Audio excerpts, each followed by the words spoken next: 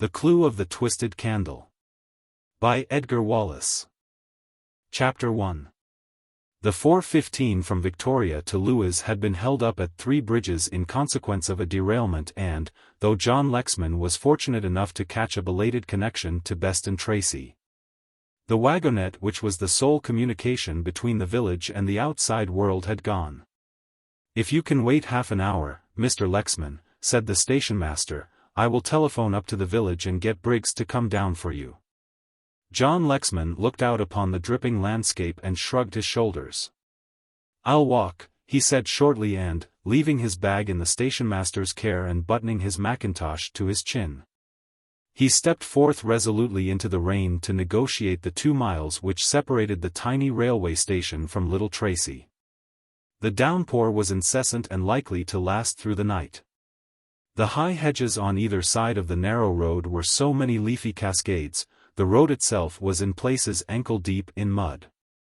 He stopped under the protecting cover of a big tree to fill and light his pipe and with its bowl turned downwards continued his walk. But for the driving rain which searched every crevice and found every chink in his waterproof armor, he preferred, indeed welcomed, the walk. The road from Beston Tracy to Little Beston was associated in his mind with some of the finest situations in his novels. It was on this road that he had conceived the Tilbury mystery. Between the station and the house he had woven the plot which had made Gregory Standish the most popular detective story of the year. For John Lexman was a maker of cunning plots. If, in the literary world, he was regarded by superior persons as a writer of shockers, he had a large and increasing public who were fascinated by the wholesome and thrilling stories he wrote, and who held on breathlessly to the skein of mystery until they came to the denouement he had planned. But no thought of books, or plots, or stories filled his troubled mind as he strode along the deserted road to Little Beston. He had had 2 interviews in London, one of which under ordinary circumstances would have filled him with joy. He had seen T.X., and T.X. was T.X. Meredith, who would one day be chief of the Criminal Investigation Department and was now an assistant commissioner of police, engaged in the more delicate work of that department. In his erratic, tempestuous way, T.X. had suggested the greatest idea for a plot that any author could desire. But it was not of T.X. that John Lexman thought as he breasted the hill, on the slope of which was the tiny habitation known by the somewhat magnificent title of Beston Priory.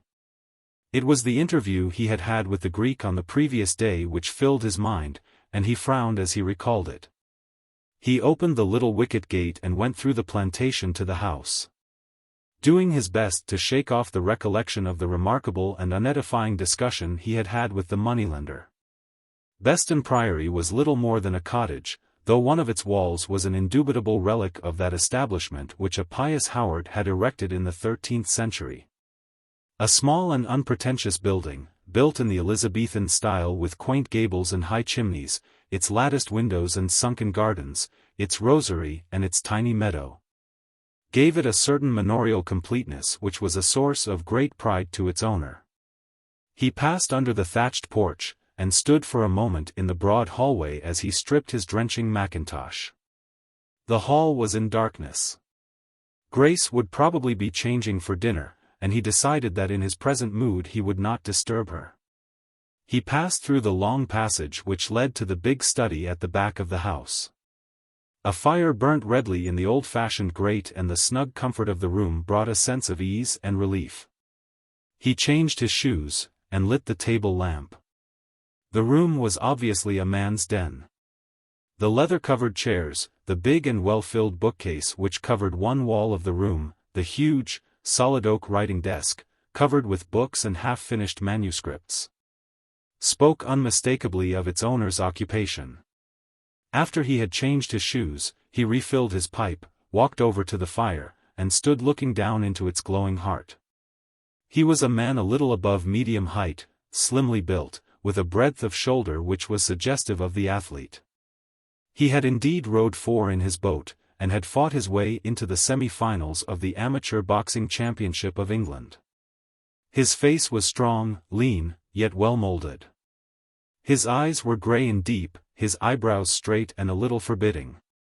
The clean-shaven mouth was big and generous, and the healthy tan of his cheek told of a life lived in the open air. There was nothing of the recluse or the student in his appearance.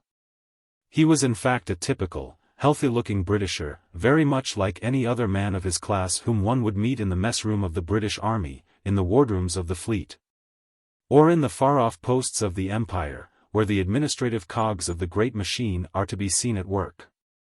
There was a little tap at the door, and before he could say, "Come in," it was pushed open and Grace Lexman entered. If you described her as brave and sweet, you might secure from that brief description both her manner and her charm. He half crossed the room to meet her, and kissed her tenderly. "I didn't know you were back until," she said, linking her arm in his. "Until you saw the horrible mess my Macintosh has made," he smiled. "I know your methods, Watson." She laughed, but became serious again.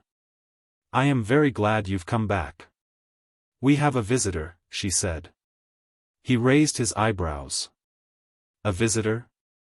Whoever came down on a day like this?" She looked at him a little strangely. "Mr. Kara," she said. "Kara?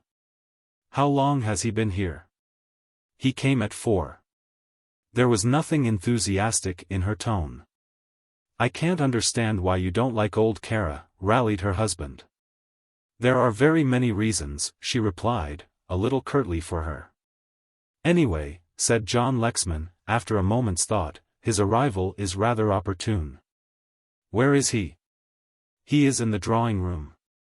The Priory drawing-room was a low-ceilinged, rambling apartment, all old print and chrysanthemums, to use Lexman's description. Cozy armchairs, a grand piano, an almost medieval open grate, faced with dull green tiles. A well-worn but cheerful carpet and 2 big silver candelabras were the principal features which attracted the newcomer. There was in this room a harmony, a quiet order and a soothing quality which made it a haven of rest to a literary man with jagged nerves. 2 big bronze bowls were filled with early violets, another blazed like a pale sun with primroses, and the early woodland flowers filled the room with a faint fragrance. A man rose to his feet, as John Lexman entered and crossed the room with an easy carriage. He was a man possessed of singular beauty of face and of figure. Half a head taller than the author, he carried himself with such a grace as to conceal his height. "I missed you in town," he said, "so I thought I'd run down on the off chance of seeing you."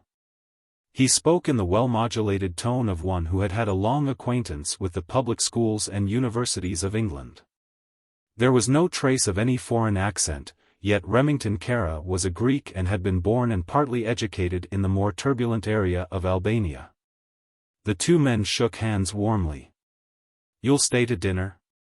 Kara glanced round with a smile at Grace Lexman. She sat uncomfortably upright, her hands loosely folded on her lap, her face devoid of encouragement. "If Mrs. Lexman doesn't object," said the Greek.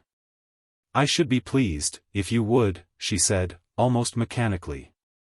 "It is a horrid night and you won't get anything worth eating this side of London, and I doubt very much," she smiled a little, "if the meal I can give you will be worthy of that description." "What you can give me will be more than sufficient," he said, with a little bow, and turned to her husband. In a few minutes they were deep in a discussion of books and places, and Grace seized the opportunity to make her escape. From books in general to Lexman's books in particular the conversation flowed. "I've read every one of them, you know," said Kara. John made a little face. "Poor devil," he said sardonically. "On the contrary," said Kara, "I am not to be pitied. There is a great criminal lost in you, Lexman." "Thank you," said John. "I am not being uncomplimentary, am I?" smiled the Greek. "I am merely referring to the ingenuity of your plots. Sometimes your books baffle and annoy me. If I cannot see the solution of your mysteries before the book is half through, it angers me a little. Of course, in the majority of cases I know the solution before I have reached the 5th chapter." John looked at him in surprise and was somewhat piqued. "I flatter myself it is impossible to tell how my stories will end until the last chapter," he said. Kara nodded. That would be so in the case of the average reader, but you forget that I am a student. I follow every little thread of the clue which you leave exposed. You should meet T.X., said John, with a laugh, as he rose from his chair to poke the fire. T.X. T.X. Meredith. He is the most ingenious beggar you could meet. We were at XIII together, and he is by way of being a great pal of mine. He is in the Criminal Investigation Department. Kara nodded. There was the light of interest in his eyes and he would have pursued the discussion further, but at the moment dinner was announced. It was not a particularly cheerful meal because Grace did not as usual join in the conversation, and it was left to Kara and to her husband to supply the deficiencies. She was experiencing a curious sense of depression, a premonition of evil which she could not define. Again and again in the course of the dinner she took her mind back to the events of the day to discover the reason for her unease. Usually when she adopted this method she came upon the trivial causes in which apprehension was born, but now she was puzzled to find that a solution was denied her. Her letters of the morning had been pleasant, neither the house nor the servants had given her any trouble. She was well herself, and though she knew John had a little money trouble, since his unfortunate speculation in Romanian gold shares, and she half suspected that he had had to borrow money to make good his losses, yet his prospects were so excellent and the success of his last book so promising that she, probably seeing with a clearer vision the unimportance of those money worries, was less concerned about the problem than he. "You will have your coffee in the study, I suppose," said Grace, "and I know you'll excuse me, I have to see Mrs. Chandler on the mundane subject of laundry." She favored Kara with a little nod as she left the room and touched John's shoulder lightly with her hand in passing. Kara's eyes followed her graceful figure until she was out of view, then, "I want to see you, Kara," said John Lexman, "if you will give me 5 minutes." "You can have 5 hours, if you like," said the other, easily. They went into the study together. The maid brought the coffee and liqueur, and placed them on a little table near the fire and disappeared. For a time the conversation was general. Kara, who was a frank admirer of the comfort of the room and who lamented his own inability to secure with money the coziness which John had obtained at little cost, went on a foraging expedition whilst his host applied himself to a proof which needed correcting. "I suppose it is impossible for you to have electric light here?" Kara asked. "Quite," replied the other. "Why?" "I rather like the light of this lamp." "It isn't the lamp," drawled the Greek and made a little grimace, "I hate these candles." He waved his hand to the mantel shelf where the 6 tall, white, waxen candles stood out from 2 wall sconces. "Why on earth do you hate candles?" asked the other in surprise. Kara made no reply for the moment, but shrugged his shoulders. Presently he spoke. "If you were ever tied down to a chair and by the side of that chair was a small keg of black powder and stuck in that powder was a small candle that burnt lower and lower every minute, my God." John was amazed to see the perspiration stand upon the forehead of his guest. "That sounds thrilling," he said. The Greek wiped his forehead with a silk handkerchief and his hand shook a little. "It was something more than thrilling," he said. "And when did this occur?" asked the author curiously. "In Albania," replied the other. "It was many years ago, but the devils are always sending me reminders of the fact." He did not attempt to explain who the devils were or under what circumstances he was brought to this unhappy pass, but changed the subject definitely. Sauntering round the cozy room he followed the bookshelf which filled one wall and stopped now and again to examine some title. Presently he drew forth a stout volume. "Wild Brazil," he read, by George Gathercole. "Do you know Gathercole?"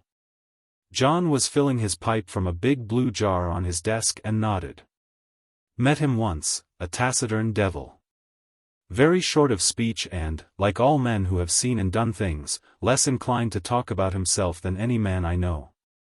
Kara looked at the book with a thoughtful pucker of brow and turned the leaves idly.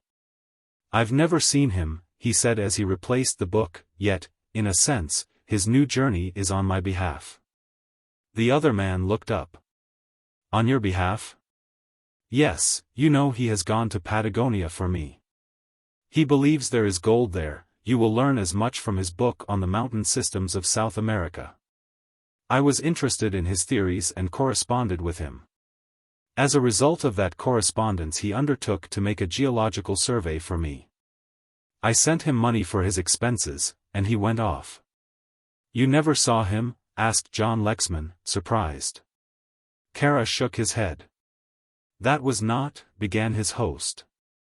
Not like me, you were going to say. Frankly, it was not, but then I realized that he was an unusual kind of man. I invited him to dine with me before he left London, and in reply received a wire from Southampton intimating that he was already on his way. Lexman nodded. It must be an awfully interesting kind of life, he said. I suppose he will be away for quite a long time. 3 years, said Kara, continuing his examination of the bookshelf. I envy those fellows who run round the world writing books, said John, puffing reflectively at his pipe. They have all the best of it. Kara turned. He stood immediately behind the author and the other could not see his face. There was, however, in his voice an unusual earnestness and an unusual quiet vehemence. What have you to complain about? He asked, with that little drawl of his. You have your own creative work, the most fascinating branch of labor that comes to a man. He, poor beggar, is bound to actualities. You have the full range of all the worlds which your imagination gives to you. You can create men and destroy them, call into existence fascinating problems, mystify and baffle 10 or 20,000 people, and then, at a word, elucidate your mystery. John laughed. There is something in that, he said. As for the rest of your life, Kara went on in a lower voice, I think you have that which makes life worth living, an incomparable wife. Lexman swung round in his chair, and met the other's gaze, and there was something in the set of the other's handsome face which took his breath away. I do not see, he began. Kara smiled. That was an impertinence, wasn't it? He said, banteringly. But then you mustn't forget, my dear man, that I was very anxious to marry your wife. I don't suppose it is secret. And when I lost her, I had ideas about you which are not pleasant to recall. He had recovered his self-possession and had continued his aimless stroll about the room. You must remember I am a Greek, and the modern Greek is no philosopher. You must remember, too, that I am a petted child of fortune, and have had everything I wanted since I was a baby. You are a fortunate devil, said the other, turning back to his desk, and taking up his pen. For a moment Kara did not speak, then he made as though he would say something, checked himself, and laughed. I wonder if I am, he said. And now he spoke with a sudden energy. What is this trouble you are having with Vassalaro? John rose from his chair and walked over to the fire, stood gazing down into its depths, his legs wide apart, his hands clasped behind him. And Kara took his attitude to supply an answer to the question. I warned you against Vassalaro, he said, stooping by the other's side to light his cigar with a spill of paper. My dear Lexman, my fellow countrymen are unpleasant people to deal with in certain moods. He was so obliging at first, said Lexman, half to himself. And now he is so disobliging, drawled Kara. That is a way which moneylenders have, my dear man, you were very foolish to go to him at all. I could have lent you the money. There were reasons why I should not borrow money from you, said John, quietly, and I think you yourself have supplied the principal reason when you told me just now, what I already knew. That you wanted to marry Grace. How much is the amount? Asked Kara, examining his well-manicured fingernails. £2,500, replied John, with a short laugh, and I haven't 2,500 shillings at this moment. Will he wait? John Lexman shrugged his shoulders. Look here, Kara, he said, suddenly, don't think I want to reproach you, but it was through you that I met Vassalaro, so that you know the kind of man he is. Kara nodded. Well, I can tell you he has been very unpleasant indeed, said John, with a frown. I had an interview with him yesterday in London and it is clear that he is going to make a lot of trouble. I depended upon the success of my play in town giving me enough to pay him off, and I very foolishly made a lot of promises of repayment which I have been unable to keep." "I see," said Kara, and then, "Does Mrs. Lexman know about this matter?" "A little," said the other. He paced restlessly up and down the room, his hands behind him and his chin upon his chest. "Naturally I have not told her the worst, or how beastly unpleasant the man has been." He stopped and turned. "Do you know he threatened to kill me?" he asked. Kara smiled. "I can tell you it was no laughing matter," said the other, angrily. "I nearly took the little whippersnapper by the scruff of the neck and kicked him." Kara dropped his hand on the other's arm. "I am not laughing at you," he said, "I am laughing at the thought of Vassalaro threatening to kill anybody. He is the biggest coward in the world. What on earth induced him to take this drastic step?" "He said he is being hard pushed for money," said the other, moodily, "and it is possibly true. He was beside himself with anger and anxiety, otherwise I might have given the little blackguard the thrashing he deserved." Kara, who had continued his stroll, came down the room and halted in front of the fireplace looking at the young author with a paternal smile. "You don't understand Vassalaro," he said. "I repeat, he is the greatest coward in the world. You will probably discover he is full of firearms and threats of slaughter, but you have only to click a revolver to see him collapse. Have you a revolver, by the way?" "Oh, nonsense," said the other, roughly, "I cannot engage myself in that kind of melodrama." "It is not nonsense," insisted the other, "when you are in Rome, etc., and when you have to deal with a low-class Greek you must use methods which will at least impress him. If you thrash him, he will never forgive you and will probably stick a knife into you or your wife. If you meet his melodrama with melodrama and at the psychological moment produce your revolver, you will secure the effect you require. Have you a revolver?" John went to his desk and, pulling open a drawer, took out a small Browning.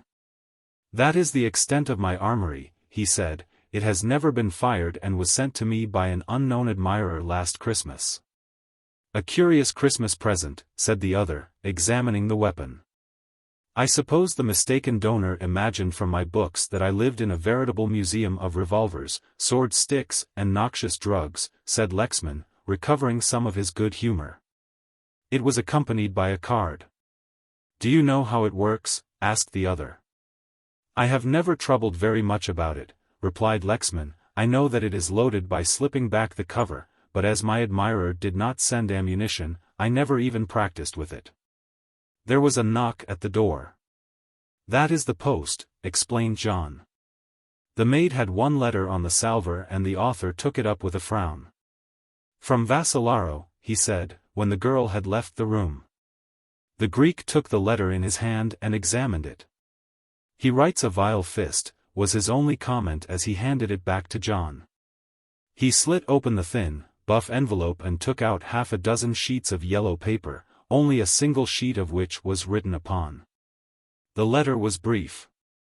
"I must see you tonight without fail," ran the scrawl. "Meet me at the crossroads between Beston Tracy and the Eastbourne Road. I shall be there at 11 o'clock, and, if you want to preserve your life, you had better bring me a substantial installment." It was signed Vassalaro. John read the letter aloud. "He must be mad to write a letter like that," he said. "I'll meet the little devil and teach him such a lesson in politeness as he is never likely to forget." He handed the letter to the other and Kara read it in silence. "Better take your revolver," he said as he handed it back. John Lexman looked at his watch. "I have an hour yet, but it will take me the best part of 20 minutes to reach the Eastbourne Road." "Will you see him?" asked Kara, in a tone of surprise. "Certainly," Lexman replied emphatically. "I cannot have him coming up to the house and making a scene, and that is certainly what the little beast will do." "Will you pay him?" asked Kara softly. John made no answer. There was probably £10 in the house and a cheque which was due on the morrow would bring him another £30. He looked at the letter again. It was written on paper of an unusual texture. The surface was rough, almost like blotting paper, and in some places the ink absorbed by the porous surface had run. The blank sheets had evidently been inserted by a man in so violent a hurry that he had not noticed the extravagance. "I shall keep this letter," said John. "I think you are well advised. Vassalaro probably does not know that he transgresses a law in writing threatening letters, and that should be a very strong weapon in your hand in certain eventualities." There was a tiny safe in one corner of the study, and this John opened with a key which he took from his pocket. He pulled open one of the steel drawers, took out the papers which were in it and put in their place the letter, pushed the drawer to, and locked it. All the time Kara was watching him intently as one who found more than an ordinary amount of interest in the novelty of the procedure. He took his leave soon afterwards. "I would like to come with you to your interesting meeting," he said, "but unfortunately I have business elsewhere. Let me enjoin you to take your revolver and at the first sign of any bloodthirsty intention on the part of my admirable compatriot, produce it and click it once or twice, you won't have to do more." Grace rose from the piano as Kara entered the little drawing room and murmured a few conventional expressions of regret that the visitor's stay had been so short. That there was no sincerity in that regret Kara, for one, had no doubt. He was a man singularly free from illusions. They stayed talking a little while. "I will see if your chauffeur is asleep," said John, and went out of the room. There was a little silence after he had gone. "I don't think you are very glad to see me," said Kara. His frankness was a little embarrassing to the girl and she flushed slightly. "I am always glad to see you, Mr. Kara, or any other of my husband's friends," she said steadily. He inclined his head. "To be a friend of your husband is something," he said, and then, as if remembering something, "I wanted to take a book away with me. I wonder if your husband would mind my getting it?" "I will find it for you." "Don't let me bother you," he protested, "I know my way." Without waiting for her permission he left the girl with the unpleasant feeling that he was taking rather much for granted. He was gone less than a minute and returned with a book under his arm. "I have not asked Lexman's permission to take it," he said, "but I am rather interested in the author." "Oh, here you are," he turned to John who came in at that moment. "Might I take this book on Mexico?" he asked. "I will return it in the morning." They stood at the door, watching the tail light of the motor disappear down the drive. And returned in silence to the drawing room. "You look worried, dear," she said, laying her hand on his shoulder. He smiled faintly. "Is it the money?" she asked anxiously. For a moment he was tempted to tell her of the letter.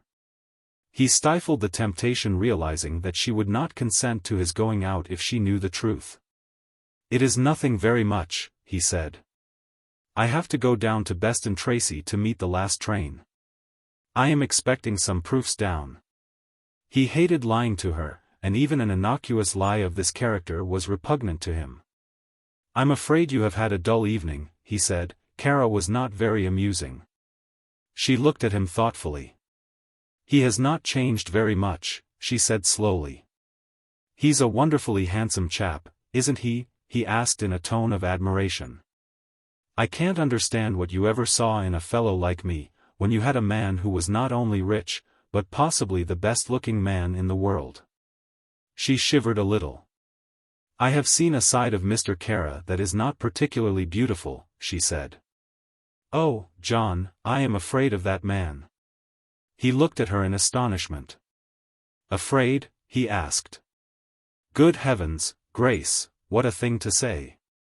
Why, I believe he'd do anything for you." "That is exactly what I am afraid of," she said in a low voice. She had a reason which she did not reveal. She had first met Remington Kara in Salonika 2 years before. She had been doing a tour through the Balkans with her father. It was the last tour the famous archaeologist made, and had met the man who was fated to have such an influence upon her life at a dinner given by the American consul. Many were the stories which were told about this Greek with his Jove-like face, his handsome carriage and his limitless wealth. It was said that his mother was an American lady who had been captured by Albanian brigands and was sold to one of the Albanian chiefs who fell in love with her, and for her sake became a Protestant. He had been educated at Yale and at Oxford, and was known to be the possessor of vast wealth, and was virtually king of a hill district 40 miles out of Durazzo.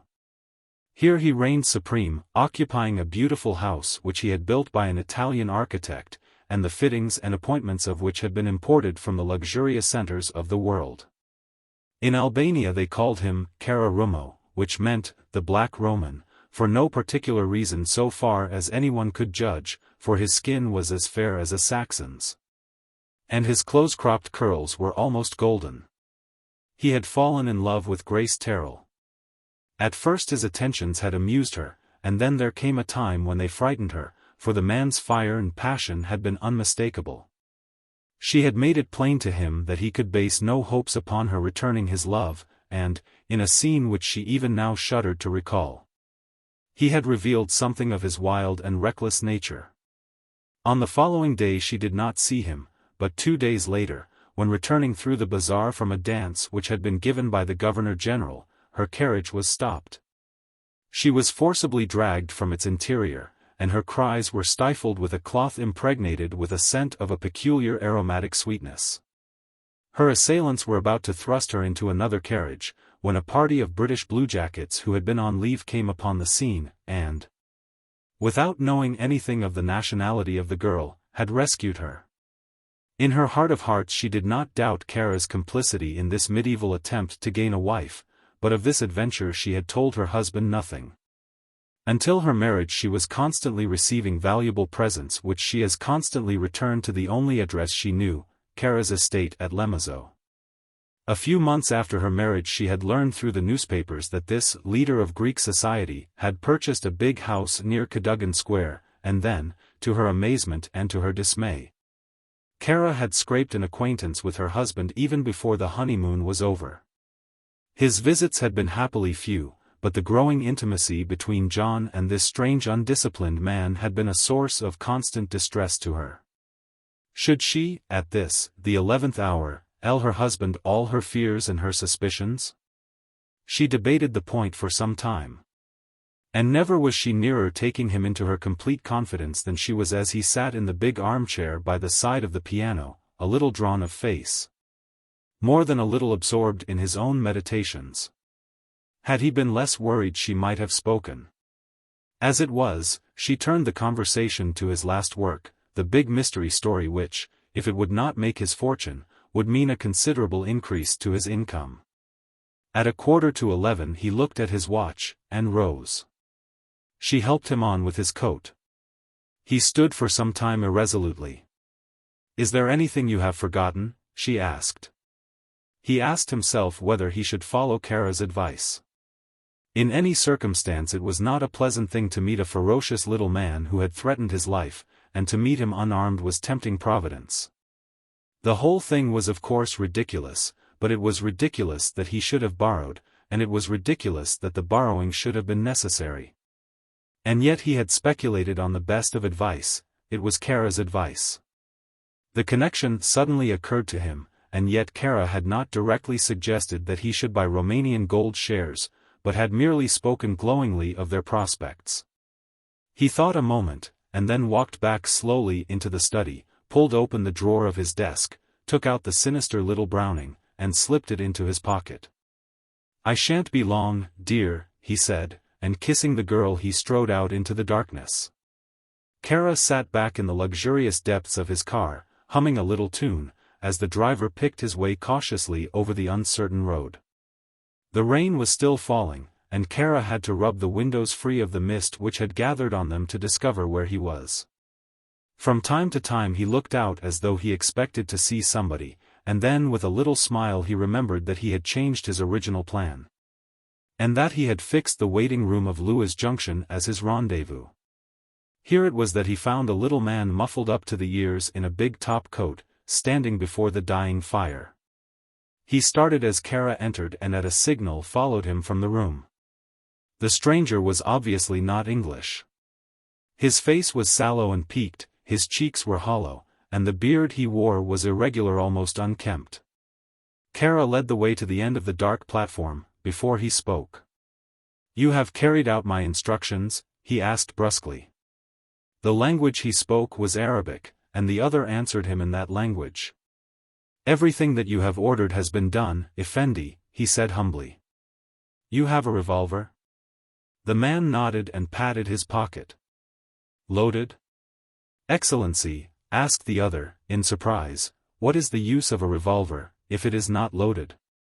You understand, you are not to shoot this man, said Kara. You are merely to present the pistol. To make sure, you had better unload it now. Wonderingly the man obeyed, and clicked back the ejector. I will take the cartridges, said Kara, holding out his hand. He slipped the little cylinders into his pocket, and after examining the weapon returned it to its owner. You will threaten him, he went on. Present the revolver straight at his heart. You need do nothing else. The man shuffled uneasily. I will do as you say, Effendi, he said. But. There are no buts, replied the other harshly. You are to carry out my instructions without any question. What will happen then you shall see. I shall be at hand. That I have a reason for this play be assured. But suppose he shoots? Persisted the other uneasily. He will not shoot, said Kara easily. Besides, his revolver is not loaded. Now you may go. You have a long walk before you.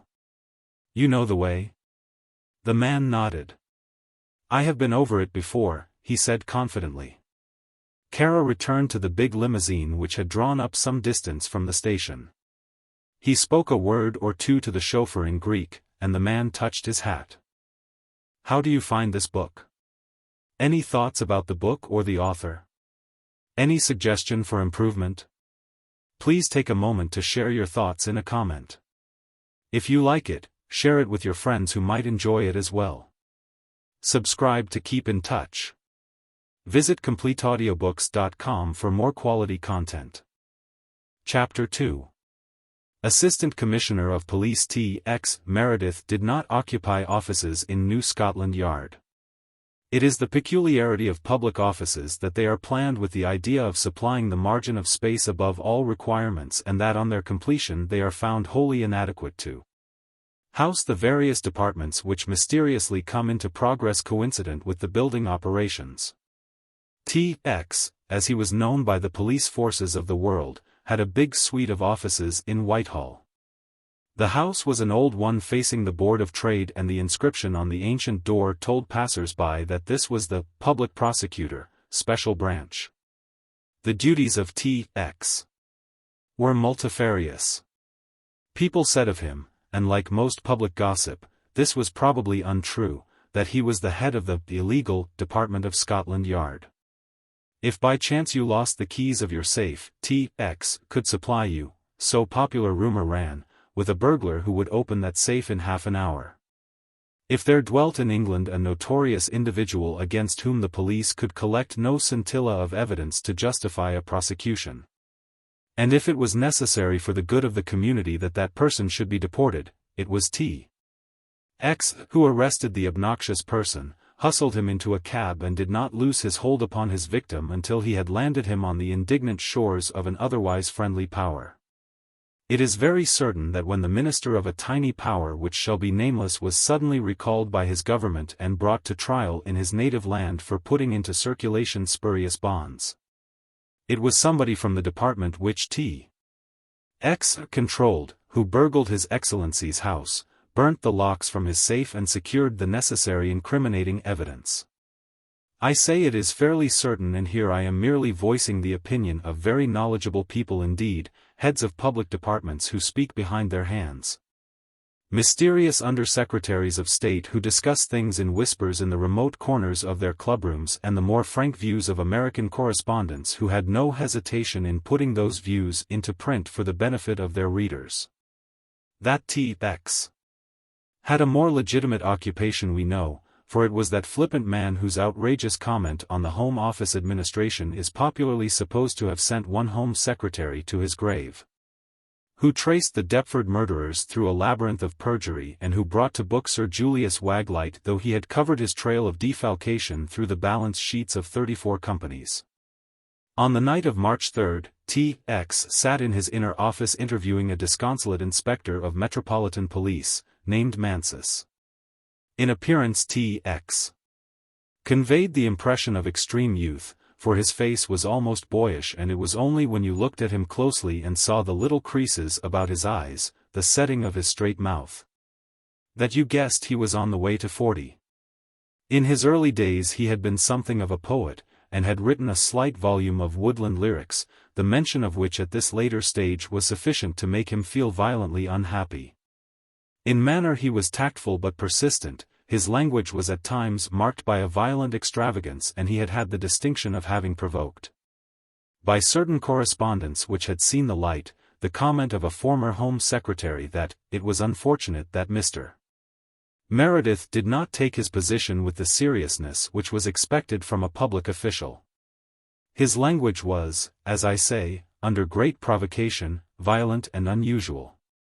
He had a trick of using words which never were on land or sea, and illustrating his instruction or his admonition with the quaintest phraseology. Now he was tilted back in his office chair at an alarming angle, scowling at his distressed subordinate who sat on the edge of a chair at the other side of his desk. But, T.X.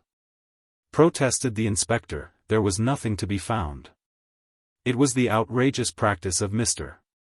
Meredith to insist upon his associates calling him by his initials, a practice which had earned disapproval in the highest quarters. Nothing is to be found, he repeated wrathfully. Curious Mike. He sat up with a suddenness which caused the police officer to start back in alarm. Listen, said T.X. grasping an ivory paper knife savagely in his hand and tapping his blotting pad to emphasize his words, you're a pie. I'm a policeman, said the other patiently. A policeman? Exclaimed the exasperated T.X., you're worse than a pie, you're a slud. I'm afraid I shall never make a detective of you. He shook his head sorrowfully at the smiling Mansus who had been in the police force when T.X. was a small boy at school. You are neither wise nor wily, you combine the innocence of a baby with the grubbiness of a county parson, you ought to be in the choir. At this outrageous insult Mr. Mansus was silent. What he might have said, or what further provocation he might have received may be never known, for at that moment, the chief himself walked in. The chief of the police in these days was a grey man, rather tired, with a hawk nose and deep eyes that glared under shaggy eyebrows, and he was a terror to all men of his department save to T.X., who respected nothing on earth and very little elsewhere. He nodded curtly to Mansus. Well, T.X., he said, what have you discovered about our friend Kara? He turned from T.X. to the discomfited inspector. Very little, said T.X. I've had Mansus on the job. And you've found nothing, growled the chief. He has found all that it is possible to find, said T.X. We do not perform miracles in this department, Sir George, nor can we pick up the threads of a case at 5 minutes' notice. Sir George Haley grunted. Mansus has done his best, the other went on easily, but it is rather absurd to talk about one's best when you know so little of what you want. Sir George dropped heavily into the armchair, and stretched out his long thin legs. What I want, he said, looking up at the ceiling and putting his hands together, is to discover something about one Remington Kara, a wealthy Greek who has taken a house in Cadogan Square, who has no particular position in London society and therefore has no reason for coming here, who openly expresses his detestation of the climate, who has a magnificent estate in some wild place in the Balkans, who is an excellent horseman, a magnificent shot and a passable aviator. T.X. nodded to Mansus, and with something of gratitude in his eyes the inspector took his leave. Now Mansus has departed, said T.X. sitting himself on the edge of his desk and selecting with great care a cigarette from the case he took from his pocket. Let me know something of the reason for this sudden interest in the great ones of the earth. Sir George smiled grimly. I have the interest which is the interest of my department, he said. That is to say, I want to know a great deal about abnormal people. We have had an application from him, he went on, which is rather unusual. Apparently he is in fear of his life from some cause or other and wants to know if he can have a private telephone connection between his house and the central office. We told him that he could always get the nearest police station on the phone, but that doesn't satisfy him. He has made bad friends with some gentleman of his own country who sooner or later, he thinks, will cut his throat. T.X. nodded. All this I know, he said patiently. If you will further unfold the secret dossier, Sir George, I am prepared to be thrilled. There is nothing thrilling about it, growled the older man, rising, but I remember the Macedonian shooting case in South London and I don't want a repetition of that sort of thing. If people want to have blood feuds, let them take them outside the metropolitan area. By all means, said T.X., let them. Personally, I don't care where they go. But if that is the extent of your information I can supplement it. He has had extensive alterations made to the house he bought in Cadogan Square. The room in which he lives is practically a safe. Sir George raised his eyebrows. A safe, he repeated. T.X. nodded. A safe, he said. Its walls are burglar-proof, floor and roof are reinforced concrete. There is one door which in addition to its ordinary lock is closed by a sort of steel latch which he lets fall when he retires for the night and which he opens himself personally in the morning. The window is unreachable, there are no communicating doors, and altogether the room is planned to stand a siege. The Chief Commissioner was interested. Any more? He asked. Let me think, said T.X., looking up at the ceiling. Yes, the interior of his room is plainly furnished, there is a big fireplace, rather an ornate bed. A steel safe built into the wall and visible from its outer side to the policeman whose beat is in that neighborhood. How do you know all this? Asked the Chief Commissioner. Because I've been in the room, said T.X. Simply, having by an underhand trick succeeded in gaining the misplaced confidence of Kara's housekeeper.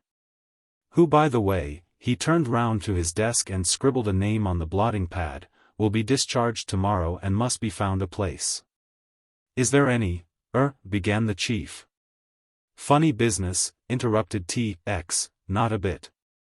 House and man are quite normal save for these eccentricities. He has announced his intention of spending 3 months of the year in England and 9 months abroad. He is very rich, has no relations, and has a passion for power. Then he'll be hung, said the chief, rising. I doubt it, said the other, people with lots of money seldom get hung. You only get hung for wanting money. Then you're in some danger, T.X. Smiled the chief, for according to my account you're always more or less broke. A genial libel, said T.X., but talking about people being broke, I saw John Lexman today, you know him. The Chief Commissioner nodded. I've an idea he's rather hit for money.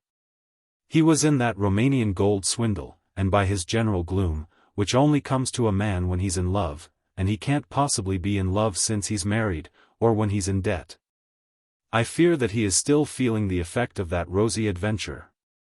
A telephone bell in the corner of the room rang sharply, and T.X. picked up the receiver. He listened intently. A trunk call, he said over his shoulder to the departing commissioner, it may be something interesting. A little pause, then a hoarse voice spoke to him. Is that you, T.X.? That's me, said the assistant commissioner, commonly. It's John Lexman speaking. I shouldn't have recognized your voice, said T.X. What is wrong with you, John, can't you get your plot to went? I want you to come down here at once, said the voice urgently, and even over the telephone T.X. recognized the distress. I have shot a man, killed him. T.X. gasped. Good Lord, he said, you are a silly ass. Chapter 3. In the early hours of the morning a tragic little party was assembled in the study at Beston Priory. John Lexman, white and haggard, sat on the sofa with his wife by his side. Immediate authority as represented by a village constable was on duty in the passage outside, whilst T.X., sitting at the table with a writing pad and a pencil was briefly noting the evidence. The author had sketched the events of the day.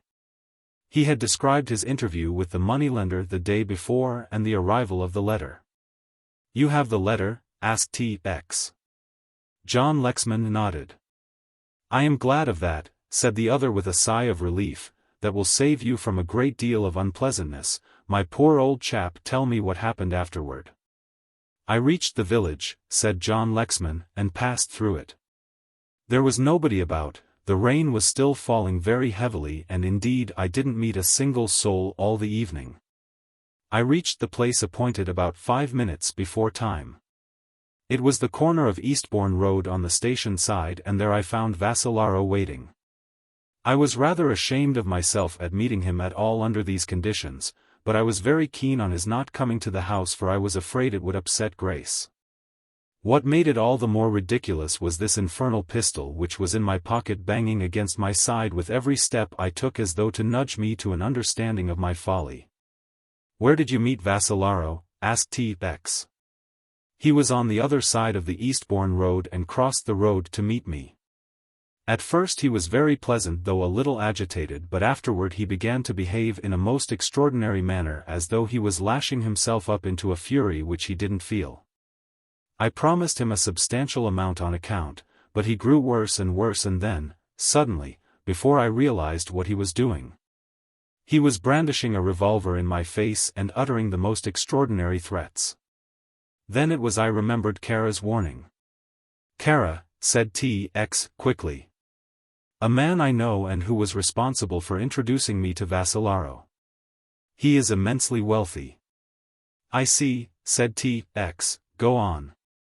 "I remembered this warning," the other proceeded, "and I thought it worth while trying it out to see if it had any effect upon the little man. I pulled the pistol from my pocket and pointed it at him, but that only seemed to make it, and then I pressed the trigger. To my horror 4 shots exploded before I could recover sufficient self-possession to loosen my hold of the butt. He fell without a word. I dropped the revolver and knelt by his side. I could tell he was dangerously wounded, and indeed I knew at that moment that nothing would save him. My pistol had been pointed in the region of his heart. He shuddered, dropping his face in his hands, and the girl by his side, encircling his shoulder with a protecting arm, murmured something in his ear. Presently he recovered.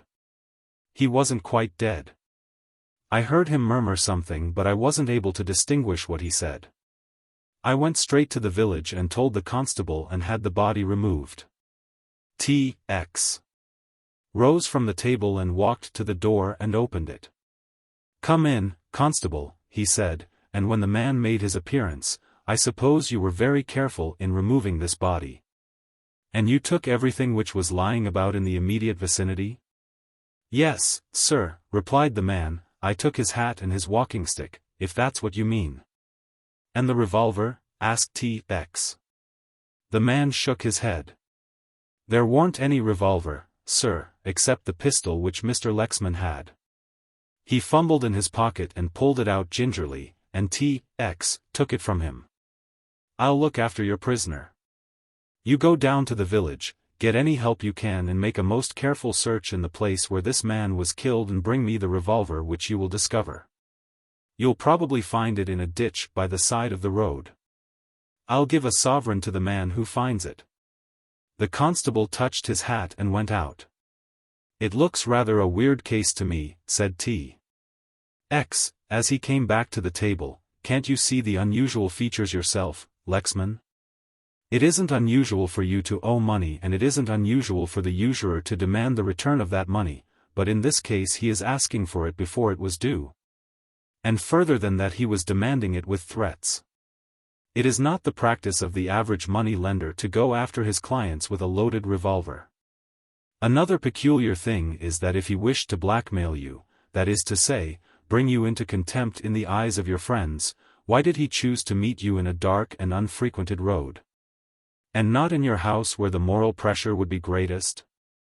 Also, why did he write you a threatening letter which would certainly bring him into the grip of the law and would have saved you a great deal of unpleasantness if he had decided upon taking action? He tapped his white teeth with the end of his pencil, and then suddenly, "I think I'll see that letter," he said. John Lexman rose from the sofa, crossed to the safe, unlocked it and was unlocking the steel drawer in which he had placed the incriminating document. His hand was on the key when T.X. noticed the look of surprise on his face. "What is it?" asked the detective suddenly. "This drawer feels very hot," said John. He looked round as though to measure the distance between the safe and the fire. T.X. laid his hand upon the front of the drawer. It was indeed warm. "Open it," said T.X., and Lexman turned the key and pulled the drawer open. As he did so, the whole contents burst up in a quick blaze of flame. It died down immediately and left only a little coil of smoke that flowed from the safe into the room. "Don't touch anything inside," said T.X. quickly. He lifted the drawer carefully and placed it under the light. In the bottom was no more than a few crumpled white ashes and a blister of paint where the flame had caught the side. "I see," said T.X. slowly. He saw something more than that handful of ashes. He saw the deadly peril in which his friend was standing. Here was one half of the evidence in Lexman's favor gone irredeemably. The letter was written on a paper which was specially prepared by a chemical process which disintegrated the moment the paper was exposed to the air. Probably if you delayed putting the letter in the drawer another 5 minutes, you would have seen it burn before your eyes. As it was smoldering before you had turned the key of the box. "The envelope?" "Kara burnt it," said Lexman in a low voice. "I remember seeing him take it up from the table and throw it in the fire." T.X. nodded. "There remains the other half of the evidence," he said grimly, and when an hour later the village constable returned to report that in spite of his most careful search he had failed to discover the dead man's revolver, his anticipations were realized. The next morning John Lexman was lodged in Lewes jail on a charge of willful murder. A telegram brought Mansus from London to Beston Tracy, and T.X. received him in the library. "I sent for you, Mansus, because I suffer from the illusion that you have more brains than most of the people in my department, and that's not saying much. I am very grateful to you, sir, for putting me right with Commissioner," began Mansus, but T.X. stopped him. "It is the duty of every head of departments," he said oracularly, "to shield the incompetence of his subordinates. It is only by the adoption of some such method that the decencies of the public life can be observed. Now get down to this." He gave a sketch of the case from start to finish in as brief a space of time as possible. "The evidence against Mr. Lexman is very heavy," he said. "He borrowed money from this man, and on the man's body were found particulars of the very promissory note which Lexman signed. Why he should have brought it with him, I cannot say. Anyhow I doubt very much whether Mr. Lexman will get a jury to accept his version. Our only chance is to find the Greek's revolver. I don't think there's any very great chance, but if we are to be successful we must make a search at once." Before he went out he had an interview with Grace. The dark shadows under her eyes told of a sleepless night. She was unusually pale and surprisingly calm. "I think there are one or two things I ought to tell you," she said, as she led the way into the drawing room, closing the door behind him. "And they concern Mr. Kara, I think," said T.X. She looked at him startled. "How did you know that?" "I know nothing." He hesitated on the brink of a flippant claim of omniscience, but realizing in time the agony she must be suffering he checked his natural desire. "I really know nothing," he continued, "but I guess a lot, and that was as near to the truth as you might expect T.X. to reach on the spur of the moment. She began without preliminary. "In the first place I must tell you that Mr. Kara once asked me to marry him, and for reasons which I will give you, I am dreadfully afraid of him." She described without reserve the meeting at Salonika and Kara's extravagant rage and told of the attempt which had been made upon her. "Does John know this?" asked T.X.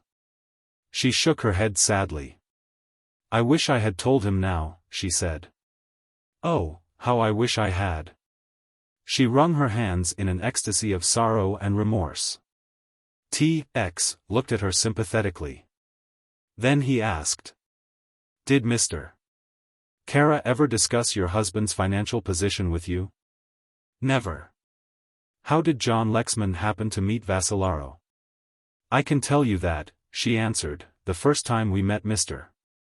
Kara in England was when we were staying at Babbacombe on a summer holiday, which was really a prolongation of our honeymoon. Mr. Kara came to stay at the same hotel. I think Mr. Vassalaro must have been there before. At any rate they knew one another, and after Kara's introduction to my husband the rest was easy. Can I do anything for John? She asked piteously. T.X. shook his head. So far as your story is concerned, I don't think you will advantage him by telling it, he said. There is nothing whatever to connect Kara with this business, and you would only give your husband a great deal of pain. I'll do the best I can. He held out his hand and she grasped it, and somehow at that moment there came to T.X. Meredith a new courage, a new faith, and a greater determination than ever to solve this troublesome mystery. He found Mansus waiting for him in a car outside, and in a few minutes they were at the scene of the tragedy. A curious little knot of spectators had gathered, looking with morbid interest at the place where the body had been found. There was a local policeman on duty, and to him was deputed the ungracious task of warning his fellow villagers to keep their distance. The ground had already been searched very carefully. The two roads crossed almost at right angles, and at the corner of the cross thus formed, the hedges were broken, admitting to a field which had evidently been used as a pasture by an adjoining dairy farm. Some rough attempt had been made to close the gap with barbed wire, but it was possible to step over the drooping strands with little or no difficulty. It was to this gap that T.X. devoted his principal attention. All the fields had been carefully examined without result. The 4 drains, which were merely the connecting pipes between ditches at the sides of the crossroads, had been swept out, and only the broken hedge and its tangle of bushes behind offered any prospect of the new search being rewarded. "Hullo," said Mansus, suddenly, and stooping down he picked up something from the ground. T.X. took it in his hand. It was unmistakably a revolver cartridge. He marked the spot where it had been found by jamming his walking stick into the ground and continued his search, but without success. "I am afraid we shall find nothing more here," said T.X. after half an hour's further search. He stood with his chin in his hand, a frown on his face. "Mansus," he said, "suppose there were 3 people here, Lexman, the money lender, and a 3rd witness. And suppose this 3rd person for some reason unknown was interested in what took place between the 2 men, and he wanted to watch unobserved. Isn't it likely that if he, as I think, instigated the meeting, he would have chosen this place because this particular hedge gave him a chance of seeing without being seen?" Mansus thought. He could have seen just as well from either of the other hedges, with less chance of detection, he said, after a long pause. T.X. grinned. "You have the makings of a brain," he said admiringly. "I agree with you. Always remember that, Mansus. That there was one occasion in your life when T.X. Meredith and you thought alike." Mansus smiled a little feebly.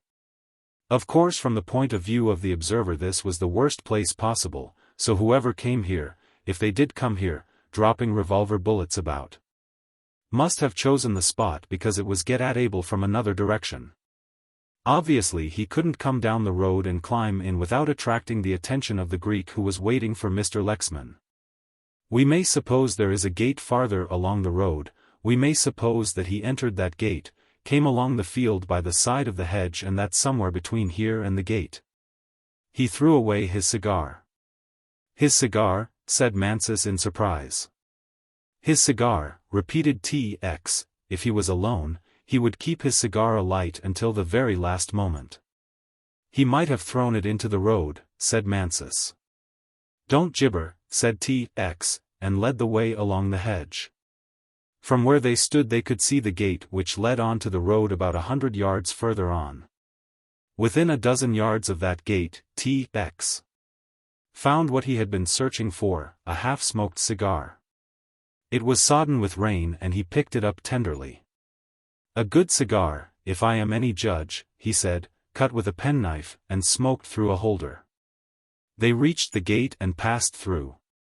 Here they were on the road again, and this they followed until they reached another cross road, that to the left inclining southward to the new Eastbourne Road, and that to the westward looking back to the Lewes Eastbourne Railway. The rain had obliterated much that T.X. was looking for, but presently he found a faint indication of a car wheel. "This is where she turned and backed," he said, and walked slowly to the road on the left, "and this is where she stood. There is the grease from her engine." He stooped down and moved forward in the attitude of a Russian dancer, "and here are the wax matches which the chauffeur struck." He counted, 1, 2, 3, 4, 5, 6. "Allow 3 for each cigarette on a boisterous night like last night, that makes 3 cigarettes. Here is a cigarette end, Mansus, Gold Flake brand," he said, as he examined it carefully, "and a Gold Flake brand smokes for 12 minutes in normal weather. But about 8 minutes in gusty weather. A car was here for about 24 minutes, what do you think of that, Mansus?" "A good bit of reasoning, T.X., said the other calmly, "if it happens to be the car you're looking for." "I am looking for any old car," said T.X. He found no other trace of car wheels, though he carefully followed up the little lane until it reached the main road. After that it was hopeless to search, because rain had fallen in the night and in the early hours of the morning. He drove his assistant to the railway station in time to catch the train at 1 o'clock to London. "You will go straight to Cadogan Square and arrest the chauffeur of Mr. Kara," he said. "Upon what charge?" asked Mansus hurriedly. When it came to the step which T.X. thought fit to take in the pursuance of his duty, Mansus was beyond surprise. "You can charge him with anything you like," said T.X., with fine carelessness. "Probably something will occur to you on your way up to town. As a matter of fact, the chauffeur has been called unexpectedly away to Greece and has probably left by this morning's train for the continent.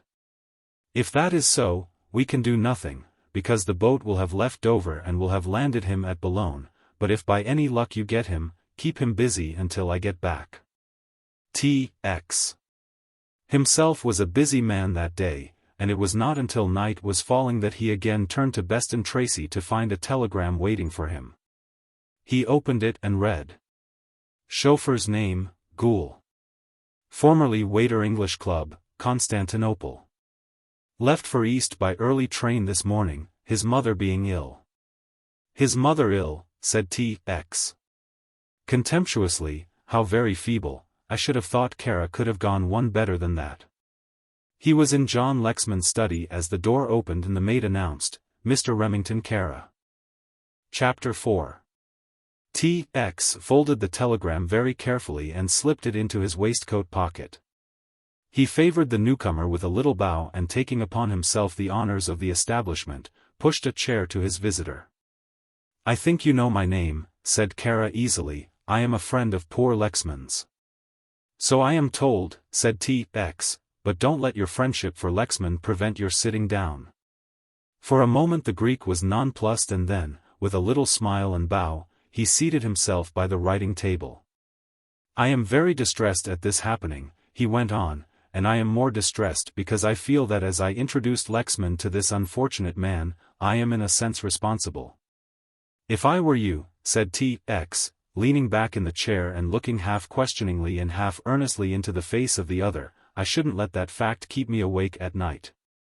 Most people are murdered as a result of an introduction. The cases where people murder total strangers are singularly rare. That I think is due to the insularity of our national character." Again the other was taken back and puzzled by the flippancy of the man from whom he had expected at least the official manner. "When did you see Mr. Vassalaro last?" asked T.X. pleasantly. Kara raised his eyes as though considering. "I think it must have been nearly a week ago." "Think again," said T.X. For a second the Greek started and again relaxed into a smile. "I am afraid," he began. "Don't worry about that," said T.X., "but let me ask you this question. You were here last night when Mr. Lexman received a letter." That he did receive a letter, there is considerable evidence. he said as he saw the other hesitate, because we have the supporting statements of the servant and the postman. I was here, said the other, deliberately, and I was present when Mr. Lexman received a letter. T.X. nodded. A letter written on some brownish paper and rather bulky, he suggested. Again there was that momentary hesitation. I would not swear to the color of the paper or as to the bulk of the letter, he said. I should have thought you would, suggested T.X. Because you see, you burnt the envelope, and I presumed you would have noticed that. I have no recollection of burning any envelope, said the other easily. At any rate, T.X. went on, when Mr. Lexman read this letter out to you. To which letter are you referring? Asked the other, with a lift of his eyebrows. Mr. Lexman received a threatening letter, repeated T.X. patiently, which he read out to you, and which was addressed to him by Vassalaro. This letter was handed to you and you also read it. Mr. Lexman, to your knowledge, put the letter in his safe, in a steel drawer. The other shook his head, smiling gently. I am afraid you've made a great mistake, he said almost apologetically, though I have a recollection of his receiving a letter. I did not read it, nor was it read to me. The eyes of T.X. narrowed to the very slits and his voice became metallic and hard. And if I put you into the box, will you swear that you did not see that letter, nor read it, nor have it read to you? And that you have no knowledge whatever of such a letter having been received by Mr. Lexman? Most certainly, said the other coolly. Would you swear that you have not seen Vassalaro for a week? Certainly, smiled the Greek. That you did not in fact see him last night, persisted T.X. And interview him on the station platform at Lewes, that you did not after leaving him continue on your way to London and then turn your car and return to the neighbourhood of Beston Tracy? The Greek was white to the lips, but not a muscle of his face moved. Will you also swear, continued T.X. inexorably, that you did not stand at the corner of what is known as Mitres Lot and re-enter a gate near to the side where your car was, and that you did not watch the whole tragedy? I'd swear to that. Kara's voice was strained and cracked. Would you also swear as to the hour of your arrival in London? Somewhere in the region of 10 or 11, said the Greek. T.X. smiled. Would you swear that you did not go through Guildford at 12:30 and pull up to replenish your petrol? The Greek had now recovered his self-possession and rose. You are a very clever man, Mr. Meredith, I think that is your name. That is my name, said T.X. calmly. There has been no need for me to change it as often as you have found the necessity. He saw the fire blazing in the other's eyes and knew that his shot had gone home. I am afraid I must go, said Kara. I came here intending to see Mrs. Lexman, and I had no idea that I should meet a policeman. My dear Mr. Kara, said T.X., rising and lighting a cigarette, you will go through life enduring that unhappy experience. What do you mean? Just what I say. You will always be expecting to meet one person, and meeting another, and unless you are very fortunate indeed, that other will always be a policeman.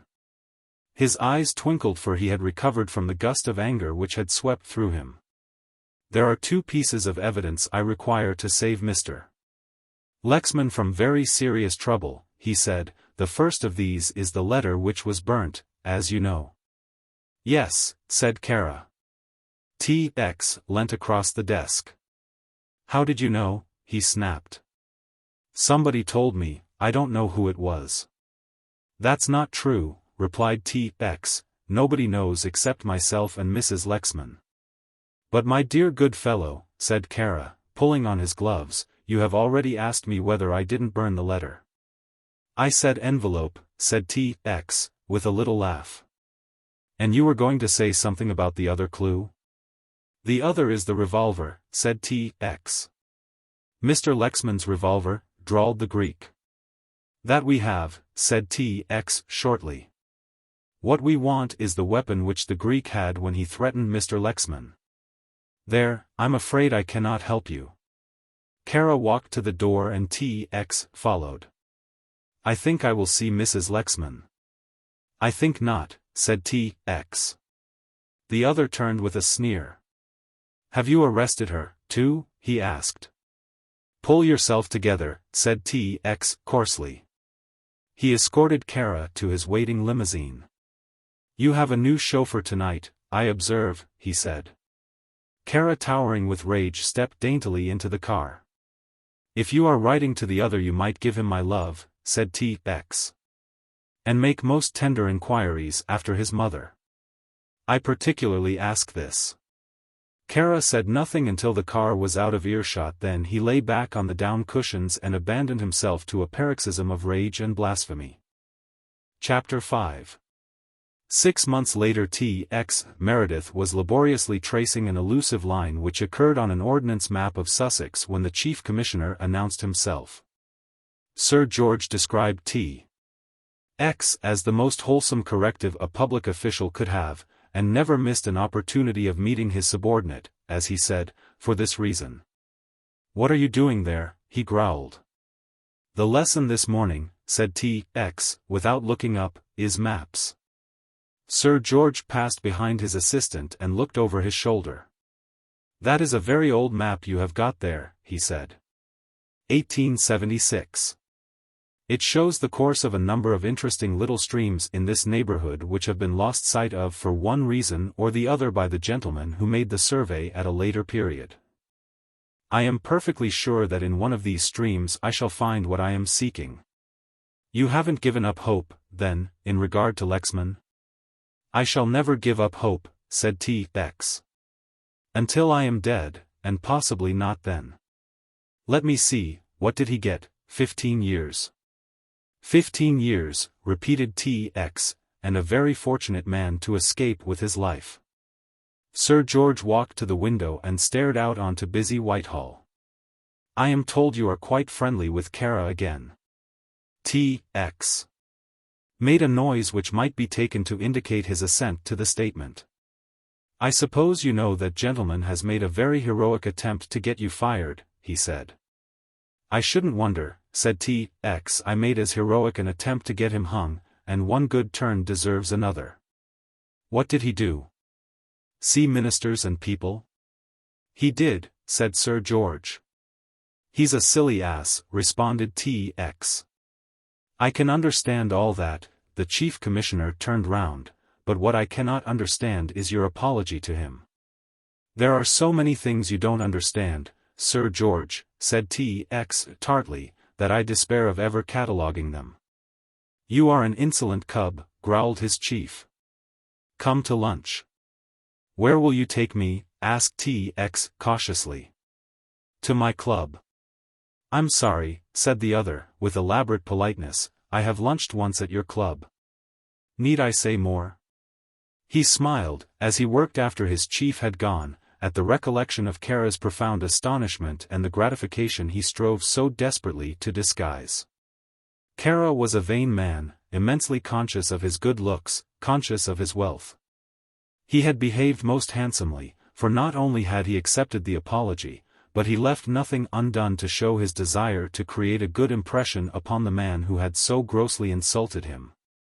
T.X.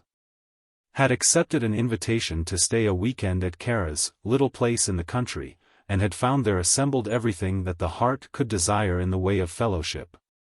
Eminent politicians who might conceivably be of service to an ambitious young assistant commissioner of police, beautiful ladies to interest and amuse him. Kara had even gone to the length of engaging a theatrical company to play Sweet Lavender, and for this purpose the big ballroom at Hever Court had been transformed into a theatre. As he was undressing for bed that night, T.X. remembered that he had mentioned to Kara that Sweet Lavender was his favorite play, and he realized that the entertainment was got up especially for his benefit. In a score of other ways Kara had endeavored to consolidate the friendship.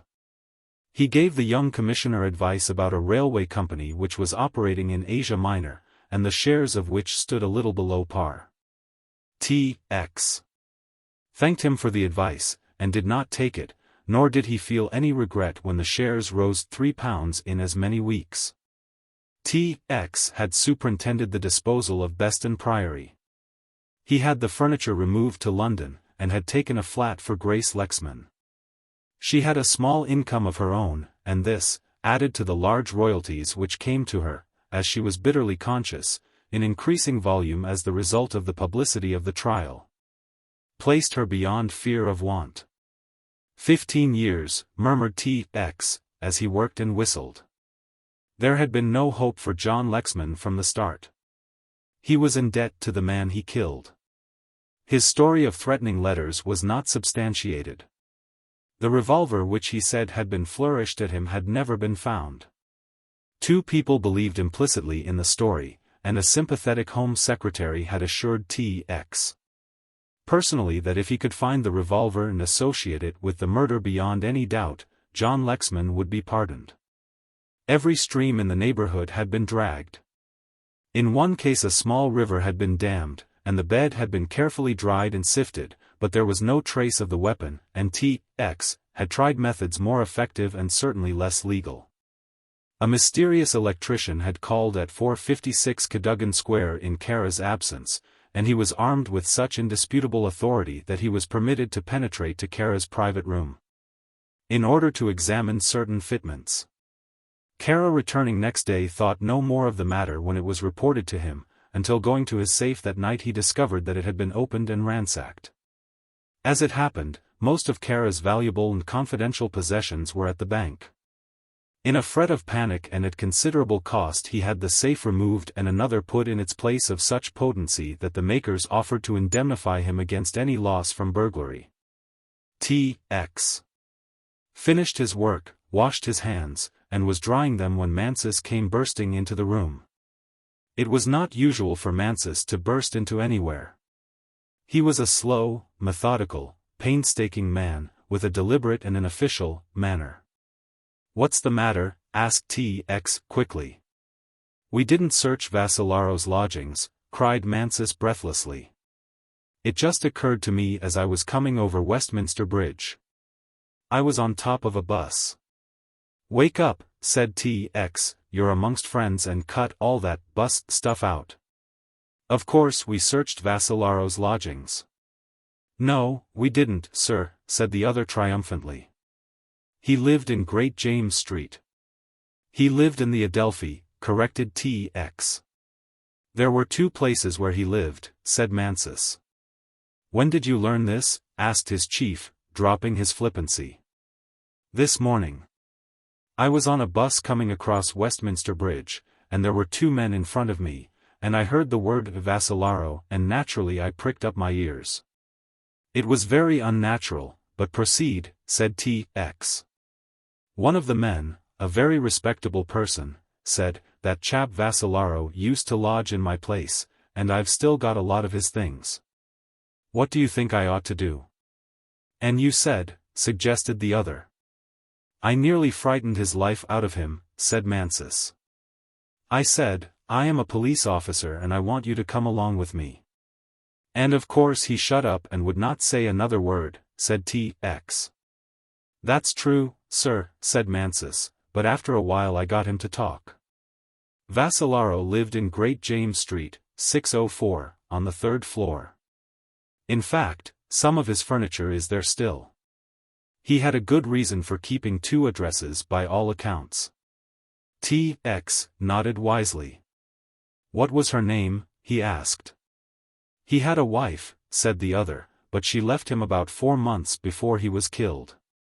He used the Adelphi address for business purposes and apparently he slept 2 or 3 nights of the week at Great James Street.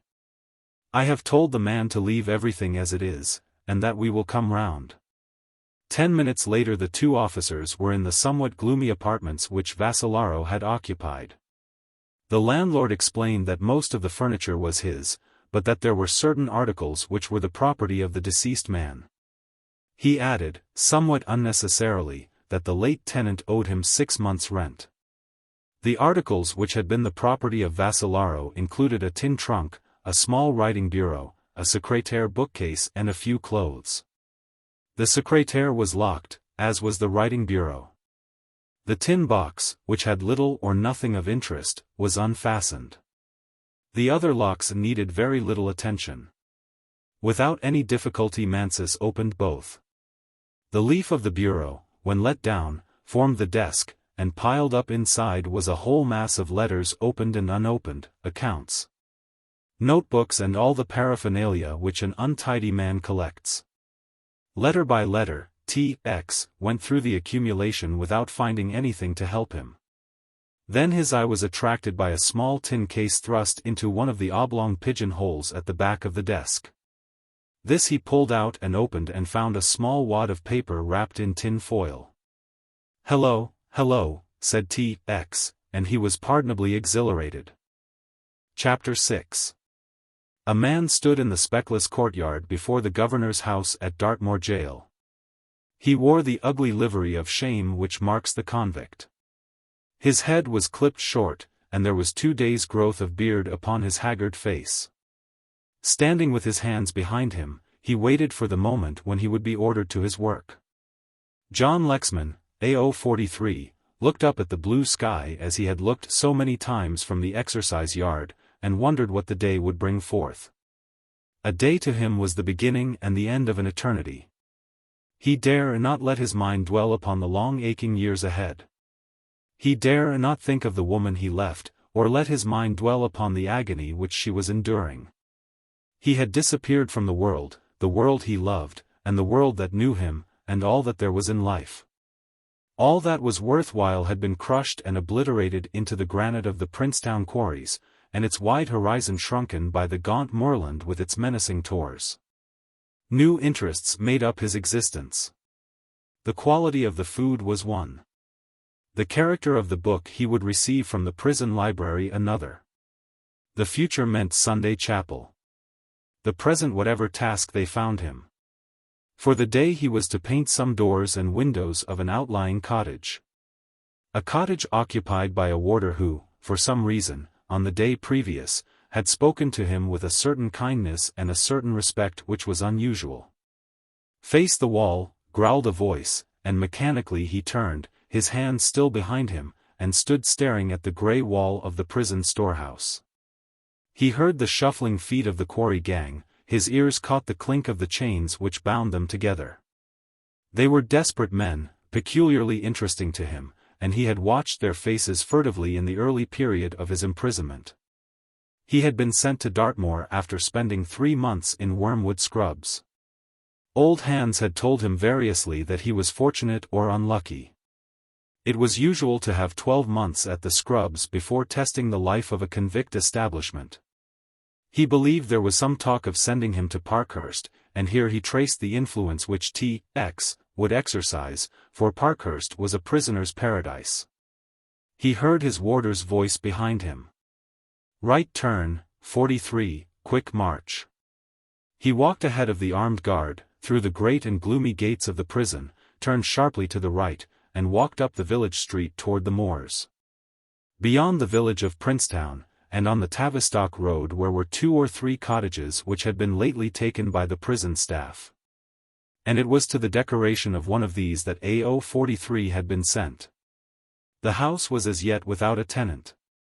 A paperhanger under the charge of another warder was waiting for the arrival of the painter. The 2 warders exchanged greetings, and the first went off leaving the other in charge of both men. For an hour they worked in silence under the eyes of the guard. Presently the warder went outside, and John Lexman had an opportunity of examining his fellow sufferer. He was a man of 24 or 25, lithe and alert. By no means bad-looking, he lacked that indefinable suggestion of animalism which distinguished the majority of the inhabitants at Dartmoor. They waited until they heard the warder's step clear the passage, and until his iron-shod boots were tramping over the cobbled path which led from the door, through the tiny garden to the road. Before the second man spoke. "What are you in for?" he asked, in a low voice. "Murder," said John Lexman, laconically. He had answered the question before, and had noticed with a little amusement the look of respect which came into the eyes of the questioner. "What have you got?" 15 years, said the other. "That means 11 years and 9 months, said the first man. "You've never been here before, I suppose?" "Hardly," said Lexman, drily. I was here when I was a kid, confessed the paperhanger. I am going out next week. John Lexman looked at him enviously. Had the man told him that he had inherited a great fortune and a greater title, his envy would not have been so genuine. Going out. The drive and the break to the station, the ride to London increased, but comfortable clothing, free as the air, at liberty to go to bed and rise when he liked, to choose his own dinner. To answer no call save the call of his conscience, to see, he checked himself. What are you in for? He asked in self-defense. Conspiracy and fraud, said the other cheerfully. I was put away by a woman after 3 of us had got clear with £12,000. Damn rough luck, wasn't it? John nodded. It was curious, he thought, how sympathetic one grows with these exponents of crimes. One naturally adopts their point of view and sees life through their distorted vision. I bet I'm not given away with the next lot, the prisoner went on. I've got one of the biggest ideas I've ever had, and I've got a real good man to help me. How? Asked John, in surprise. The man jerked his head in the direction of the prison. Larry Green, he said briefly. He's coming out next month, too, and we are all fixed up proper. We are going to get the pile and then we're off to South America, and you won't see us for dust. Though he employed all the colloquialisms which were common, his tone was that of a man of education. And yet there was something in his address which told John as clearly as though the man had confessed as much, that he had never occupied any social position in life. The warder's step on the stones outside reduced them to silence. Suddenly his voice came up the stairs. 43, he called sharply, I want you down here. John took his paint pot and brush and went clattering down the uncarpeted stairs. Where's the other man? Asked the warder, in a low voice. He's upstairs in the back room. The warder stepped out of the door and looked left and right. Coming up from Princetown was a big, grey car. Put down your paint pot, he said.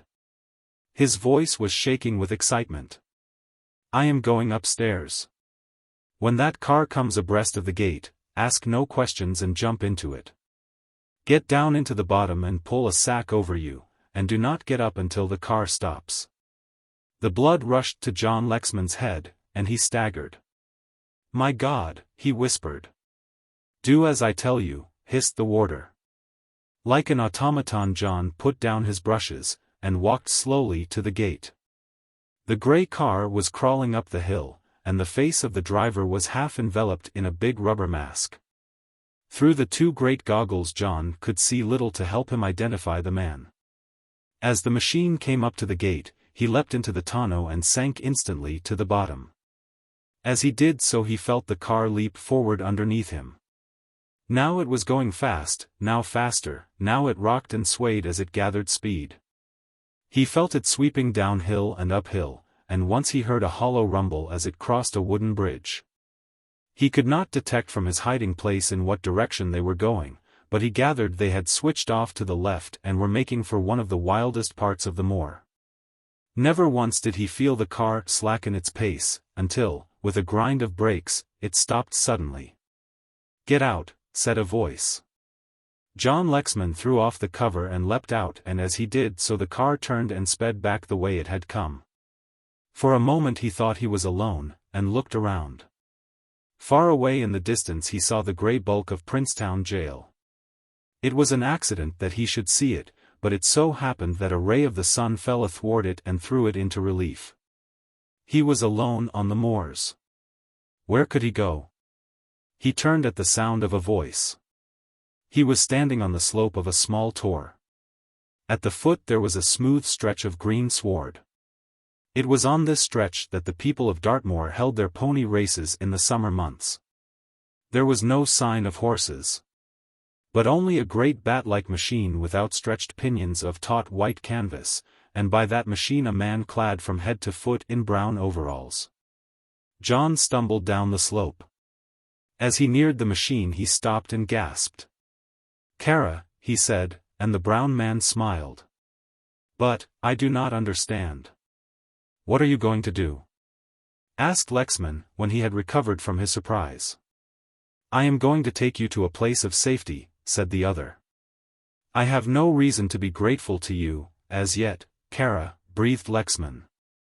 "A word from you could have saved me." "I could not lie, my dear Lexman. And honestly, I had forgotten the existence of the letter. If that is what you are referring to, but I am trying to do what I can for you and for your wife." "My wife? She is waiting for you," said the other. He turned his head, listening. Across the moor came the dull sullen boom of a gun. "You haven't time for argument. They discovered your escape," he said. "Get in."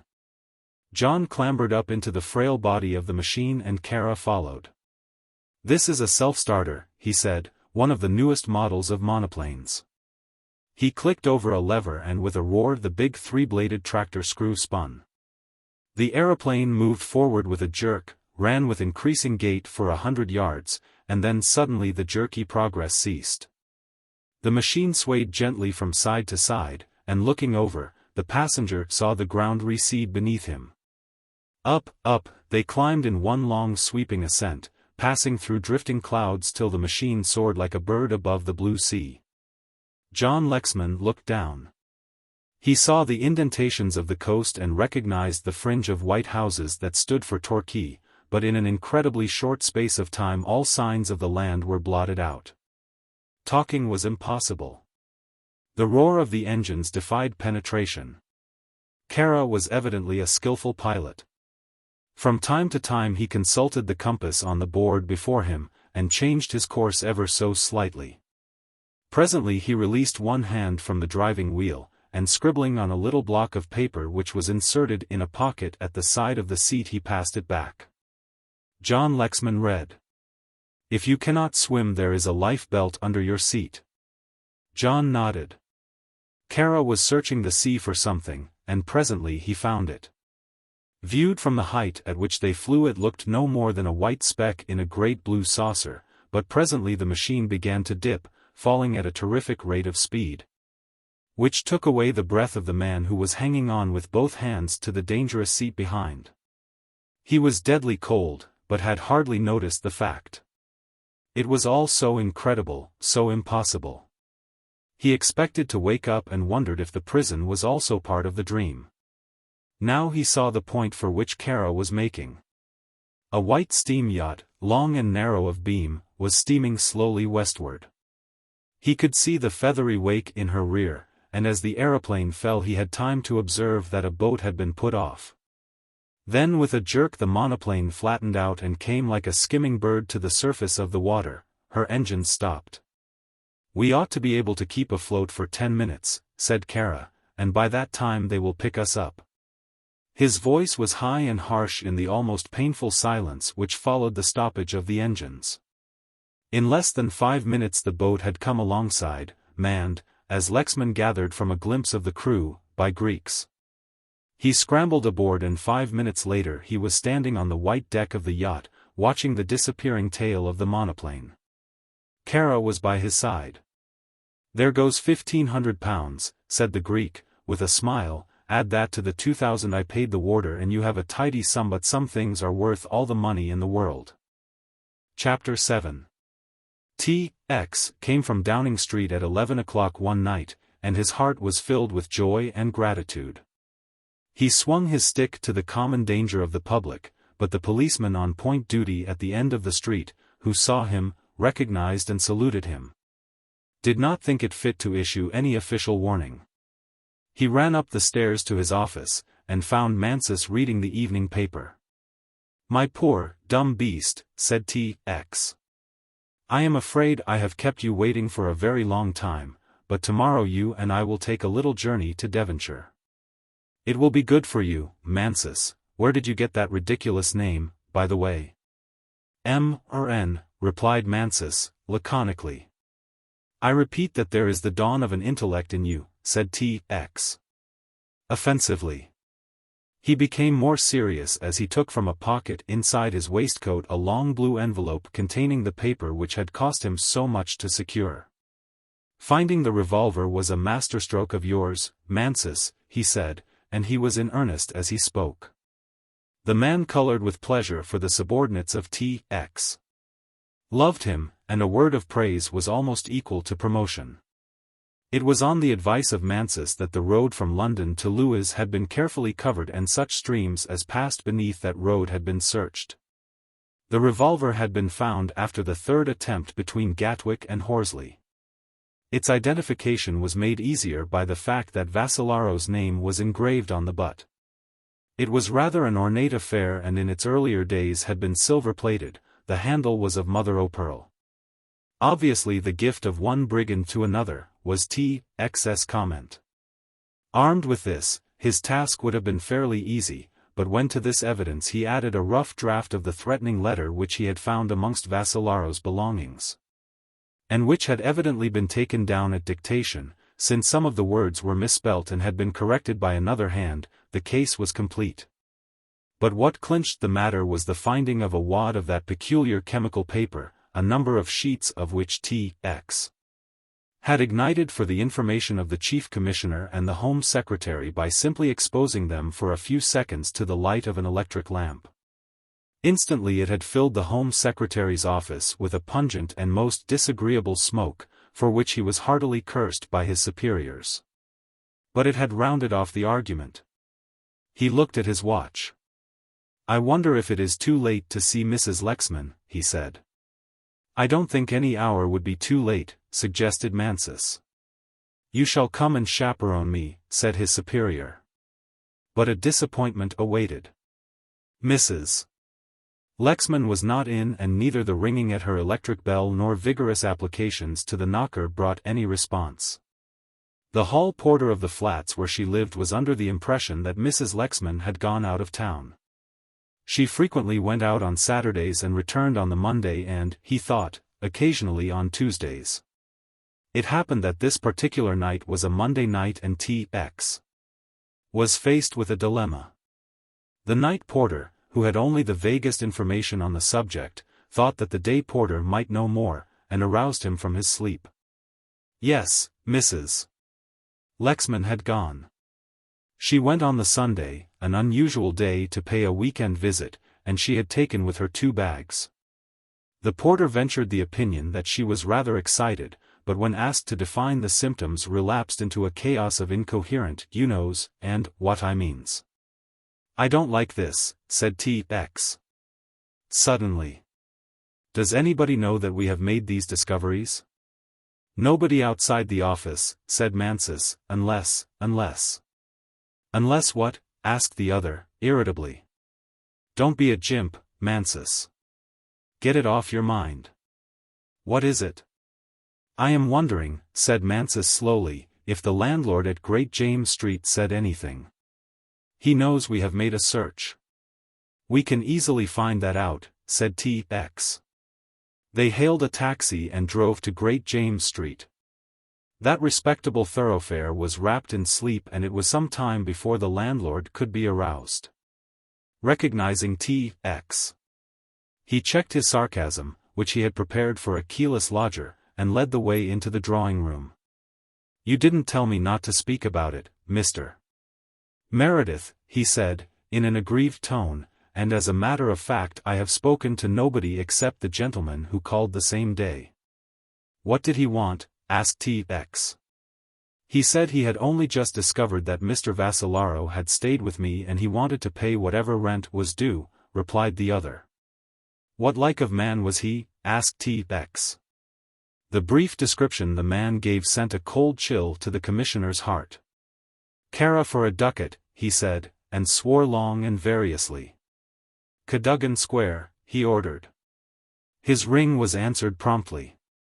Mr. Cara was out of town, had indeed been out of town since Saturday.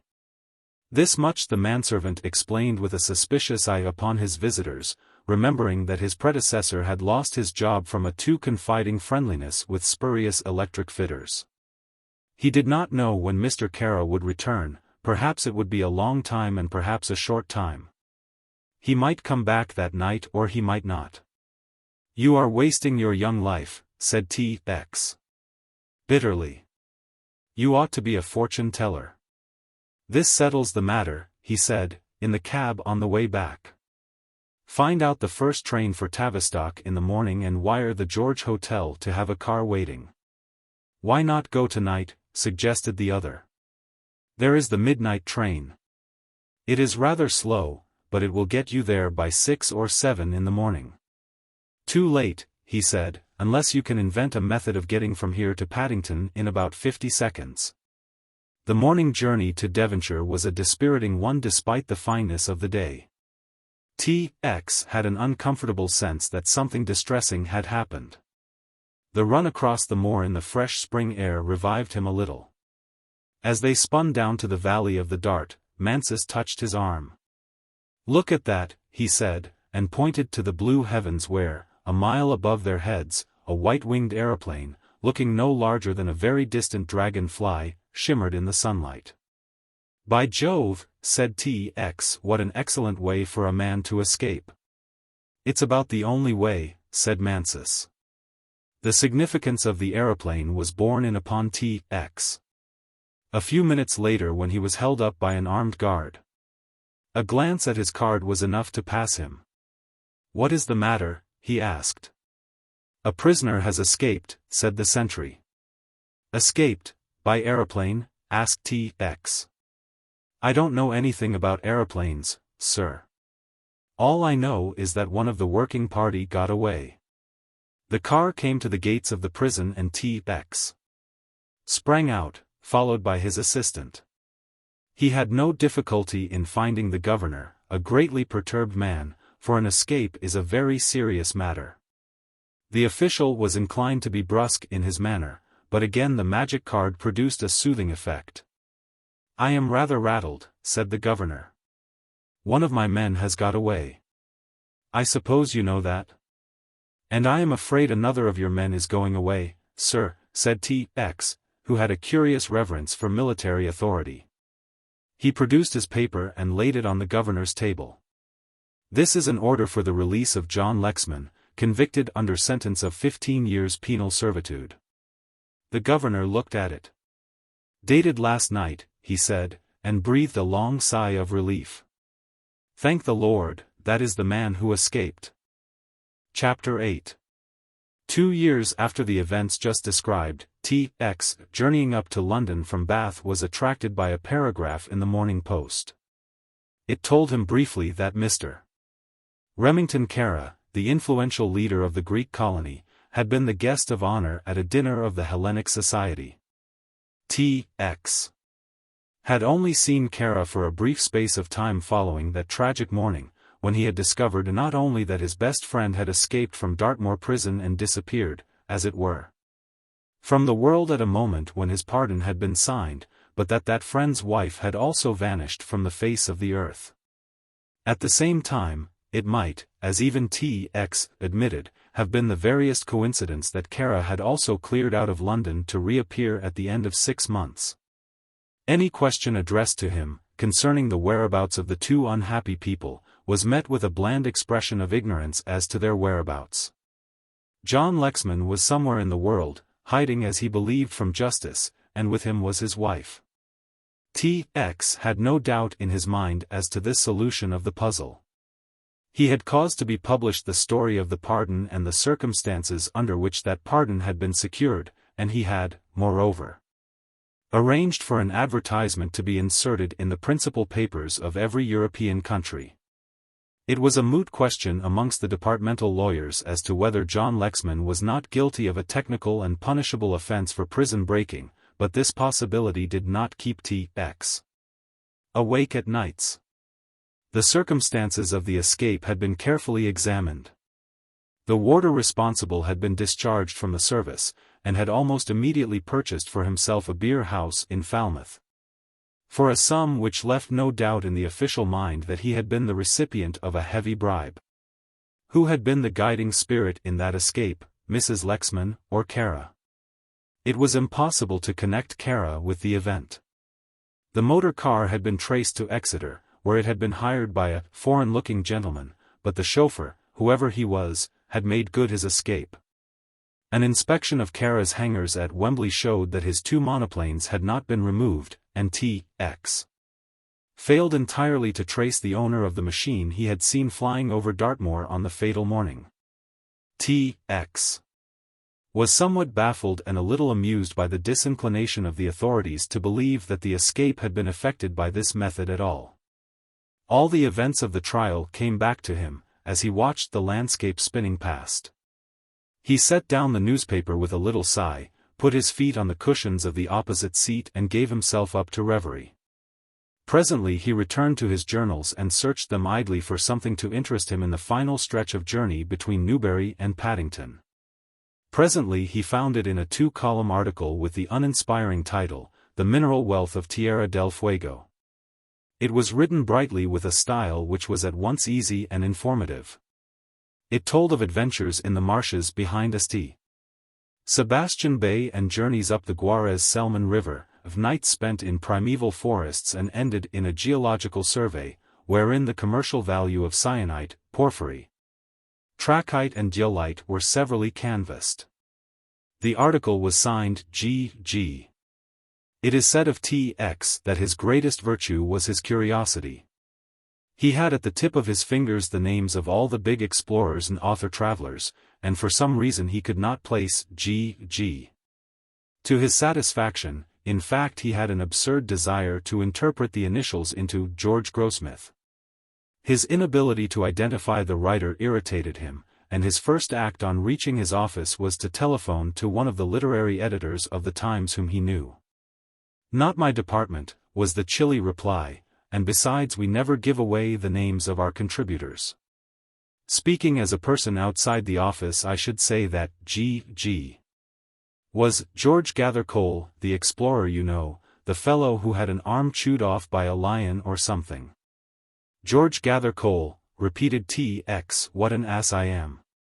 "Yes," said the voice at the other end the wire, and he had rung off before T.X. could think of something suitable to say. Having elucidated this little sideline of mystery, the matter passed from the young commissioner's mind. It happened that morning that his work consisted of dealing with John Lexman's estate. With the disappearance of the couple he had taken over control of their belongings. It had not embarrassed him to discover that he was an executor under Lexman's will, for he had already acted as trustee to the wife's small estate, and had been one of the parties to the antenuptial contract which John Lexman had made before his marriage. The estate revenues had increased very considerably. All the vanished author's books were selling as they had never sold before. And the executor's work was made the heavier by the fact that Grace Lexman had possessed an aunt who had most inconsiderately died, leaving a considerable fortune to her unhappy niece. "I will keep the trusteeship another year," he told the solicitor who came to consult him that morning. "At the end of that time I shall go to the court for relief." "Do you think they will ever turn up?" asked the solicitor, an elderly and unimaginative man. "Of course, they'll turn up," said T.X. impatiently. "All the heroes of Lexman's books turn up sooner or later. He will discover himself to us at a suitable moment, and we shall be properly thrilled." That Lexman would return he was sure. It was a faith from which he did not swerve. He had as implicit a confidence that one day or other Kara, the Magnificent, would play into his hands. There were some queer stories in circulation concerning the Greek. But on the whole they were stories and rumors which were difficult to separate from the malicious gossip which invariably attaches itself to the rich and to the successful. One of these was that Kara desired something more than an Albanian chieftainship, which he undoubtedly enjoyed. There were whispers of wider and higher ambitions. Though his father had been born a Greek, he had indubitably descended in a direct line from one of those old mprets of Albania, who had exercised their brief authority over that turbulent land. The man's passion was for power. To this end he did not spare himself. It was said that he utilized his vast wealth for this reason, and none other. And that whatever might have been the irregularities of his youth, and there were adduced concrete instances, he was working toward an end with a singleness of purpose from which it was difficult to withhold admiration. T.X. kept in his locked desk a little red book, steel-bound and triple-locked, which he called his Scandalaria. In this he inscribed in his own irregular writing the titbits which might not be published, and which often helped an investigator to light upon the missing threads of a problem.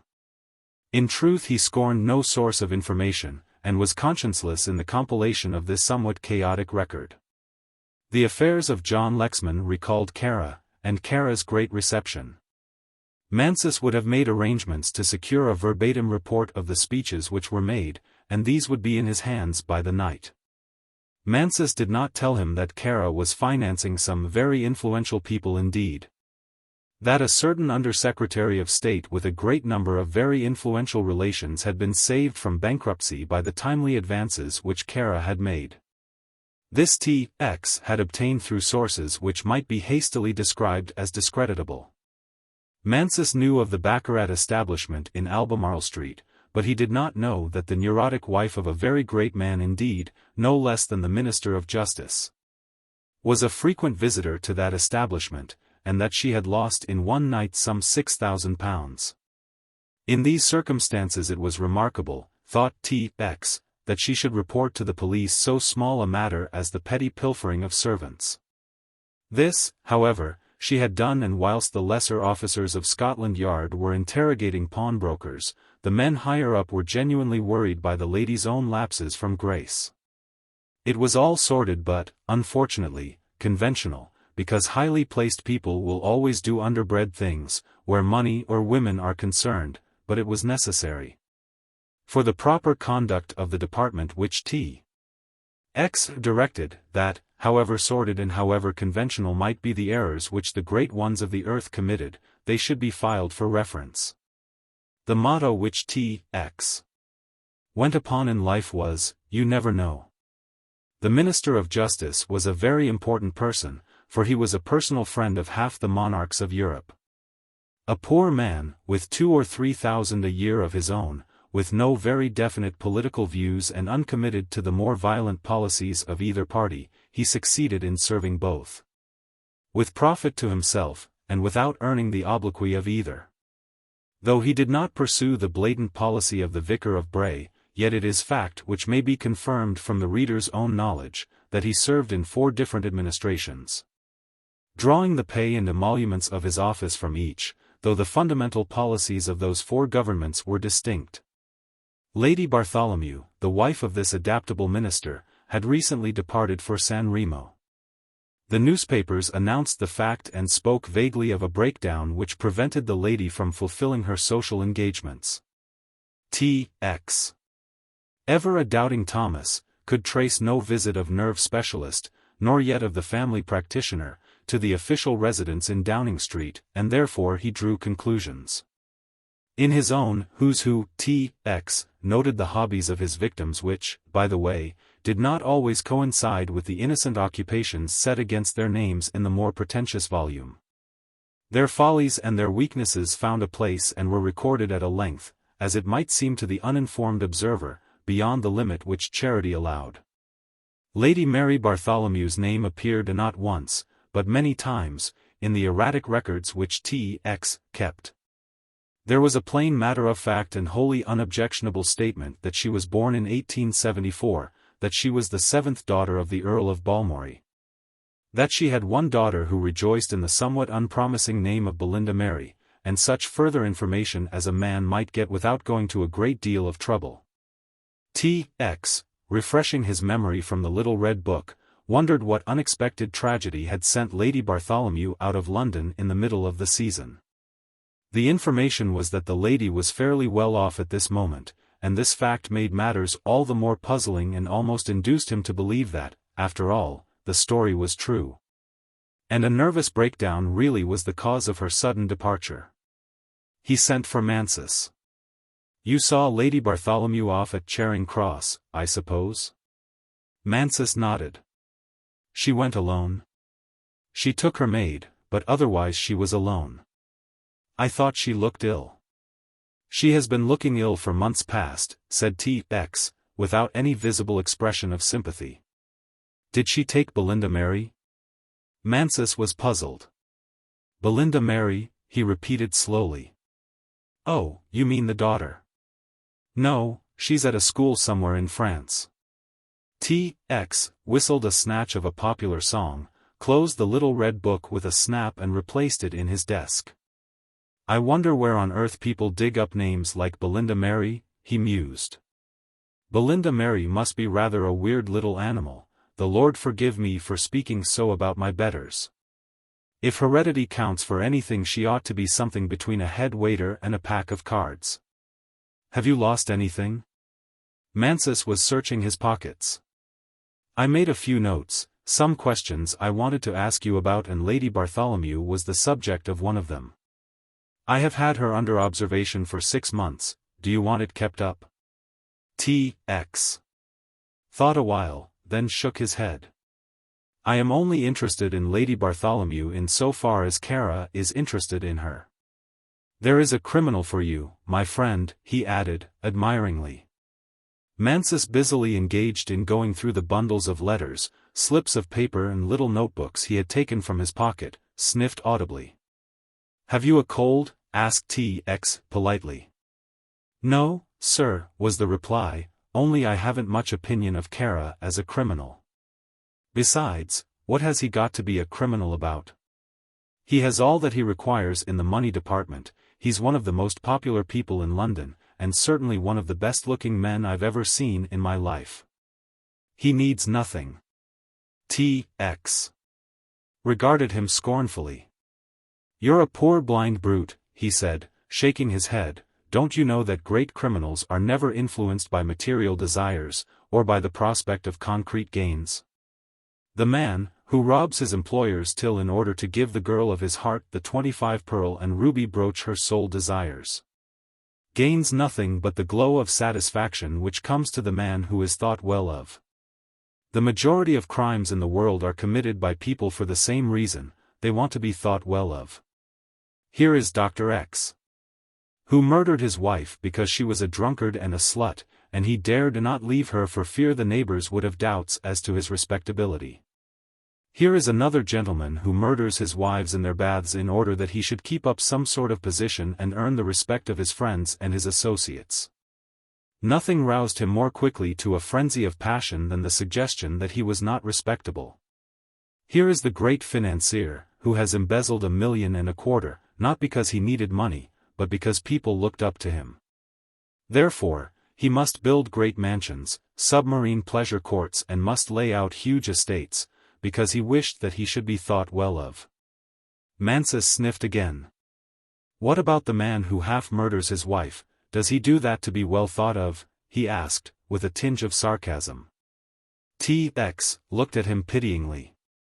The lowbrow who beats his wife, my poor Mansus, he said, does so because she doesn't think well of him. That is our ruling passion, our national characteristic, the primary cause of most crimes, big or little. That is why Kara is a bad criminal and will, as I say, end his life very violently. He took down his glossy silk hat from the peg and slipped into his overcoat. I am going down to see my friend Kara, he said.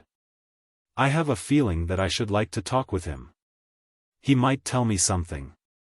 His acquaintance with Kara's menage had been mere hearsay. He had interviewed the Greek once after his return. But since all his efforts to secure information concerning the whereabouts of John Lexman and his wife, the main reason for his visit, had been in vain, he had not repeated his visit. The house in Cadogan Square was a large one, occupying a corner site.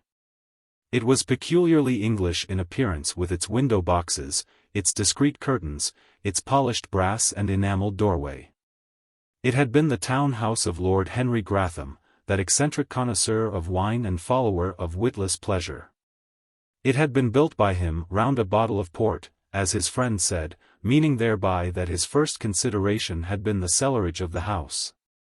And that when those cellars had been built and provision made for the safe storage of his priceless wines, the house had been built without the architects being greatly troubled by his lordship. The double cellars of Gratham House had, in their time, been one of the sights of London. When Henry Gratham lay under 8 feet of Congo earth, he was killed by an elephant whilst on a hunting trip.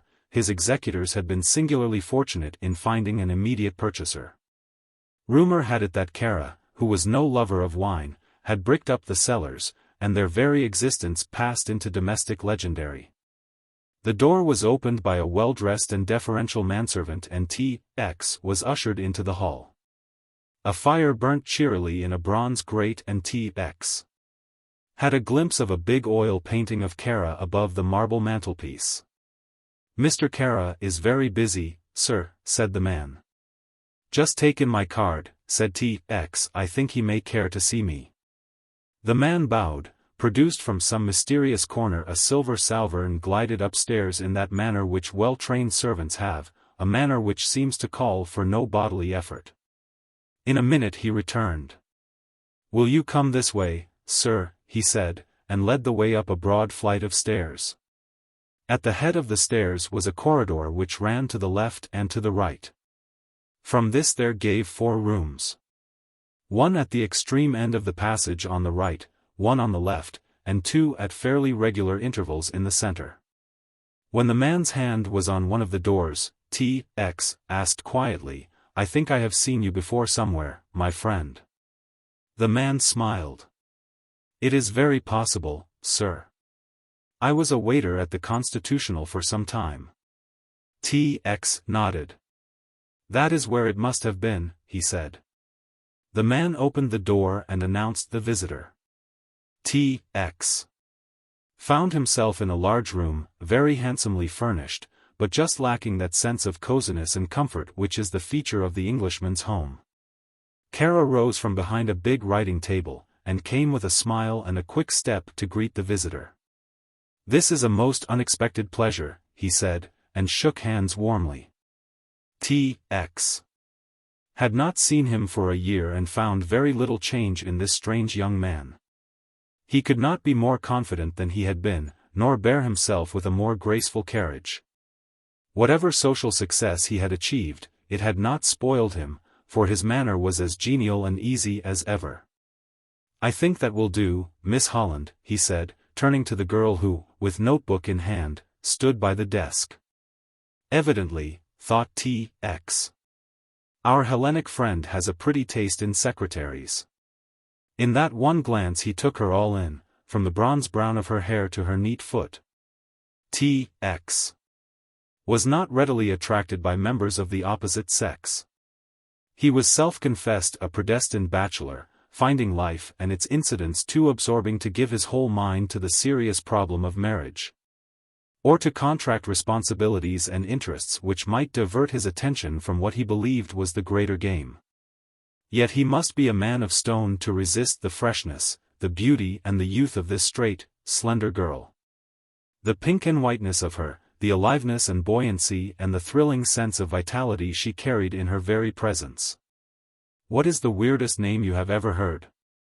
asked Kara laughingly. "I ask you, because Miss Holland and I have been discussing a begging letter addressed to us by a Maggie Gumer." The girl smiled slightly, and in that smile was paradise, thought T.X. "The weirdest name," he repeated, "why I think the worst I have heard for a long time is Belinda Mary." "That has a familiar ring," said Kara. T.X. was looking at the girl. She was staring at him with a certain languid insolence which made him curl up inside. Then with a glance at her employer she swept from the room. "I ought to have introduced you," said Kara. "That was my secretary, Miss Holland. Rather a pretty girl, isn't she?" "Very," said T.X. recovering his breath. "I like pretty things around me," said Kara, and somehow the complacency of the remark annoyed the detective more than anything that Kara had ever said to him. The Greek went to the mantelpiece, and taking down a silver cigarette box, opened and offered it to his visitor. Kara was wearing a grey lounge suit. And although grey is a very trying color for a foreigner to wear, this suit fitted his splendid figure and gave him just that bulk which he needed. "You are a most suspicious man, Mr. Meredith," he smiled. "Suspicious? I?" asked the innocent T.X. Kara nodded. "I am sure you want to inquire into the character of all my present staff. I am perfectly satisfied that you will never be at rest until you learn the antecedents of my cook, my valet, my secretary. T.X. held up his hand with a laugh. "Spare me," he said. "It is one of my failings, I admit, but I have never gone much farther into your domestic affairs than to pry into the antecedents of your very interesting chauffeur." A little cloud passed over Kara's face, but it was only momentary. "Oh, Brown," he said, airily, with just a perceptible pause between the two words. "It used to be Smith," said T.X. "But no matter. His name is really Peropulos." "Oh, Peropulos," said Kara gravely, "I dismissed him a long time ago." "Pensioned higher, too, I understand," said T.X. The other looked at him a while, then, "I am very good to my old servants," he said slowly and, changing the subject, "to what good fortune do I owe this visit?" T.X. selected a cigarette before he replied. "I thought you might be of some service to me," he said, apparently giving his whole attention to the cigarette. "Nothing would give me greater pleasure," said Kara, a little eagerly. "I am afraid you have not been very keen on continuing what I hoped would have ripened into a valuable friendship, more valuable to me perhaps," he smiled, "than to you." "I am a very shy man," said the shameless T.X., difficult to a fault and rather apt to underrate my social attractions. "I have come to you now because you know everybody. By the way, how long have you had your secretary?" he asked abruptly. Kara looked up at the ceiling for inspiration. "For, no 3 months, he corrected, a very efficient young lady who came to me from one of the training establishments. Somewhat uncommunicative, better educated than most girls in her position, for example, she speaks and writes modern Greek fairly well." "A treasure?" suggested T.X. "Unusually so," said Kara. "She lives in Marylebone Road, 86A is the address. She has no friends, spends most of her evenings in her room, is eminently respectable and a little chilling in her attitude to her employer." T.X. shot a swift glance at the other. "Why do you tell me all this?" he asked. "To save you the trouble of finding out," replied the other coolly. "That insatiable curiosity which is one of the equipments of your profession, would, I feel sure, induce you to conduct investigations for your own satisfaction." T.X. laughed. "May I sit down?" he said. The other wheeled an armchair across the room and T.X. sank into it. He leant back and crossed his legs, and was, in a second, the personification of ease. "I think you are a very clever man, Monsieur Kara," he said. The other looked down at him this time without amusement. "Not so clever that I can discover the object of your visit," he said pleasantly enough. "It is very simply explained," said T.X., "you know everybody in town. You know, amongst other people, Lady Bartholomew." "I know the lady very well indeed," said Kara, readily, too readily in fact, for the rapidity with which answer had followed question, suggested to T.X. that Kara had anticipated the reason for the call. "Have you any idea," asked T.X., speaking with deliberation, "as to why Lady Bartholomew has gone out of town at this particular moment?" Kara laughed. "What an extraordinary question to ask me, as though Lady Bartholomew confided her plans to one who is little more than a chance acquaintance." "And yet," said T.X., contemplating the burning end of his cigarette, "you know her well enough to hold her promissory note." "Promissory note?" asked the other. His tone was one of involuntary surprise and T.X. swore softly to himself, for now he saw the faintest shade of relief in Kara's face. The commissioner realized that he had committed an error, he had been far too definite. "When I say promissory note," he went on easily, as though he had noticed nothing, "I mean, of course, the securities which the debtor invariably gives to one from whom he or she has borrowed large sums of money." Kara made no answer, but opening a drawer of his desk he took out a key and brought it across to where T.X. was sitting. "Here is the key of my safe," he said quietly. "You are at liberty to go carefully through its contents and discover for yourself any promissory note which I hold from Lady Bartholomew." "My dear fellow, you don't imagine I'm a moneylender, do you?" he said in an injured tone. Nothing was further from my thoughts, said T.X., untruthfully. But the other pressed the key upon him. I should be awfully glad if you would look for yourself, he said earnestly. I feel that in some way you associate Lady Bartholomew's illness with some horrible act of usury on my part. Will you satisfy yourself and in doing so satisfy me? Now any ordinary man, and possibly any ordinary detective, would have made the conventional answer. He would have protested that he had no intention of doing anything of the sort. He would have uttered, if he were a man in the position which T.X. occupied, the conventional statement that he had no authority to search the private papers, and that he would certainly not avail himself of the other's kindness. But T.X. was not an ordinary person. He took the key and balanced it lightly in the palm of his hand. Is this the key of the famous bedroom safe? He said banteringly. Kara was looking down at him with a quizzical smile. It isn't the safe you opened in my absence, on one memorable occasion, Mr. Meredith, he said. As you probably know, I have changed that safe, but perhaps you don't feel equal to the task. On the contrary, said T.X. calmly, and rising from the chair, I am going to put your good faith to the test. For answer Kara walked to the door and opened it. Let me show you the way, he said politely. He passed along the corridor and entered the apartment at the end. The room was a large one and lighted by one big square window which was protected by steel bars. In the grate which was broad and high a huge fire was burning and the temperature of the room was unpleasantly close despite the coldness of the day. That is one of the eccentricities which you, as an Englishman, will never excuse in me, said Kara.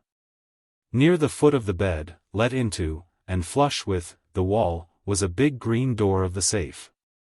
Here you are, Mr. Meredith, said Kara.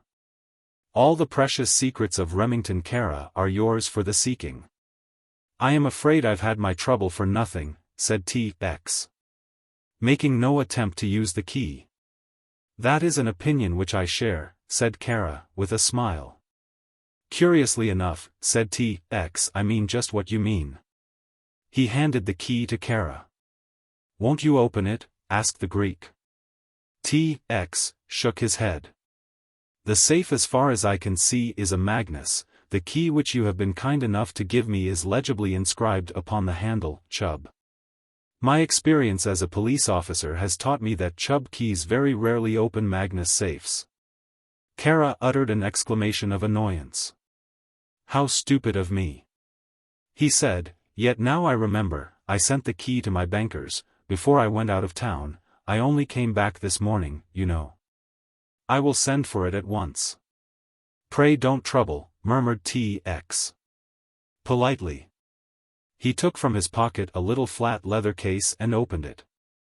It contained a number of steel implements of curious shape which were held in position by a leather loop along the center of the case. From one of these loops he extracted a handle, and deftly fitted something that looked like a steel awl to the socket in the handle. Looking in wonder, and with no little apprehension, Kara saw that the awl was bent at the head. What are you going to do? He asked, a little alarmed. I'll show you, said T.X. pleasantly. Very gingerly he inserted the instrument in the small keyhole and turned it cautiously first one way and then the other. There was a sharp click followed by another. He turned the handle and the door of the safe swung open. Simple, isn't it? He asked politely. In that second of time Kara's face had undergone a transformation. The eyes which met T.X. Meredith's blazed with an almost insane fury. With a quick stride Kara placed himself before the open safe. I think this has gone far enough, Mr. Meredith, he said harshly. If you wish to search my safe you must get a warrant. T.X.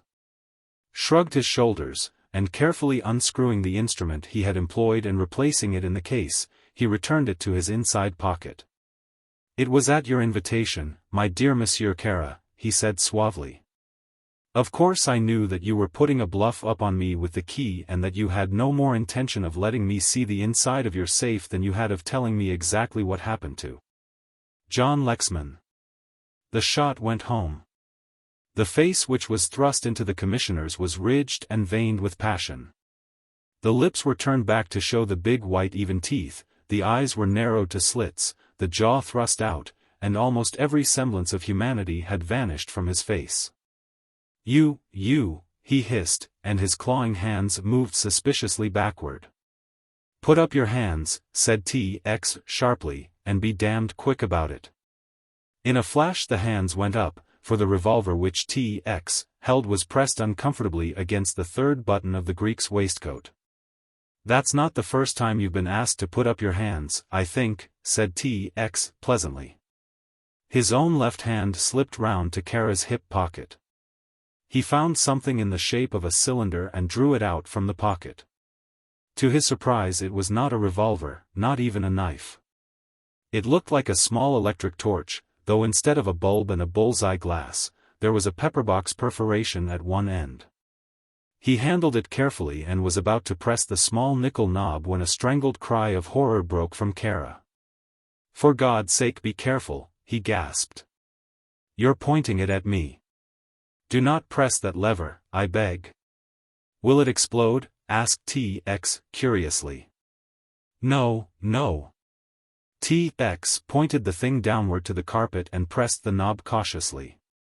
As he did so there was a sharp hiss and the floor was stained with the liquid which the instrument contained.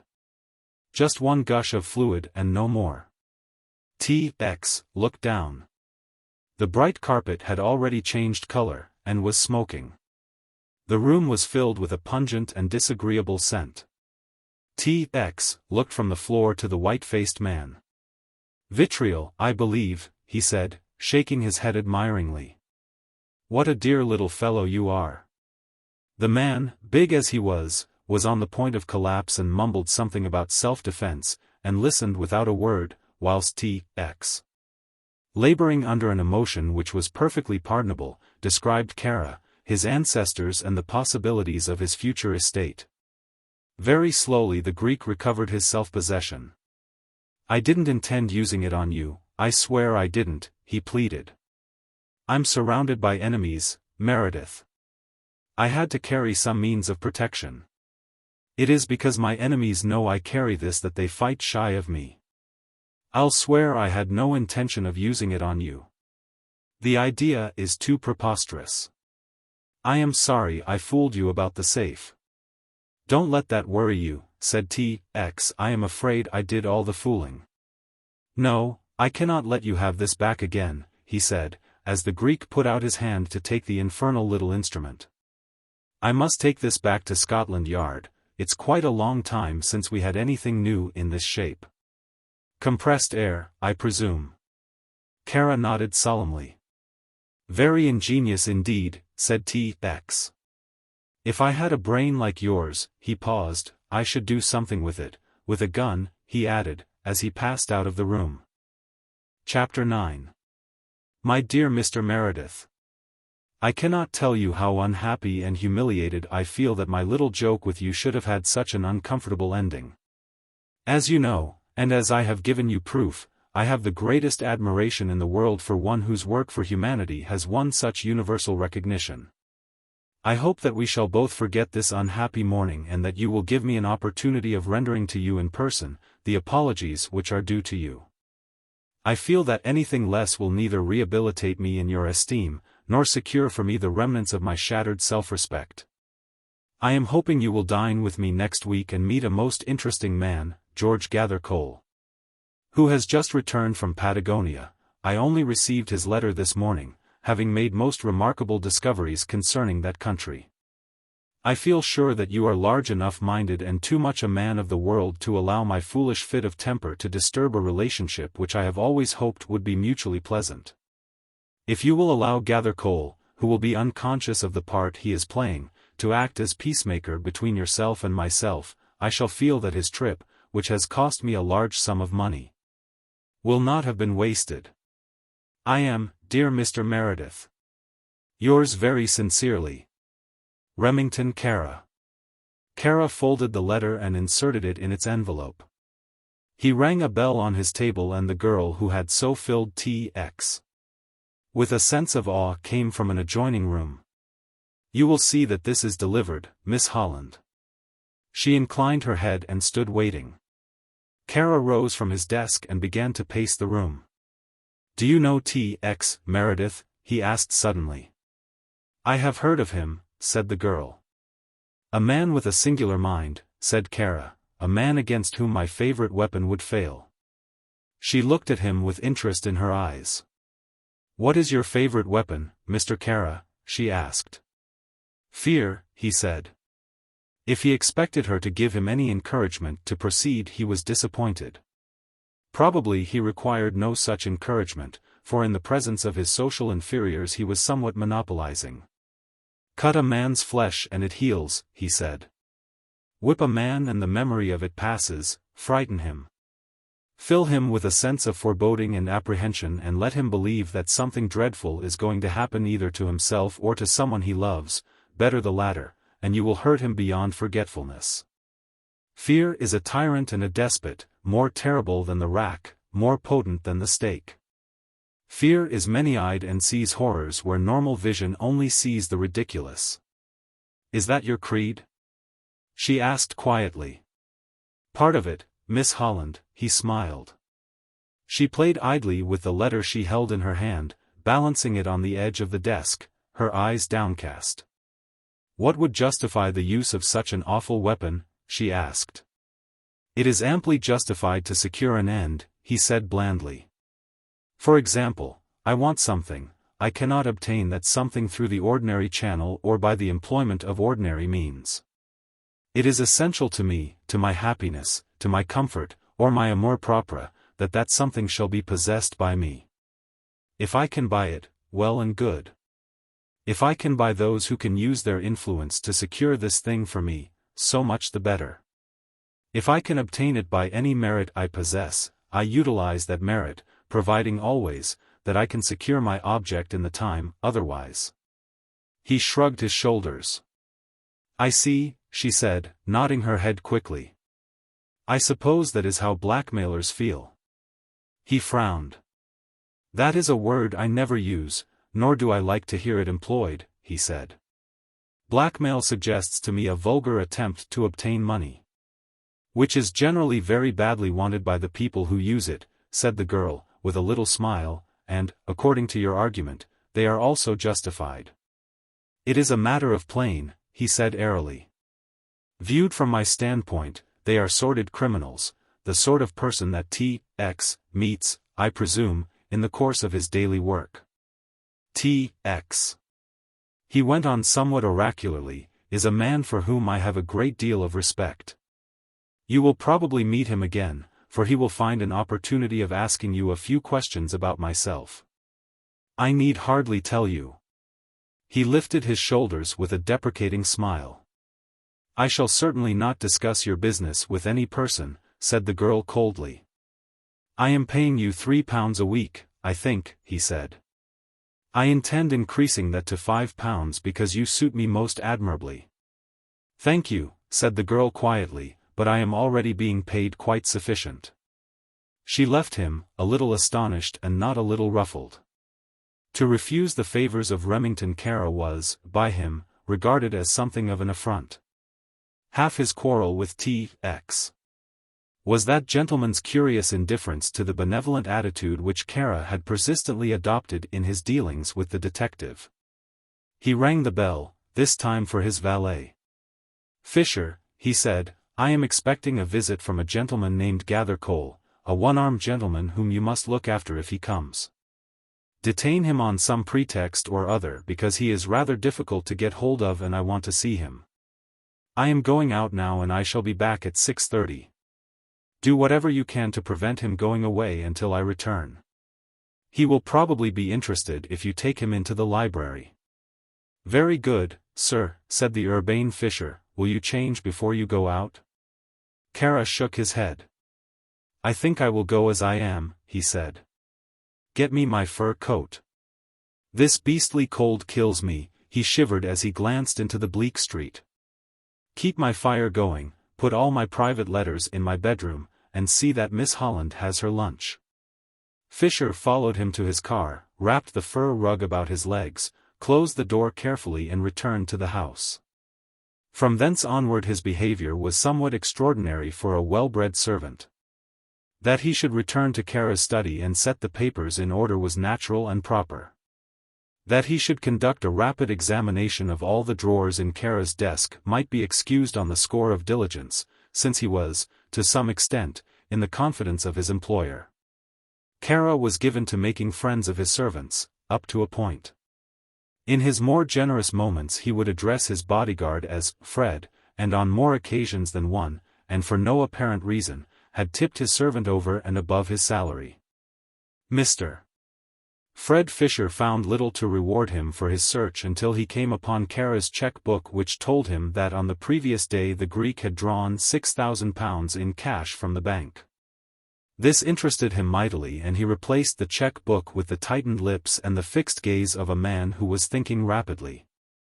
He paid a visit to the library, where the secretary was engaged in making copies of Kara's correspondence, answering letters appealing for charitable donations. And in the hack words which fall to the secretaries of the great.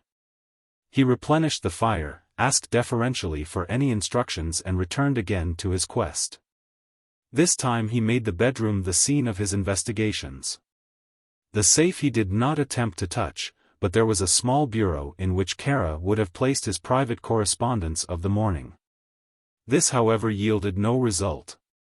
By the side of the bed on a small table was a telephone, the sight of which apparently afforded the servant a little amusement. This was the private phone which Kara had been instrumental in having fixed to Scotland Yard, as he had explained to his servants. "Rum cove," said Fisher. He paused for a moment before the closed door of the room and smilingly surveyed the great steel latch which spanned the door and fitted into an iron socket securely screwed to the framework. He lifted it gingerly, there was a little knob for the purpose, and let it fall gently into the socket which had been made to receive it on the door itself. "Rum cove," he said again, and lifting the latch to the hook which held it up, left the room, closing the door softly behind him. He walked down the corridor, with a meditative frown, and began to descend the stairs to the hall. He was less than halfway down when the one maid of Kara's household came up to meet him. "There's a gentleman who wants to see Mr. Kara," she said. "Here is his card." Fisher took the card from the salver and read, "Mr. George Gathercole, Junior Travellers Club." "I'll see this gentleman," he said, with a sudden brisk interest. He found the visitor standing in the hall. He was a man who would have attracted attention, if only from the somewhat eccentric nature of his dress and his unkempt appearance. He was dressed in a well-worn overcoat of a somewhat pronounced check, he had a top hat, glossy and obviously new, at the back of his head. And the lower part of his face was covered by a ragged beard. This he was plucking with nervous jerks, talking to himself the while, and casting a disparaging eye upon the portrait of Remington Kara which hung above the marble fireplace. A pair of pince-nez sat crookedly on his nose, and two fat volumes under his arm completed the picture. Fisher, who was an observer of some discernment, noticed under the overcoat a creased blue suit, large black boots and a pair of pearl studs. The newcomer glared round at the valet. "Take these," he ordered peremptorily, pointing to the books under his arm. Fisher hastened to obey and noted with some wonder that the visitor did not attempt to assist him either by loosening his hold of the volumes or raising his hand. Accidentally the valet's hand pressed against the other's sleeve and he received a shock, for the forearm was clearly an artificial one. It was against a wooden surface beneath the sleeve that his knuckles struck, and this view of the stranger's infirmity was confirmed when the other reached round with his right hand, took hold of the gloved left hand and thrust it into the pocket of his overcoat. "Where is Kara?" growled the stranger. "He will be back very shortly, sir," said the urbane Fisher. "Out, is he?" boomed the visitor. "Then I shan't wait. What the devil does he mean by being out? He's had 3 years to be out. Mr. Kara expects you, sir. He told me he would be in at 6 o'clock at the latest." "6 o'clock, ye gods," stormed the man impatiently. "What dog am I that I should wait till 6? He gave a savage little tug at his beard. 6 o'clock, eh? You will tell Mr. Kara that I called. Give me those books. But I assure you, sir, stammered Fisher. Give me those books, roared the other. Deftly he lifted his left hand from the pocket, crooked the elbow by some quick manipulation, and thrust the books, which the valet most reluctantly handed to him, back to the place from whence he had taken them. Tell Mr. Kara I will call at my own time, do you understand, at my own time. Good morning to you. If you would only wait, sir, pleaded the agonized Fisher. Wait be hanged, snarled the other. I've waited 3 years, I tell you. Tell Mr. Kara to expect me when he sees me. He went out and most unnecessarily banged the door behind him.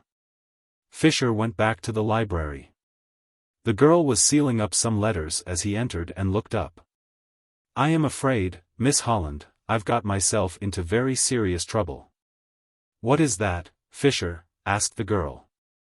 There was a gentleman coming to see Mr. Kara, whom Mr. Kara particularly wanted to see. Mr. Gathercole, said the girl quickly. Fisher nodded. Yes, miss, I couldn't get him to stay though. She pursed her lips thoughtfully. Mr. Kara will be very cross, but I don't see how you can help it. I wish you had called me. He never gave a chance, miss, said Fisher, with a little smile, but if he comes again I'll show him straight up to you. She nodded. Is there anything you want, miss? He asked as he stood at the door. What time did Mr. Kara say he would be back?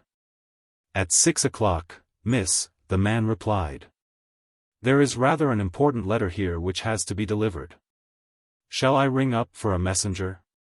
No, I don't think that would be advisable. You had better take it yourself. Kara was in the habit of employing Fisher as a confidential messenger when the occasion demanded such employment. I will go with pleasure, miss, he said. It was a heaven-sent opportunity for Fisher, who had been inventing some excuse for leaving the house. She handed him the letter and he read without a droop of eyelid the superscription. T.X. Meredith, Esq., Special Service Department, Scotland Yard, Whitehall. He put it carefully in his pocket and went from the room to change. Large as the house was, Kara did not employ a regular staff of servants. A maid and a valet comprised the whole of the indoor staff. His cook, and the other domestics, necessary for conducting an establishment of that size, were engaged by the day. Kara had returned from the country earlier than had been anticipated, and, save for Fisher, the only other person in the house beside the girl, was the middle-aged domestic who was parlour-maid, serving-maid and housekeeper in one. Miss Holland sat at her desk to all appearance reading over the letters she had typed that afternoon, but her mind was very far from the correspondence before her. She heard the soft thud of the front door closing, and rising she crossed the room rapidly and looked down through the window to the street. She watched Fisher until he was out of sight. Then she descended to the hall and to the kitchen. It was not the first visit she had made to the big underground room with its vaulted roof and its great ranges, which were seldom used nowadays, for Kara gave no dinners. The maid, who was also cook, arose up as the girl entered. It's a sight for sore eyes to see you in my kitchen, miss, she smiled. I'm afraid you're rather lonely, Mrs. Beale, said the girl sympathetically. Lonely, miss, cried the maid. I fairly get the creeps sitting here hour after hour. It's that door that gives me the hump. She pointed to the far end of the kitchen to a soiled-looking door of unpainted wood. That's Mr. Kara's wine cellar, nobody's been in it but him. I know he goes in sometimes because I tried a dodge that my brother, who's a policeman, taught me. I stretched a bit of white cotton across it and it was broke the next morning. Mr. Kara keeps some of his private papers in there, said the girl quietly, he has told me so himself. Said the woman doubtfully. I wish he'd brick it up, the same as he has the lower cellar. I get the horrors sittin' here at night expectin' the door to open and the ghost of the mad lord to come out, him that was killed in Africa. Miss Holland laughed. "I want you to go out now," she said. "I have no stamps." Mrs. Beale obeyed with alacrity, and whilst she was assuming a hat, being desirous of maintaining her prestige as housekeeper in the eyes of Cadogan Square, the girl ascended to the upper floor. Again she watched from the window the disappearing figure. Once out of sight, Miss Holland went to work with a remarkable deliberation and thoroughness. From her bag she produced a small purse and opened it. In that case was a new steel key. She passed swiftly down the corridor to Kara's room and made straight for the safe. In 2 seconds it was open and she was examining its contents. It was a large safe of the usual type. There were 4 steel drawers fitted at the back and at the bottom of the strong box. 2 of these were unlocked and contained nothing more interesting than accounts relating to Kara's estate in Albania. The top pair were locked. She was prepared for this contingency, and a second key was as efficacious as the first. An examination of the first drawer did not produce all that she had expected. She returned the papers to the drawer, pushed it to and locked it. She gave her attention to the second drawer. Her hand shook a little as she pulled it open. It was her last chance, her last hope. There were a number of small jewel boxes almost filling the drawer. She took them out one by one, and at the bottom she found what she had been searching for and that which had filled her thoughts for the past 3 months. It was a square case covered in red Morocco leather. She inserted her shaking hand and took it out with a triumphant little cry. "At last," she said aloud, and then a hand grasped her wrist and in a panic she turned to meet the smiling face of Kara. Chapter 10. She felt her knees shake under her and thought she was going to swoon. She put out her disengaged hand to steady herself, and if the face which was turned to him was pale, there was a steadfast resolution in her dark eyes. "Let me relieve you of that, Miss Holland," said Kara, in his silkiest tones. He wrenched rather than took the box from her hand, replaced it carefully in the drawer, pushed the drawer to and locked it, examining the key as he withdrew it. Then he closed the safe and locked that. "Obviously," he said presently, "I must get a new safe." He had not released his hold of her wrist, nor did he, until he had led her from the room back to the library. Then he released the girl, standing between her and the door, with folded arms and that cynical, quiet, contemptuous smile of his upon his handsome face. "There are many courses which I can adopt," he said slowly. "I can send for the police, when my servants whom you have dispatched so thoughtfully have returned, or I can take your punishment into my own hands." "So far as I am concerned," said the girl coolly, "you may send for the police." She leant back against the edge of the desk, her hands holding the edge, and faced him without so much as a quaver. "I do not like the police," mused Kara, when there came a knock at the door. Kara turned and opened it, and after a low strained conversation he returned, closing the door and laid a paper of stamps on the girl's table. "As I was saying, I do not care for the police, and I prefer my own method. In this particular instance the police obviously would not serve me, because you are not afraid of them and in all probability you are in their pay. Am I right in supposing that you are one of Mr. T.X. Meredith's accomplices?" "I do not know Mr. T.X. Meredith," she replied calmly, "and I am not in any way associated with the police."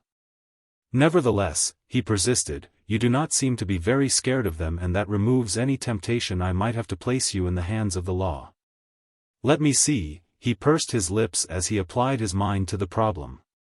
She half sat, half stood, watching him without any evidence of apprehension, but with a heart which began to quake a little. For 3 months she had played her part and the strain had been greater than she had confessed to herself.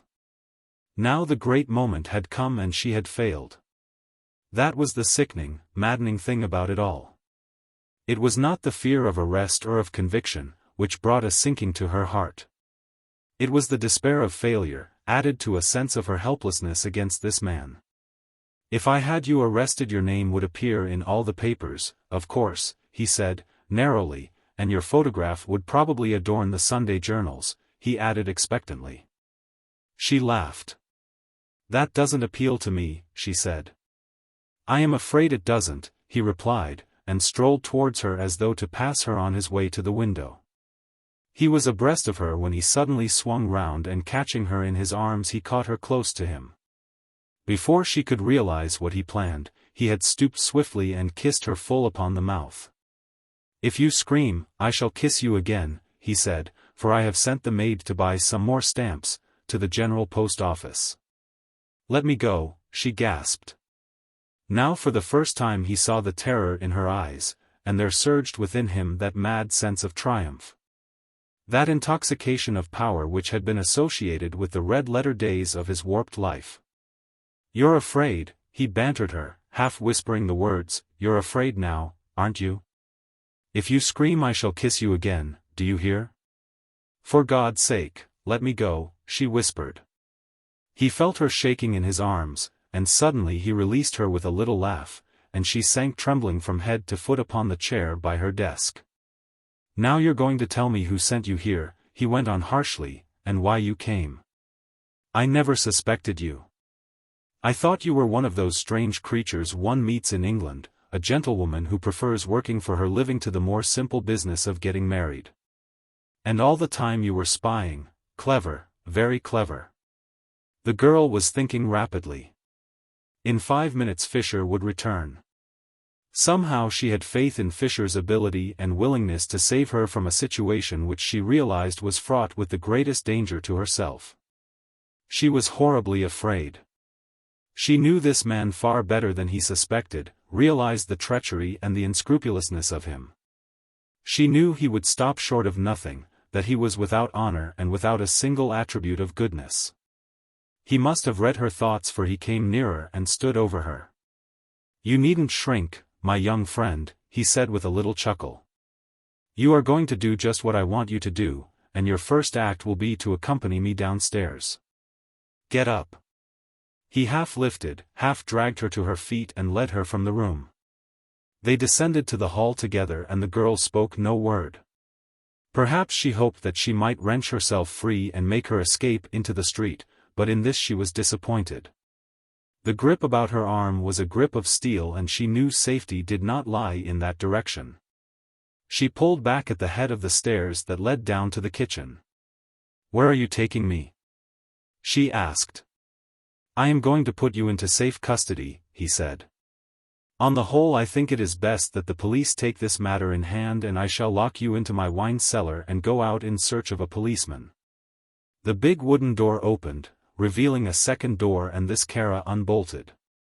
She noticed that both doors were sheeted with steel, the outer on the inside, and the inner door on the outside. She had no time to make any further observations, for Kara thrust her into the darkness. He switched on a light. "I will not deny you that," he said, pushing her back as she made a frantic attempt to escape. He swung the outer door to as she raised her voice in a piercing scream, and clapping his hand over her mouth held her tightly for a moment. "I have warned you," he hissed. She saw his face distorted with rage. She saw Kara transfigured with devilish anger, saw that handsome, almost godlike countenance thrust into hers. Flushed and seamed with malignity and a hatefulness beyond understanding, and then her senses left her and she sank limp and swooning into his arms. When she recovered consciousness she found herself lying on a plain stretcher bed. She sat up suddenly. Kara had gone and the door was closed. The cellar was dry and clean and its walls were enameled white. Light was supplied by 2 electric lamps in the ceiling. There was a table and a chair and a small washstand, and air was evidently supplied through unseen ventilators. It was indeed a prison and no less, and in her first moments of panic she found herself wondering whether Kara had used this underground dungeon of his before for a similar purpose. She examined the room carefully. At the farthermost end was another door, and this she pushed gently at first and then vigorously without producing the slightest impression. She still had her bag, a small affair of black moire, which hung from her belt, in which was nothing more formidable than a penknife, a small bottle of smelling salts and a pair of scissors. The latter she had used for cutting out those paragraphs from the daily newspapers which referred to Kara's movements. They would make a formidable weapon, and wrapping her handkerchief round the handle to give it a better grip she placed it on the table within reach. She was dimly conscious all the time that she had heard something about this wine cellar, something which, if she could recollect it, would be of service to her. Then in a flash she remembered that there was a lower cellar, which according to Mrs. Beale was never used and was bricked up. It was approached from the outside, down a circular flight of stairs. There might be a way out from that direction, and would there not be some connection between the upper cellar and the lower? She set to work to make a closer examination of the apartment. The floor was of concrete, covered with a light rush matting. This she carefully rolled up, starting at the door. One half of the floor was uncovered without revealing the existence of any trap. She attempted to pull the table into the center of the room, better to roll the matting, but found it fixed to the wall, and going down on her knees, she discovered that it had been fixed after the matting had been laid. Obviously there was no need for the fixture, and she tapped the floor with her little knuckle. Her heart started racing. The sound her knocking gave forth was a hollow one. She sprang up, took her bag from the table, opened the little penknife and cut carefully through the thin rushes. She might have to replace the matting, and it was necessary she should do her work tidily. Soon the whole of the trap was revealed. There was an iron ring, which fitted flush with the top and which she pulled. The trap yielded and swung back as though there were a counterbalance at the other end, as indeed there was. She peered down. There was a dim light below, the reflection of a light in the distance. A flight of steps led down to the lower level, and after a second's hesitation she swung her legs over the cavity and began her descent. She was in a cellar slightly smaller than that above her. The light she had seen came from an inner apartment which would be underneath the kitchen of the house. She made her way cautiously along, stepping on tiptoe. The first of the rooms she came to was well furnished. There was a thick carpet on the floor, comfortable easy chairs, a little bookcase well filled, and a reading lamp. This must be Kara's underground study, where he kept his precious papers. A smaller room gave from this, and again it was doorless. She looked in, and after her eyes had become accustomed to the darkness she saw that it was a bathroom handsomely fitted. The room she was in was also without any light which came from the farthermost chamber. As the girl strode softly across the well-carpeted room she trod on something hard. She stooped and felt along the floor, and her fingers encountered a thin steel chain. The girl was bewildered, almost panic-stricken. She shrunk back from the entrance of the inner room, fearful of what she would see. And then from the interior came a sound that made her tingle with horror. It was a sound of a sigh, long and trembling. She set her teeth and strode through the doorway and stood for a moment staring with open eyes and mouth at what she saw. My God! She breathed. London, in the 20th century. Chapter 11. Superintendent Mansus had a little office in Scotland Yard proper, which, he complained, was not so much a private bureau as a waiting room to which repaired every official of the police service who found time hanging on his hands. On the afternoon of Miss Holland's surprising adventure, a plainclothes man of D Division brought to Mr. Mansus's room a very scared domestic servant, voluble, tearful and agonizingly penitent. It was a mood not wholly unfamiliar to a police officer of 20 years' experience, and Mr. Mansus was not impressed. "If you will kindly shut up," he said, blending his natural politeness with his employment of the vernacular, "and if you will also answer a few questions I will save you a lot of trouble. You were Lady Bartholomew's maid, weren't you?" "Yes, sir," sobbed the red-eyed Mary Ann. "And you have been detected trying to pawn a gold bracelet, the property of Lady Bartholomew?" The maid gulped, nodded and started breathlessly upon a recital of her wrongs. "Yes, sir, but she practically gave it to me, sir, and I haven't had my wages for 2 months, sir, and she can give that foreigner thousands and thousands of pounds at a time, sir. But her poor servants she can't pay. No, she can't. And if Sir William knew especially about my lady's cards and about the snuff-box, what would he think, I wonder? And I'm going to have my rights, for if she can pay thousands to a swell like Mr. Kara she can pay me, Anne." Mansus jerked his head.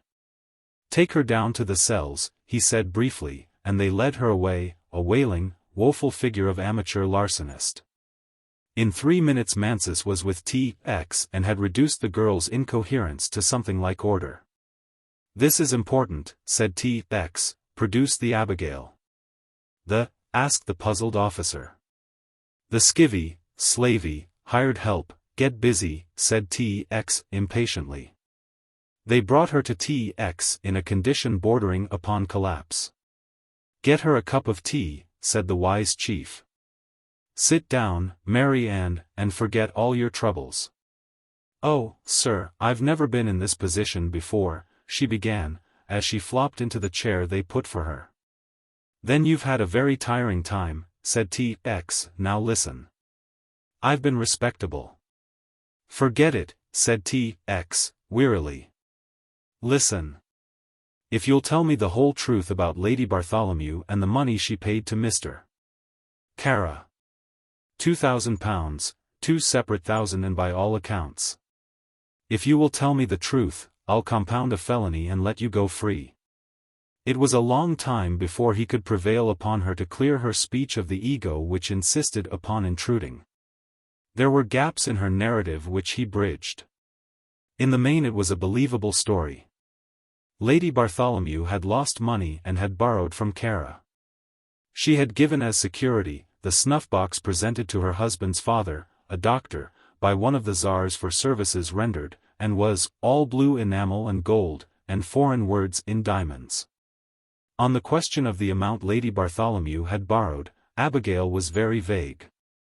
All that she knew was that my lady had paid back £2,000 and that she was still very distressed, in a fit, was the phrase the girl used.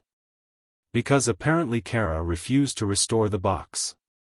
There had evidently been terrible scenes in the Bartholomew menage, hysterics and whatnot, the principal breakdown having occurred when Belinda Mary came home from school in France. "Miss Bartholomew is home then?" "Where is she?" asked T.X. Here the girl was more vague than ever. She thought the young lady had gone back again. Anyway, Miss Belinda had been very much upset. Miss Belinda had seen Dr. Williams and advised that her mother should go away for a change. "Miss Belinda seems to be a precocious young person," said T.X. "Did she by any chance see Mr. Kara?" "Oh, no," explained the girl. "Miss Belinda was above that sort of person. Miss Belinda was a lady, if ever there was one." "And how old is this interesting young woman?" asked T.X. curiously. "She is 19, said the girl, and the commissioner, who had pictured Belinda in short plaid frocks and long pigtails, and had moreover visualized her as a freckled little girl with thin legs and snub nose, was abashed. He delivered a short lecture on the sacred rights of property. Paid the girl the 3 months' wages which were due to her, he had no doubt as to the legality of her claim, and dismissed her with instructions to go back to the house, pack her box and clear out. After the girl had gone, T.X. sat down to consider the position. He might see Kara, and since Kara had expressed his contrition and was probably in a more humble state of mind, he might make reparation. Then again he might not. Mansus was waiting and T.X. walked back with him to his little office. "I hardly know what to make of it," he said in despair. "If you can give me Kara's motive, sir, I can give you a solution," said Mansus. T.X. shook his head. "That is exactly what I am unable to give you," he said. He perched himself on Mansus's desk and lit a cigar. "I have a good mind to go round and see him," he said after a while. "Why not telephone to him?" asked Mansus. "There is his phone straight into his boudoir." He pointed to a small telephone in a corner of the room. "Oh, he persuaded the commissioner to run the wire, did he?" said T.X., interested, and walked over to the telephone. He fingered the receiver for a little while and was about to take it off, but changed his mind. "I think not," he said, "I'll go round and see him tomorrow. I don't hope to succeed in extracting the confidence in the case of Lady Bartholomew, which he denied me over poor Lexman. I suppose you'll never give up hope of seeing Mr. Lexman again, smiled Mansus, busily arranging a new blotting pad. Before T.X. could answer there came a knock at the door, and a uniformed policeman entered. He saluted T.X. "They've just sent an urgent letter across from your office, sir." "I said I thought you were here." He handed the missive to the commissioner. T.X. took it and glanced at the typewritten address. It was marked urgent and by hand. He took up the thin, steel, paper knife from the desk and slit open the envelope.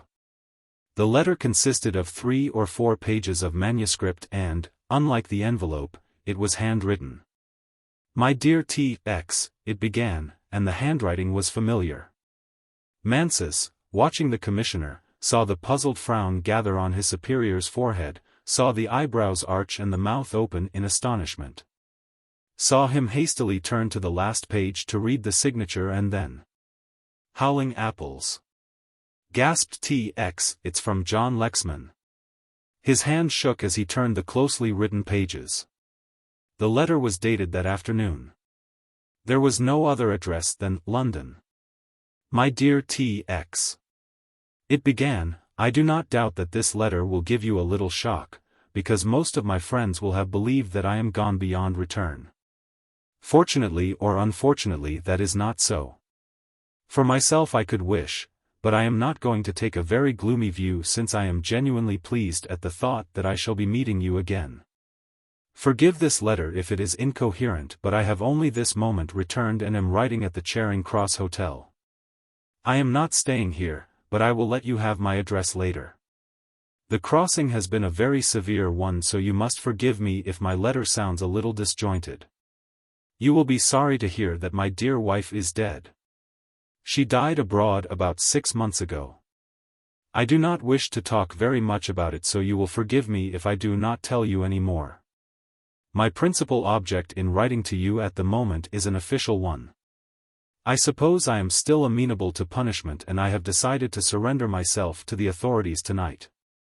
You used to have a most excellent assistant in Superintendent Mansus, and if it is convenient to you, as I hope it will be, I will report myself to him at 10:15. At any rate, my dear T.X. I do not wish to mix you up in my affairs, and if you will let me do this business through Mansus I shall be very much obliged to you. I know there is no great punishment awaiting me, because my pardon was apparently signed on the night before my escape. I shall not have much to tell you, because there is not much in the past 2 years that I would care to recall. We endured a great deal of unhappiness, and death was very merciful when it took my beloved from me. Do you ever see Kara in these days? Will you tell Mansus to expect me at between 10 and 1/2 and if he will give instructions to the officer on duty in the hall I will come straight up to his room. With affectionate regards, my dear fellow, I am yours sincerely, John Lexman. T.X. read the letter over twice and his eyes were troubled. Poor girl, he said softly, and handed the letter to Mansus. He evidently wants to see you because he is afraid of using my friendship to his advantage. I shall be here, nevertheless. What will be the formality? Asked Mansus. There will be no formality, said the other briskly. I will secure the necessary pardon from the Home Secretary, and in point of fact I have it already promised, in writing. He walked back to Whitehall, his mind fully occupied with the momentous events of the day. It was a raw February evening, sleet was falling in the street, a piercing easterly wind drove even through his thick overcoat. In such doorways as offered protection from the bitter elements, the wreckage of humanity which clings to the West End of London, as the singed moth flutters about the flame that destroys it, were huddled for warmth. T.X. was a man of vast human sympathies. All his experience with the criminal world, all his disappointments, all his disillusions had failed to quench the pity for his unfortunate fellows. He made it a rule on such nights as these, that if, by chance, returning late to his office he should find such a shivering piece of jetsam sheltering in his own doorway, he would give him or her the price of a bed. In his own quaint way he derived a certain speculative excitement from this practice. If the doorway was empty he regarded himself as a winner. If someone stood sheltered in the deep recess which is a feature of the old Georgian houses in this historic thoroughfare, he would lose to the extent of a shilling. He peered forward through the semi-darkness as he neared the door of his offices. "I've lost," he said, and stripped his gloves preparatory to groping in his pocket for a coin. Somebody was standing in the entrance, but it was obviously a very respectable somebody. A dumpy, motherly somebody in a sealskin coat and a preposterous bonnet. "Hello," said T.X. in surprise, "are you trying to get in here?" "I want to see Mr. Meredith," said the visitor, in the mincing affected tones of one who excused the vulgar source of her prosperity by frequently reiterated claims to having seen better days. "Your longing shall be gratified," said T.X. gravely. He unlocked the heavy door. Passed through the uncarpeted passage, there are no frills on government offices, and led the way up the stairs to the suite on the first floor which constituted his bureau. He switched on all the lights and surveyed his visitor, a comfortable person of the landlady type. A good sort, thought T.X., but somewhat overweight with lorgnettes and sealskin. "You will pardon my coming to see you at this hour of the night," she began deprecatingly, "but as my dear father used to say, hope he soit mal y pence." "Your dear father being in the garter business," suggested T.X. humorously. "Won't you sit down, Mrs. Casley," beamed the lady as she seated herself. "He was in the paper-hanging business. But needs must, when the devil drives, as the saying goes." "What particular devil is driving you, Mrs. Casley?" asked T.X. somewhat at a loss to understand the object of this visit. "I may be doing wrong," began the lady, pursing her lips, "and two blacks will never make a white." "And all that glitters is not gold," suggested T.X. a little wearily. "Will you please tell me your business, Mrs. Casley? I am a very hungry man." "Well, it's like this, sir," said Mrs. Casley, dropping her erudition, and coming down to bedrock homeliness. "I've got a young lady stopping with me, as respectable a gel as I've had to deal with. And I know what respectability is, I might tell you, for I've taken professional boarders and I have been housekeeper to a doctor." "You are well qualified to speak," said T.X., with a smile. "And what about this particular young lady of yours? By the way, what is your address?" 86A Marylebone Road, said the lady. T.X. sat up. "Yes," he said quickly. "What about your young lady?" "She works as far as I can understand," said the loquacious landlady, with a certain Mr. Kara in the typewriting line. "She came to me 4 months ago." "Never mind when she came to you," said T.X. impatiently. "Have you a message from the lady?" "Well, it's like this, sir," said Mrs. Casley, leaning forward confidentially and speaking in the hollow tone which she had decided should accompany any revelation to a police officer. "This young lady said to me, if I don't come any night by 8 o'clock you must go to T.X. and tell him." She paused dramatically. Yes, said T.X. quickly, "for heaven's sake go on, woman." "Tell him," said Mrs. Casley, "that Belinda Mary." He sprang to his feet. "Belinda Mary," he breathed, "Belinda Mary." In a flash he saw it all. This girl with a knowledge of modern Greek, who was working in Kara's house, was there for a purpose.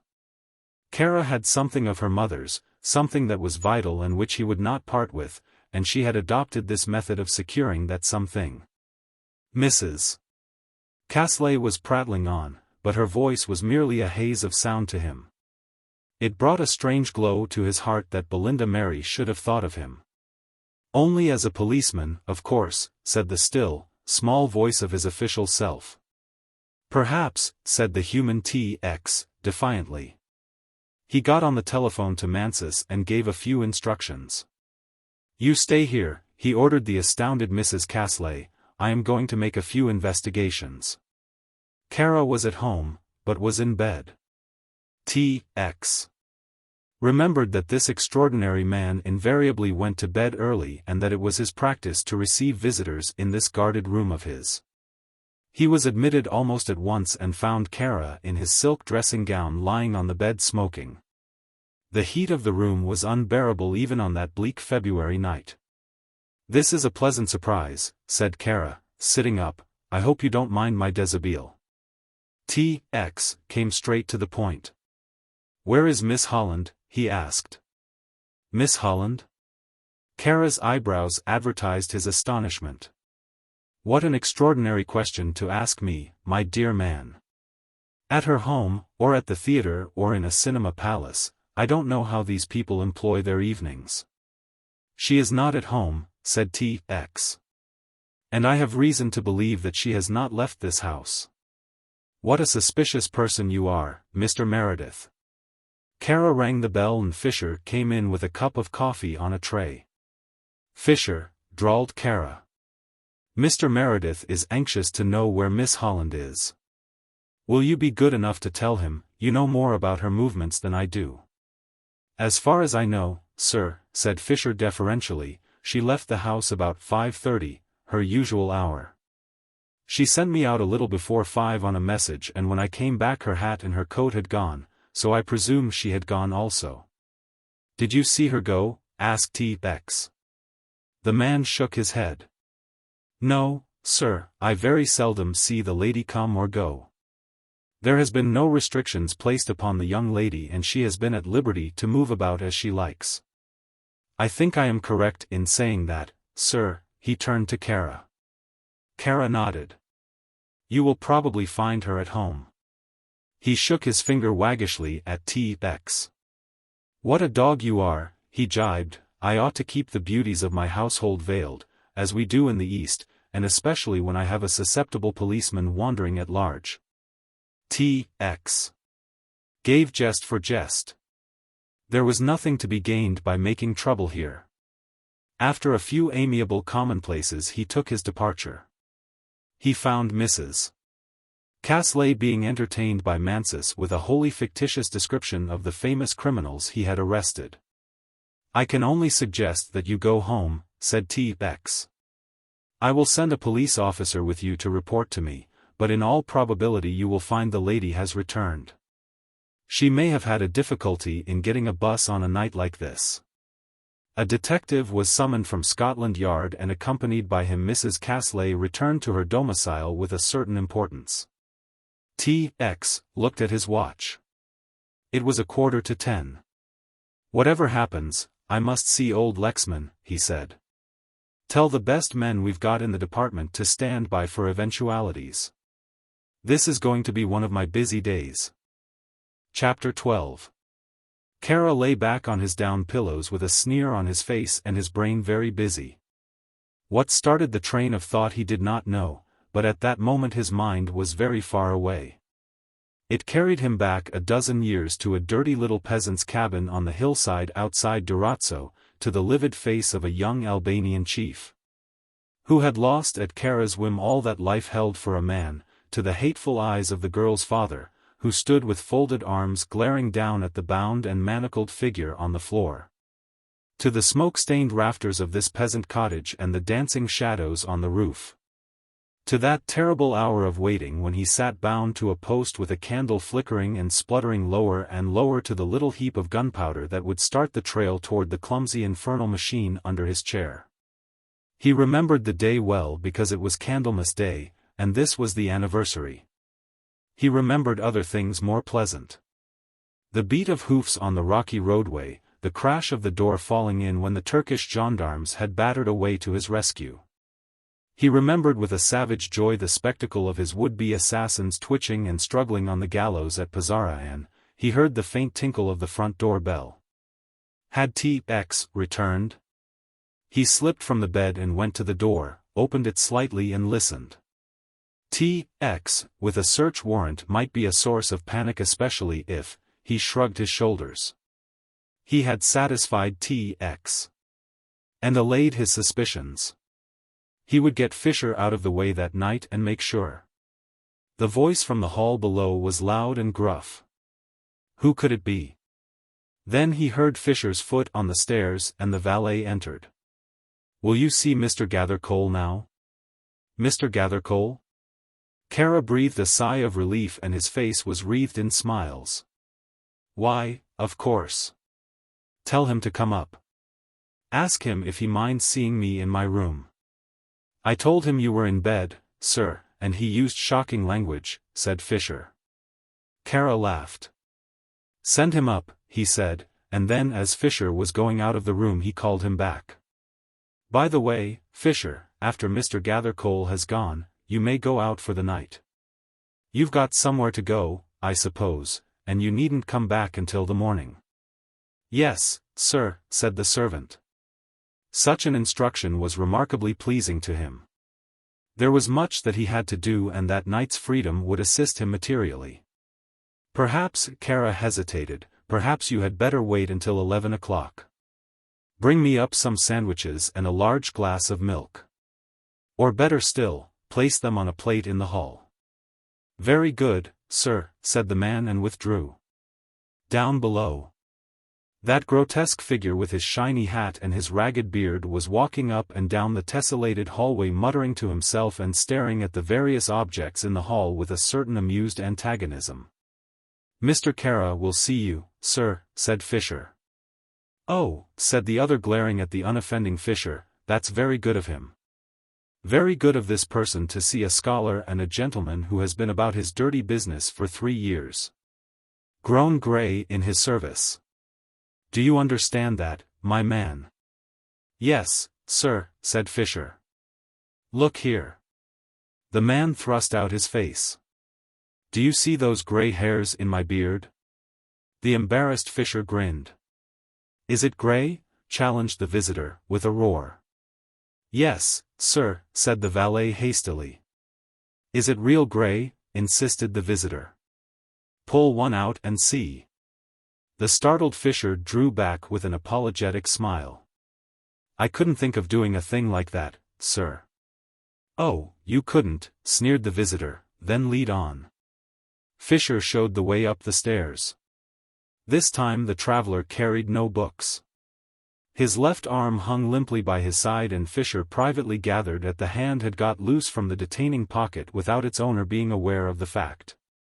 He pushed open the door and announced, "Mr. Gathercole," and Kara came forward with a smile to meet his agent, who, with top hat still on the top of his head, and his overcoat dangling about his heels, must have made a remarkable picture. Fisher closed the door behind them and returned to his duties in the hall below. 10 minutes later he heard the door opened and the booming voice of the stranger came down to him. Fisher went up the stairs to meet him and found him addressing the occupant of the room in his own eccentric fashion.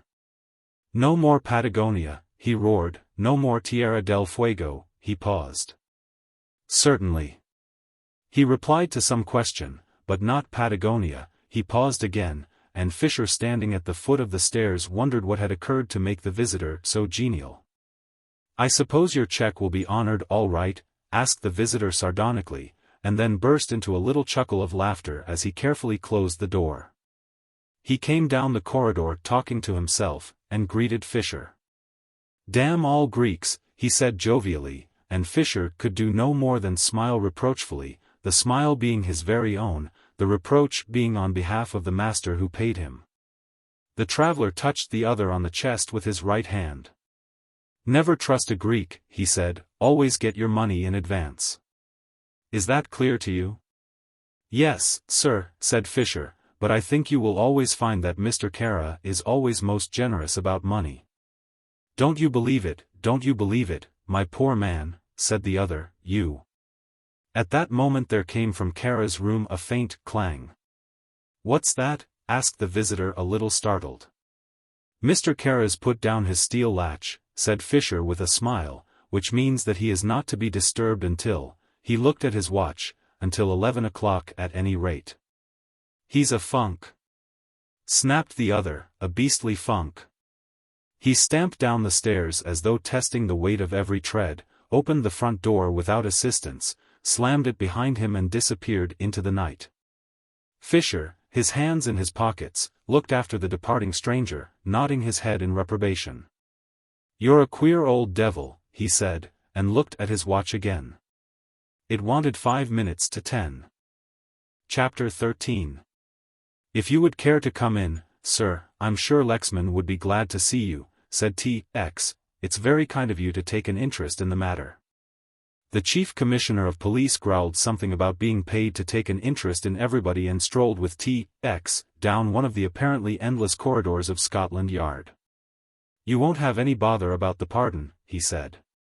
"I was dining tonight with old man Bartholomew and he will fix that up in the morning." "There will be no necessity to detain Lexman in custody?" asked T.X. The chief shook his head. "None whatever," he said. There was a pause, then.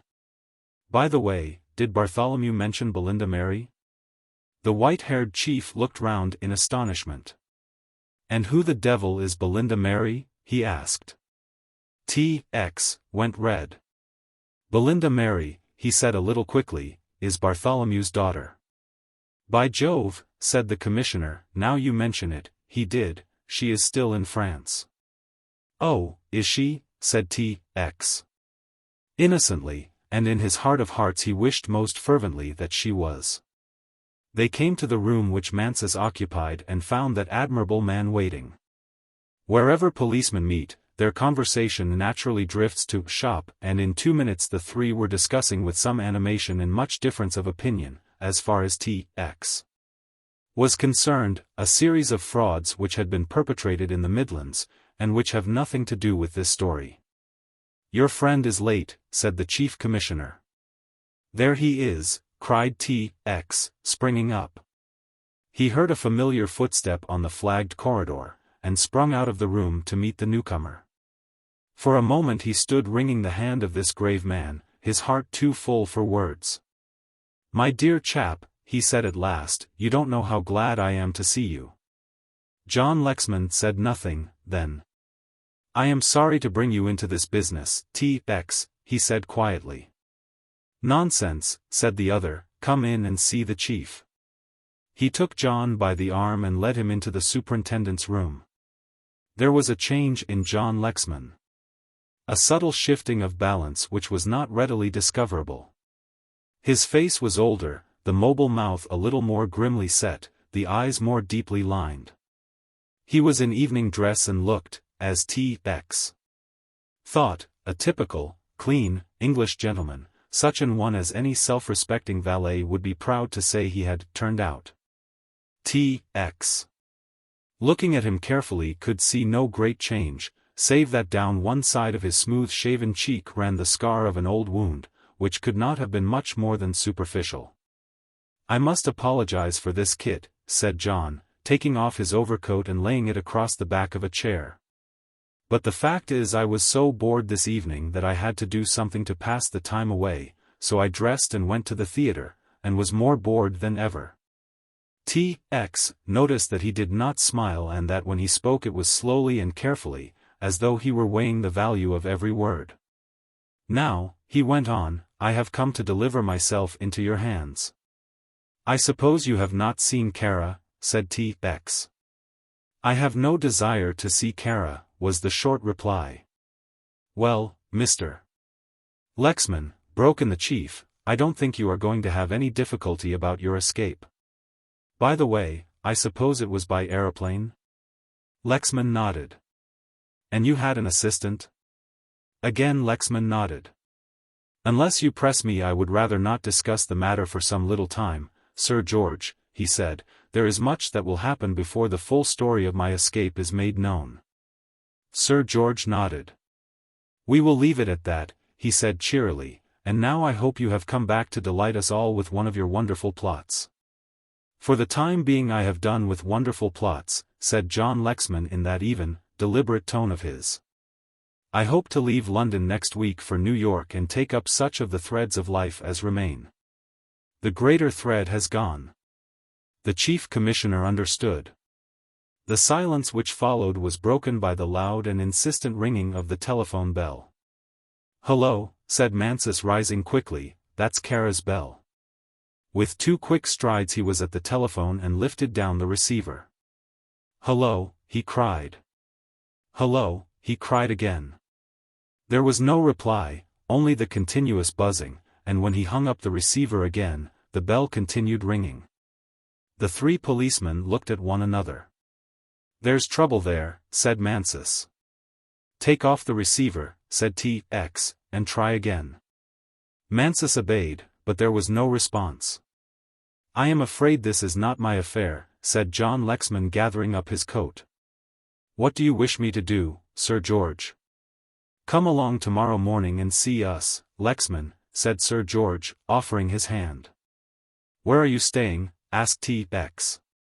"At the Great Midland," replied the other, "at least my bags have gone on there." "I'll come along and see you tomorrow morning." "It's curious this should have happened the night you returned," he said, gripping the other's shoulder affectionately.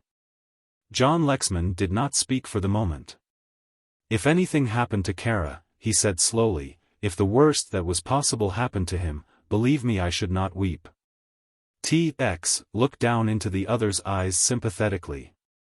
"I think he has hurt you pretty badly, old man," he said gently. John Lexman nodded. "He has, damn him," he said between his teeth. The chief commissioner's motor car was waiting outside, and in this T.X., Mansus, and a detective sergeant were whirled off to Cadogan Square. Fisher was in the hall when they rung the bell and opened the door instantly. He was frankly surprised to see his visitors. Mr. Kara was in his room, he explained resentfully, as though T.X. should have been aware of the fact without being told. He had heard no bell ringing and indeed had not been summoned to the room. "I have to see him at 11 o'clock, he said, "and I have had standing instructions not to go to him unless I am sent for." T.X. led the way upstairs, and went straight to Kara's room. He knocked, but there was no reply. He knocked again, and on this failing to evoke any response, kicked heavily at the door. "Have you a telephone downstairs?" he asked. "Yes, sir," replied Fisher. T.X. turned to the detective sergeant. "Phone to the yard," he said, "and get a man up with a bag of tools. We shall have to pick this lock, and I haven't got my case with me." "Picking the lock would be no good, sir," said Fisher, an interested spectator. "Mr. Kara's got the latch down." "I forgot that," said T.X. "Tell him to bring his saw, we'll have to cut through the panel here." While they were waiting for the arrival of the police officer, T.X. strove to attract the attention of the inmates of the room, but without success. "Does he take opium or anything?" asked Mansus. Fisher shook his head. "I've never known him to take any of that kind of stuff," he said. T.X. made a rapid survey of the other rooms on that floor. The room next to Kara's was the library, beyond that was a dressing room which, according to Fisher, Miss Holland had used, and at the farthermost end of the corridor was the dining room. Facing the dining room was a small service lift, and by its side a storeroom in which were a number of trunks, including a very large one smothered in injunctions in 3 different languages to "handle with care." There was nothing else of interest on this floor, and the upper and lower floors could wait. In a quarter of an hour the carpenter had arrived from Scotland Yard, and had bored a hole in the rosewood panel of Kara's room and was busily applying his slender saw. Through the hole he cut. T.X. could see no more than that the room was in darkness save for the glow of a blazing fire. He inserted his hand, groped for the knob of the steel latch, which he had remarked on his previous visit to the room, lifted it, and the door swung open. "Keep outside, everybody," he ordered. He felt for the switch of the electric, found it, and instantly the room was flooded with light. The bed was hidden by the open door. T.X. took one stride into the room and saw enough. Kara was lying half on and half off the bed. He was quite dead, and the blood-stained patch above his heart told its own story. T.X. stood looking down at him, saw the frozen horror on the dead man's face, then drew his eyes away and slowly surveyed the room. There in the middle of the carpet he found his clue, a bent and twisted little candle such as you find on children's Christmas trees. Chapter 14. It was Mansus who found the second candle, a stouter affair. It lay underneath the bed. The telephone, which stood on a fairly large-sized table by the side of the bed, was overturned and the receiver was on the floor. By its side were two books, one being The Balkan Question, by Villari, and the other Travels and Politics in the Near East, by Miller. With them was a long, ivory paper knife. There was nothing else on the bedside table save a silver cigarette box. T.X. drew on a pair of gloves and examined the bright surface for fingerprints, but a superficial view revealed no such clue. "Open the window," said T.X., "the heat here is intolerable." "Be very careful, Mansus. By the way, is the window fastened?" "Very well fastened," said the superintendent after a careful scrutiny. He pushed back the fastenings, lifted the window, and as he did, a harsh bell rang in the basement. "That is the burglar alarm, I suppose," said T.X., "go down and stop that bell." He addressed Fisher, who stood with a troubled face at the door. When he had disappeared, T.X. gave a significant glance to one of the waiting officers and the man sauntered after the valet. Fisher stopped the bell and came back to the hall and stood before the hall fire, a very troubled man. Near the fire was a big, oaken writing table, and on this there lay a small envelope which he did not remember having seen before, though it might have been there for some time.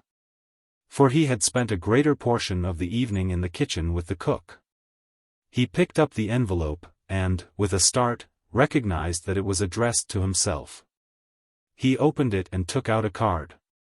There were only a few words written upon it, but they were sufficient to banish all the color from his face and set his hands shaking. He took the envelope and card and flung them into the fire. It so happened that, at that moment, Mansus had called from upstairs, and the officer, who had been told off to keep the valet under observation, ran up in answer to the summons. For a moment Fisher hesitated, then, hatless and coatless as he was, he crept to the door, opened it, leaving it ajar behind him, and darting down the steps, ran like a hare from the house. The doctor, who came a little later, was cautious as to the hour of death. "If you got your telephone message at 10:25, as you say, that was probably the hour he was killed," he said. "I could not tell within half an hour. Obviously the man who killed him gripped his throat with his left hand, there are the bruises on his neck, and stabbed him with the right." It was at this time that the disappearance of Fisher was noticed, but the cross-examination of the terrified Mrs. Beale removed any doubt that T.X. had as to the man's guilt. "You had better send out an all-stations message and pull him in," said T.X. "He was with the cook from the moment the visitor left until a few minutes before we rang. Besides which, it is obviously impossible for anybody to have got into this room or out again. Have you searched the dead man?" Mansus produced a tray on which Kara's belongings had been disposed. The ordinary keys Mrs. Beale was able to identify. There were one or two which were beyond her. T.X. recognized one of these as the key of the safe, but two smaller keys baffled him not a little, and Mrs. Beale was at first unable to assist him. "The only thing I can think of, sir," she said, "is the wine cellar." "The wine cellar," said T.X. slowly. "That must be—" he stopped. The greater tragedy of the evening, with all its mystifying aspects, had not banished from his mind the thought of the girl, that Belinda Mary, who had called upon him in her hour of danger, as he divined. Perhaps, he descended into the kitchen and was brought face to face with the unpainted door. "It looks more like a prison than a wine cellar," he said. "That's what I've always thought, sir," said Mrs. Beale, "and sometimes I've had a horrible feeling of fear." He cut short her loquacity by inserting one of the keys in the lock. It did not turn, but he had more success with the second. The lock snapped back easily and he pulled the door back. He found the inner door bolted top and bottom. The bolts slipped back in their well-oiled sockets without any effort. Evidently Kara used this place pretty frequently, thought T.X. He pushed the door open and stopped with an exclamation of surprise. The cellar apartment was brilliantly lit, but it was unoccupied. "This beats the band," said T.X. He saw something on the table and lifted it up. It was a pair of long-bladed scissors, and about the handle was wound a handkerchief. It was not this fact which startled him, but that the scissors' blades were dappled with blood, and blood, too, was on the handkerchief. He unwound the flimsy piece of cambric and stared at the monogram B.M.B. He looked around. Nobody had seen the weapon, and he dropped it in his overcoat pocket, and walked from the cellar to the kitchen where Mrs. Beale and Mansus awaited him. "There is a lower cellar, is there not?" he asked in a strained voice. "That was bricked up when Mr. Kara took the house," explained the woman. "There is nothing more to look for here," he said. He walked slowly up the stairs to the library, his mind in a whirl. That he, an accredited officer of police, sworn to the business of criminal detection, should attempt to screen one who was conceivably a criminal was inexplicable. But if the girl had committed this crime, how had she reached Kara's room, and why had she returned to the locked cellar? He sent for Mrs. Beale to interrogate her. She had heard nothing, and she had been in the kitchen all the evening. One fact she did reveal, however, that Fisher had gone from the kitchen and had been absent a quarter of an hour and had returned a little agitated. "Stay here," said T.X. and went down again to the cellar to make a further search. Probably there is some way out of this subterranean jail, he thought, and a diligent search of the room soon revealed it. He found the iron trap, pulled it open, and slipped down the stairs. He, too, was puzzled by the luxurious character of the vault. He passed from room to room and finally came to the inner chamber where a light was burning. The light, as he discovered, proceeded from a small reading lamp which stood by the side of a small brass bedstead. The bed had recently been slept in, but there was no sign of any occupant. T.X. conducted a very careful search and had no difficulty in finding the bricked-up door. Other exits there were none. The floor was of wood block laid on concrete, the ventilation was excellent, and in one of the recesses which had evidently held at so time or other, a large wine bin. There was a prefect electrical cooking plant. In a small larder were a number of baskets, bearing the name of a well-known caterer, one of them containing an excellent assortment of cold and potted meats, preserves, etc. T.X. went back to the bedroom and took the little lamp from the table by the side of the bed and began a more careful examination. Presently he found traces of blood, and followed an irregular trail to the outer room. He lost it suddenly at the foot of stairs leading down from the upper cellar. Then he struck it again. He had reached the end of his electric cord and was now depending upon an electric torch he had taken from his pocket. There were indications of something heavy having been dragged across the room, and he saw that it led to a small bathroom. He had made a cursory examination of this well-appointed apartment, and now he proceeded to make a close investigation and was well rewarded. The bathroom was the only apartment which possessed anything resembling a door, a twofold screen, and, as he pressed this back, he felt something which prevented its wider extension. He slipped into the room and flashed his lamp in the space behind the screen. There, stiff in death with glazed eyes and lolling tongue, lay a great gaunt dog, his yellow fangs exposed in a last grimace. About the neck was a collar, and attached to that, a few links of broken chain. T.X. mounted the steps thoughtfully and passed out to the kitchen. Did Belinda Mary stab Kara or kill the dog? That she killed one hound or the other was certain. That she killed both was possible. Chapter 15. After a busy and sleepless night he came down to report to the Chief Commissioner the next morning. The evening newspaper bills were filled with the Chelsea sensation, but the information given was of a meager character. Since Fisher had disappeared, many of the details which could have been secured by the enterprising pressman were missing. There was no reference to the visit of Mr. Gathercole, and in self-defense the press had fallen back upon a statement which at an earlier period had crept into the newspapers in one of those chatty paragraphs which begin, "I saw my friend Kara at Giros," and end with a brief but inaccurate summary of his hobbies. The paragraph had been to the effect that Mr. Kara had been in fear of his life for some time, as a result of a blood feud which existed between himself and another Albanian family. Small wonder, therefore, the murder was everywhere referred to as the political crime of the century. So far, reported T.X. to his superior, I have been unable to trace either Gathercole or the valet. The only thing we know about Gathercole is that he sent his article to the Times with his card. The servants of his club are very vague as to his whereabouts. He is a very eccentric man, who only comes in occasionally. And the steward whom I interviewed says that it frequently happened that Gathercole arrived and departed without anybody being aware of the fact. We have been to his old lodgings in Lincoln's Inn, but apparently he sold up there before he went away to the wilds of Patagonia and relinquished his tenancy.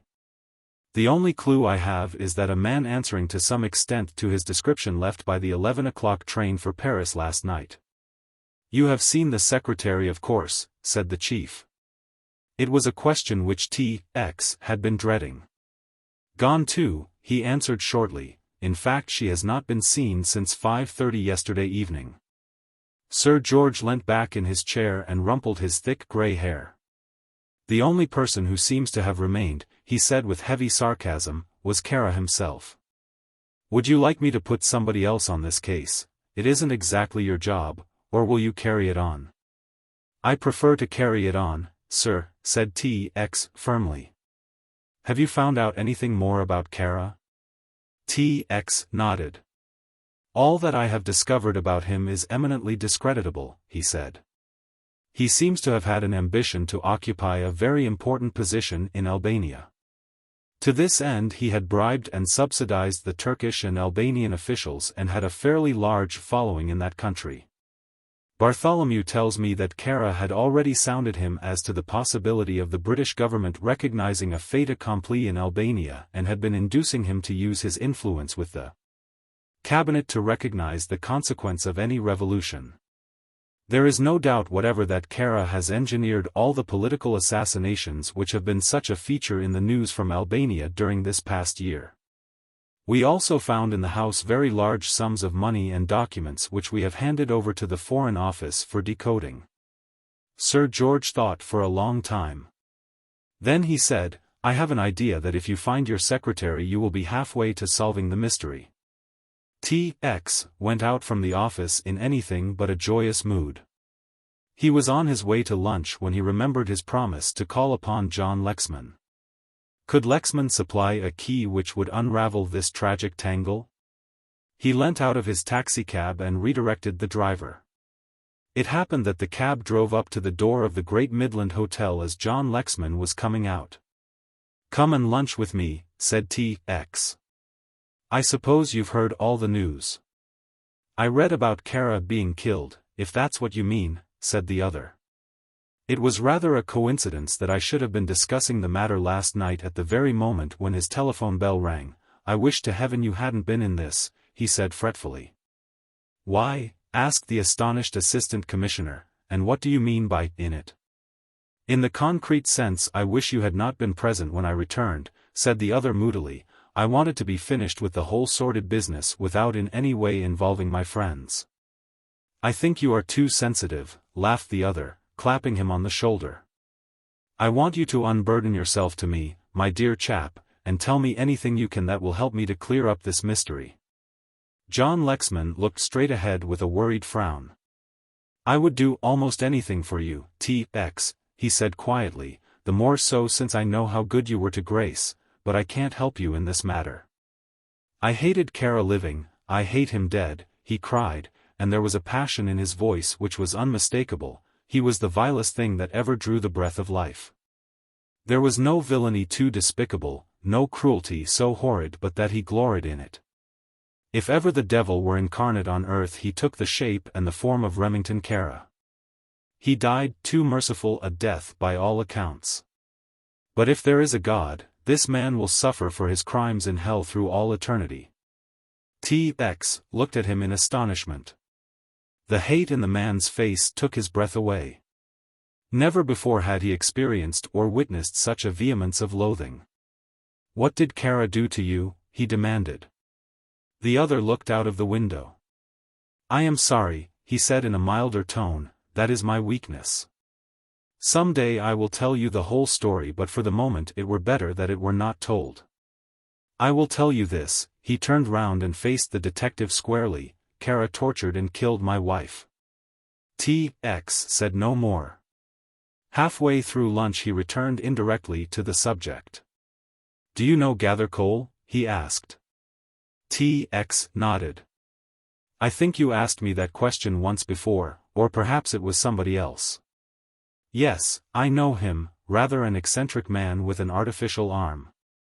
"That's the cove," said T.X., with a little sigh. "He's one of the few men I want to meet just now." "Why?" "Because he was apparently the last man to see Kara alive."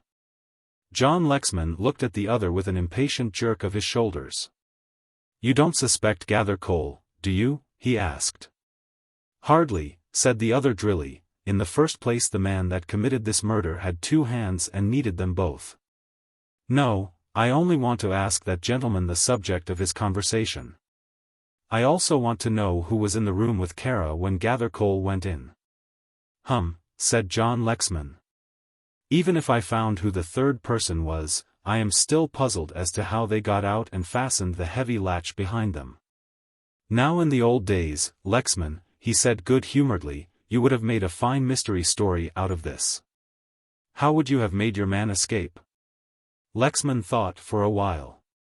"Have you examined the safe?" he asked. "Yes," said the other. "Was there very much in it?" T.X. looked at him in astonishment. "Just the ordinary books and things." "Why do you ask?" "Suppose there were two doors to that safe, one on the outside of the room and one on the inside, would it be possible to pass through the safe and go down the wall?" "I have thought of that," said T.X. "Of course," said Lexman, leaning back and toying with a salt spoon, "in writing a story where one hasn't got to deal with the absolute possibilities. One could always have made Kara have a safe of that character in order to make his escape in the event of danger. He might keep a rope ladder stored inside, open the back door, throw out his ladder to a friend, and by some trick arrangement could detach the ladder and allow the door to swing to again."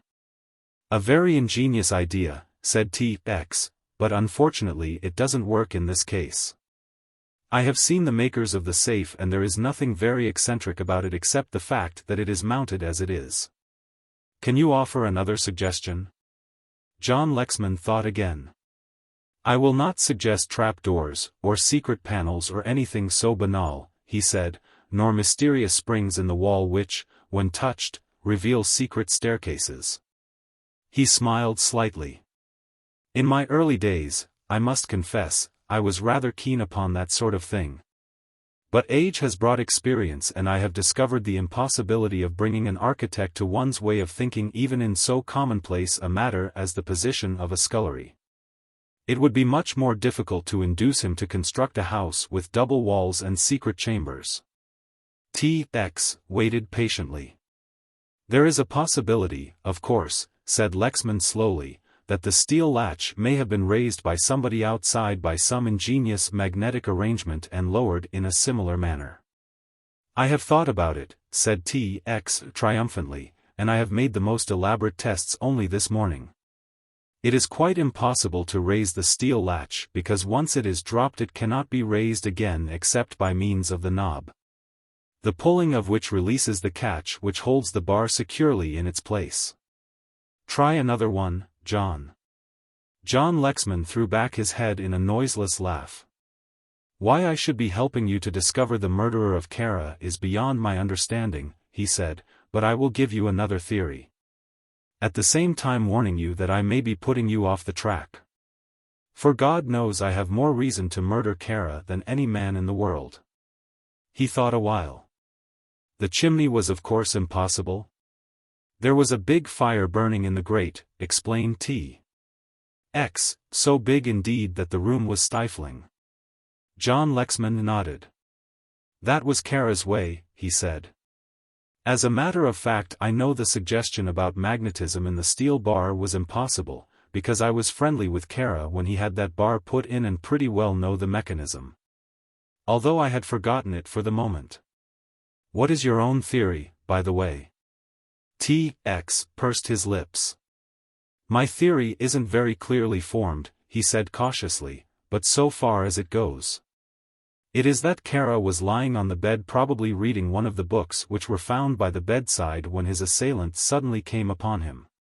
Kara seized the telephone to call for assistance and was promptly killed. Again there was silence. That is a theory, said John Lexman, with his curious deliberation of speech, but as I say I refuse to be definite. Have you found the weapon? T.X. shook his head. Were there any peculiar features about the room which astonished you, and which you have not told me? T.X. hesitated. There were 2 candles, he said, one in the middle of the room and one under the bed. That in the middle of the room was a small Christmas candle, the one under the bed was the ordinary candle of commerce evidently roughly cut and probably cut in the room. We found traces of candle chips on the floor and it is evident to me that the portion which was cut off was thrown into the fire, for here again we have a trace of grease. Lexman nodded. Anything further? He asked. The smaller candle was twisted into a sort of corkscrew shape. The clue of the twisted candle, mused John Lexman, that's a very good title. Kara hated candles. Why? Lexman leant back in his chair, selected a cigarette from a silver case. In my wanderings, he said, I have been to many strange places. I have been to the country which you probably do not know, and which the traveler who writes books about countries seldom visits. There are queer little villages perched on the spurs of the bleakest hills you ever saw. I have lived with communities which acknowledge no king and no government. These have their laws handed down to them from father to son. It is a nation without a written language. They administer their laws rigidly and drastically. The punishments they award are cruel, inhuman. I have seen the woman taken in adultery stoned to death as in the best biblical traditions, and I have seen the thief blinded. T.X. shivered. I have seen the false witness stand up in a barbaric marketplace whilst his tongue was torn from him.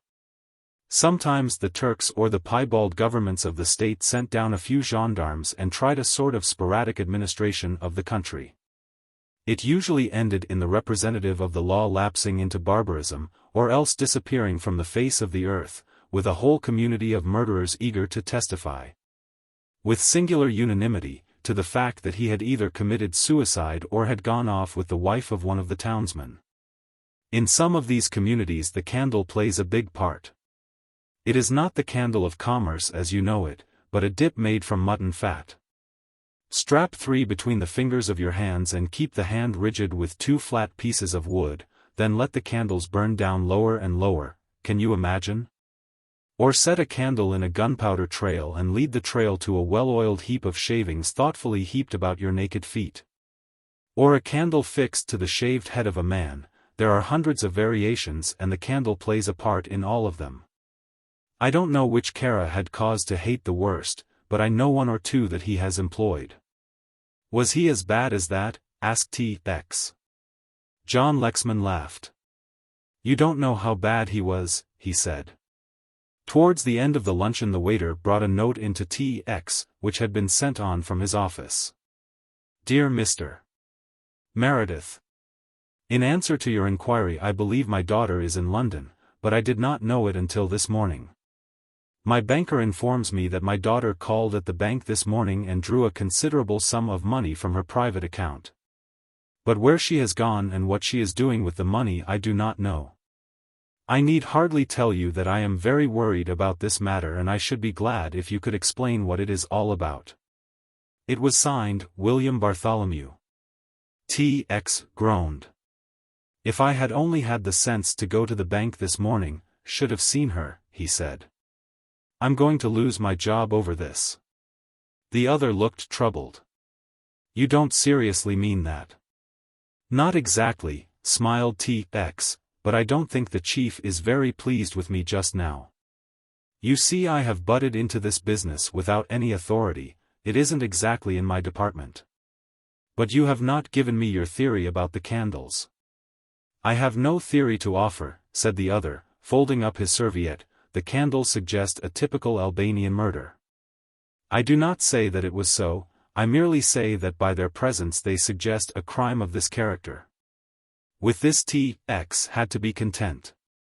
If it were not his business to interest himself in commonplace murder, though this hardly fitted such a description, it was part of the peculiar function which his department exercised to restore to Lady Bartholomew a certain very elaborate snuff-box which he discovered in the safe.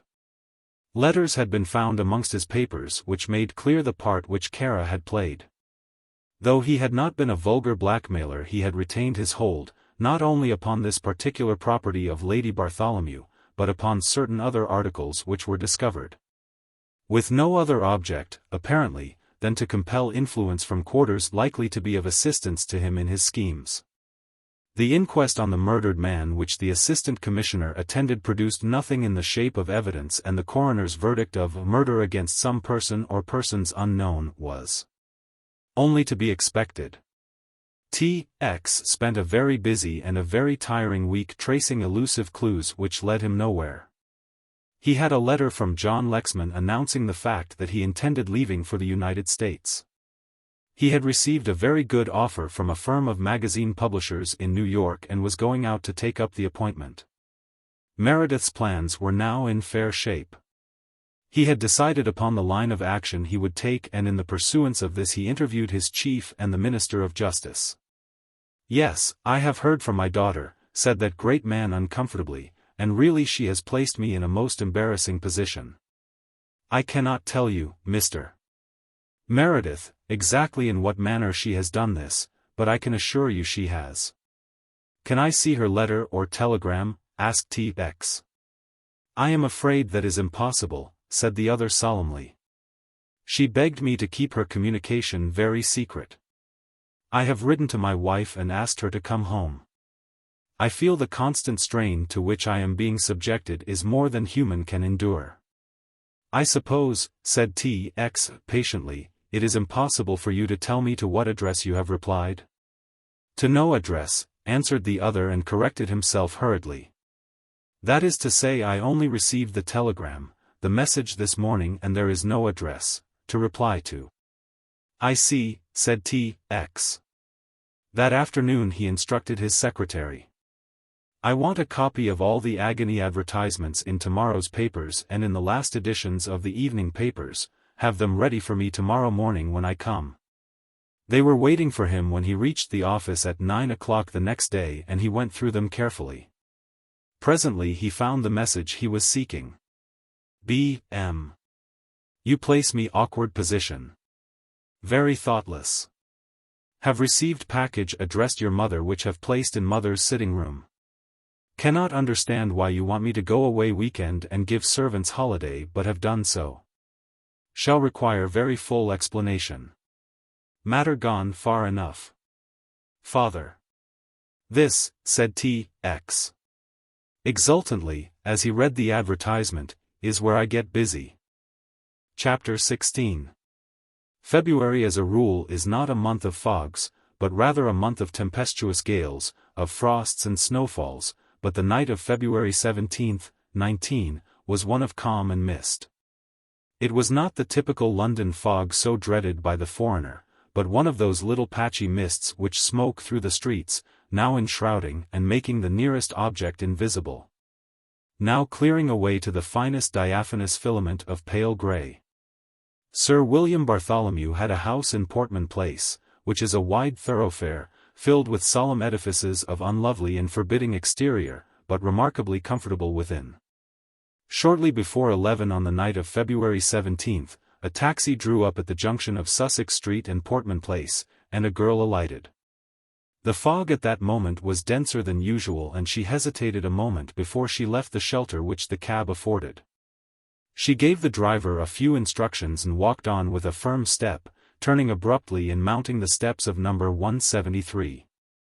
Very quickly she inserted her key in the lock, pushed the door open and closed it behind her. She switched on the hall light. The house sounded hollow and deserted, a fact which afforded her considerable satisfaction. She turned the light out and found her way up the broad stairs to the first floor. Paused for a moment to switch on another light which she knew would not be observable from the street outside, and mounted the second flight. Miss Belinda Mary Bartholomew congratulated herself upon the success of her scheme, and the only doubt that was in her mind now was whether the boudoir had been locked. But her father was rather careless in such matters, and Jacks the butler was one of those dear, silly, old men who never locked anything, and, in consequence, faced every audit with a long face and a longer tale of the peculations of occasional servants. To her immense relief the handle turned and the door opened to her touch. Somebody had had the sense to pull down the blinds and the curtains were drawn. She switched on the light with a sigh of relief. Her mother's writing table was covered with unopened letters, but she brushed these aside in her search for the little parcel. It was not there and her heart sank. Perhaps she had put it in one of the drawers. She tried them all without result. She stood by the desk a picture of perplexity, biting a finger thoughtfully. "Thank goodness," she said with a jump, for she saw the parcel on the mantel shelf, crossed the room and took it down. With eager hands she tore off the covering and came to the familiar leather case. Not until she had opened the padded lid and had seen the snuff-box reposing in a bed of cotton wool did she relapse into a long sigh of relief. "Thank heaven for that," she said aloud. "And me," said a voice. She sprang up and turned round with a look of terror. Mr. Meredith," she stammered. T.X. stood by the window curtains from whence he had made his dramatic entry upon the scene. "I say you have to thank me also, Miss Bartholomew," he said presently. "How do you know my name?" she asked with some curiosity. "I know everything in the world," he answered, and she smiled. Suddenly her face went serious and she demanded sharply. "Who sent you after me, Mr. Kara?" "Mr. Kara," he repeated, in wonder. "He threatened to send for the police," she went on rapidly, "and I told him he might do so. I didn't mind the police, it was Kara I was afraid of. You know what I went for, my mother's property." She held the snuff-box in her outstretched hand. "He accused me of stealing and was hateful, and then he put me downstairs in that awful cellar and, suggested T.X. "That's all," she replied with tightened lips. "What are you going to do now?" "I am going to ask you a few questions if I may," he said. "In the first place, have you not heard anything about Mr. Kara since you went away?" She shook her head. "I have kept out of his way," she said grimly. "Have you seen the newspapers?" he asked. She nodded. "I have seen the advertisement column. I wired asking Papa to reply to my telegram." "I know, I saw it," he smiled, "that is what brought me here." "I was afraid it would," she said ruefully. "Father is awfully loquacious in print, he makes speeches, you know. All I wanted him to say was yes or no." "What do you mean about the newspapers?" she went on. "Is anything wrong with Mother?" He shook his head. "So far as I know, Lady Bartholomew is in the best of health and is on her way home." "Then what do you mean by asking me about the newspapers?" she demanded. "Why should I see the newspapers? What is there for me to see?" "About Kara," he suggested. She shook her head in bewilderment. "I know and want to know nothing about Kara." "Why do you say this to me?" "Because," said T.X. slowly, "on the night you disappeared from Cadogan Square, Remington Kara was murdered." "Murdered?" she gasped. He nodded. "He was stabbed to the heart by some person or persons unknown." T.X. took his hand from his pocket and pulled something out which was wrapped in tissue paper. This he carefully removed and the girl watched with fascinated gaze, and with an awful sense of apprehension. Presently the object was revealed. It was a pair of scissors with the handle wrapped about with a small handkerchief dappled with brown stains. She took a step backward, raising her hands to her cheeks. "My scissors," she said huskily, "you won't think." She stared up at him, fear and indignation struggling for mastery. "I don't think you committed the murder," he smiled. "If that's what you mean to ask me, but if anybody else found those scissors and had identified this handkerchief you would have been in rather a fix, my young friend." She looked at the scissors and shuddered. I did kill something, she said in a low voice, an awful dog. I don't know how I did it, but the beastly thing jumped at me and I just stabbed him and killed him, and I am glad.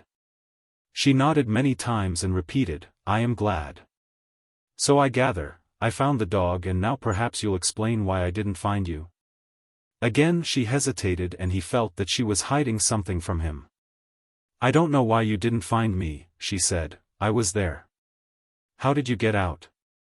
How did you get out? She challenged him boldly. I got out through the door, he confessed. It seems a ridiculously commonplace way of leaving, but that's the only way I could see. And that's how I got out, she answered, with a little smile. But it was locked. She laughed. I see now, she said, I was in the cellar. I heard your key in the lock and bolted down the trap, leaving those awful scissors behind. I thought it was Kara with some of his friends and then the voices died away and I ventured to come up and found you had left the door open. So I. These queer little pauses puzzled T.X. There was something she was not telling him. Something she had yet to reveal. So I got away, you see, she went on. I came out into the kitchen. There was nobody there, and I passed through the area door and up the steps and just round the corner I found a taxicab, and that is all. She spread out her hands in a dramatic little gesture. And that is all, is it? Said T.X. That is all, she repeated. Now what are you going to do? T.X. looked up at the ceiling and stroked his chin. I suppose that I ought to arrest you. I feel that something is due from me. May I ask if you were sleeping in the bed downstairs? In the lower cellar? She demanded, a little pause and then, yes, I was sleeping in the cellar downstairs. There was that interval of hesitation almost between each word. What are you going to do? She asked again. She was feeling more sure of herself and had suppressed the panic which his sudden appearance had produced in her. He rumpled his hair, a gross imitation, did she but know it, of one of his chief's mannerisms, and she observed that his hair was very thick and inclined to curl. She saw also that he was passably good-looking, had fine grey eyes, a straight nose and a most firm chin. I think, she suggested gently, you had better arrest me. Don't be silly, he begged. She stared at him in amazement. What did you say? She asked wrathfully. I said, don't be silly, repeated the calm young man. Do you know that you're being very rude? She asked. He seemed interested and surprised at this novel view of his conduct. Of course, she went on carefully smoothing her dress and avoiding his eye, I know you think I am silly and that I've got a most comic name. I have never said your name was comic, he replied coldly, I would not take so great a liberty. You said it was weird, which was worse, she claimed. I may have said it was weird, he admitted, but that's rather different to saying it was comic. There is dignity in weird things. For example, nightmares aren't comic but they're weird. Thank you, she said pointedly. Not that I mean your name is anything approaching a nightmare. He made this concession with a most magnificent sweep of hand as though he were a king conceding her the right to remain covered in his presence. I think that Belinda Ann. Belinda Mary, she corrected. Belinda Mary, I was going to say, or as a matter of fact, he floundered, I was going to say Belinda and Mary. You were going to say nothing of the kind, she corrected him. Anyway, I think Belinda Mary is a very pretty name. You think nothing of the sort. She saw the laughter in his eyes and felt an insane desire to laugh. You said it was a weird name and you think it is a weird name, but I really can't be bothered considering everybody's views. I think it's a weird name, too. I was named after an aunt, she added in self-defense. There you have the advantage of me, he inclined his head politely. I was named after my father's favorite dog. What does T.X. stand for? She asked curiously. Thomas Xavier, he said, and she leant back in the big chair on the edge of which a few minutes before she had perched herself in trepidation and dissolved into a fit of immoderate laughter. It is comic, isn't it? He asked. Oh, I am sorry I'm so rude, she gasped. Fancy being called Tommy Xavier, I mean Thomas Xavier. You may call me Tommy if you wish, most of my friends do. Unfortunately I'm not your friend, she said, still smiling and wiping the tears from her eyes, so I shall go on calling you Mr. Meredith if you don't mind. She looked at her watch. If you are not going to arrest me I'm going, she said. I have certainly no intention of arresting you, said he, but I am going to see you home. She jumped up smartly. You're not, she commanded. She was so definite in this that he was startled. My dear child, he protested. Please don't dear child me, she said seriously. You're going to be a good little Tommy and let me go home by myself. She held out her hand frankly and the laughing appeal in her eyes was irresistible. Well, I'll see you to a cab, he insisted. And listen while I give the driver instructions where he is to take me? She shook her head reprovingly. It must be an awful thing to be a policeman. He stood back with folded arms, a stern frown on his face. Don't you trust me? He asked. No, she replied. Quite right, he approved. Anyway, I'll see you to the cab and you can tell the driver to go to Charing Cross Station and on your way you can change your direction. And you promise you won't follow me? She asked. On my honor, he swore, on one condition though. I will make no conditions, she replied haughtily. Please come down from your great big horse, he begged, and listen to reason. The condition I make is that I can always bring you to an appointed rendezvous whenever I want you. Honestly, this is necessary, Belinda Mary. Miss Bartholomew, she corrected, coldly.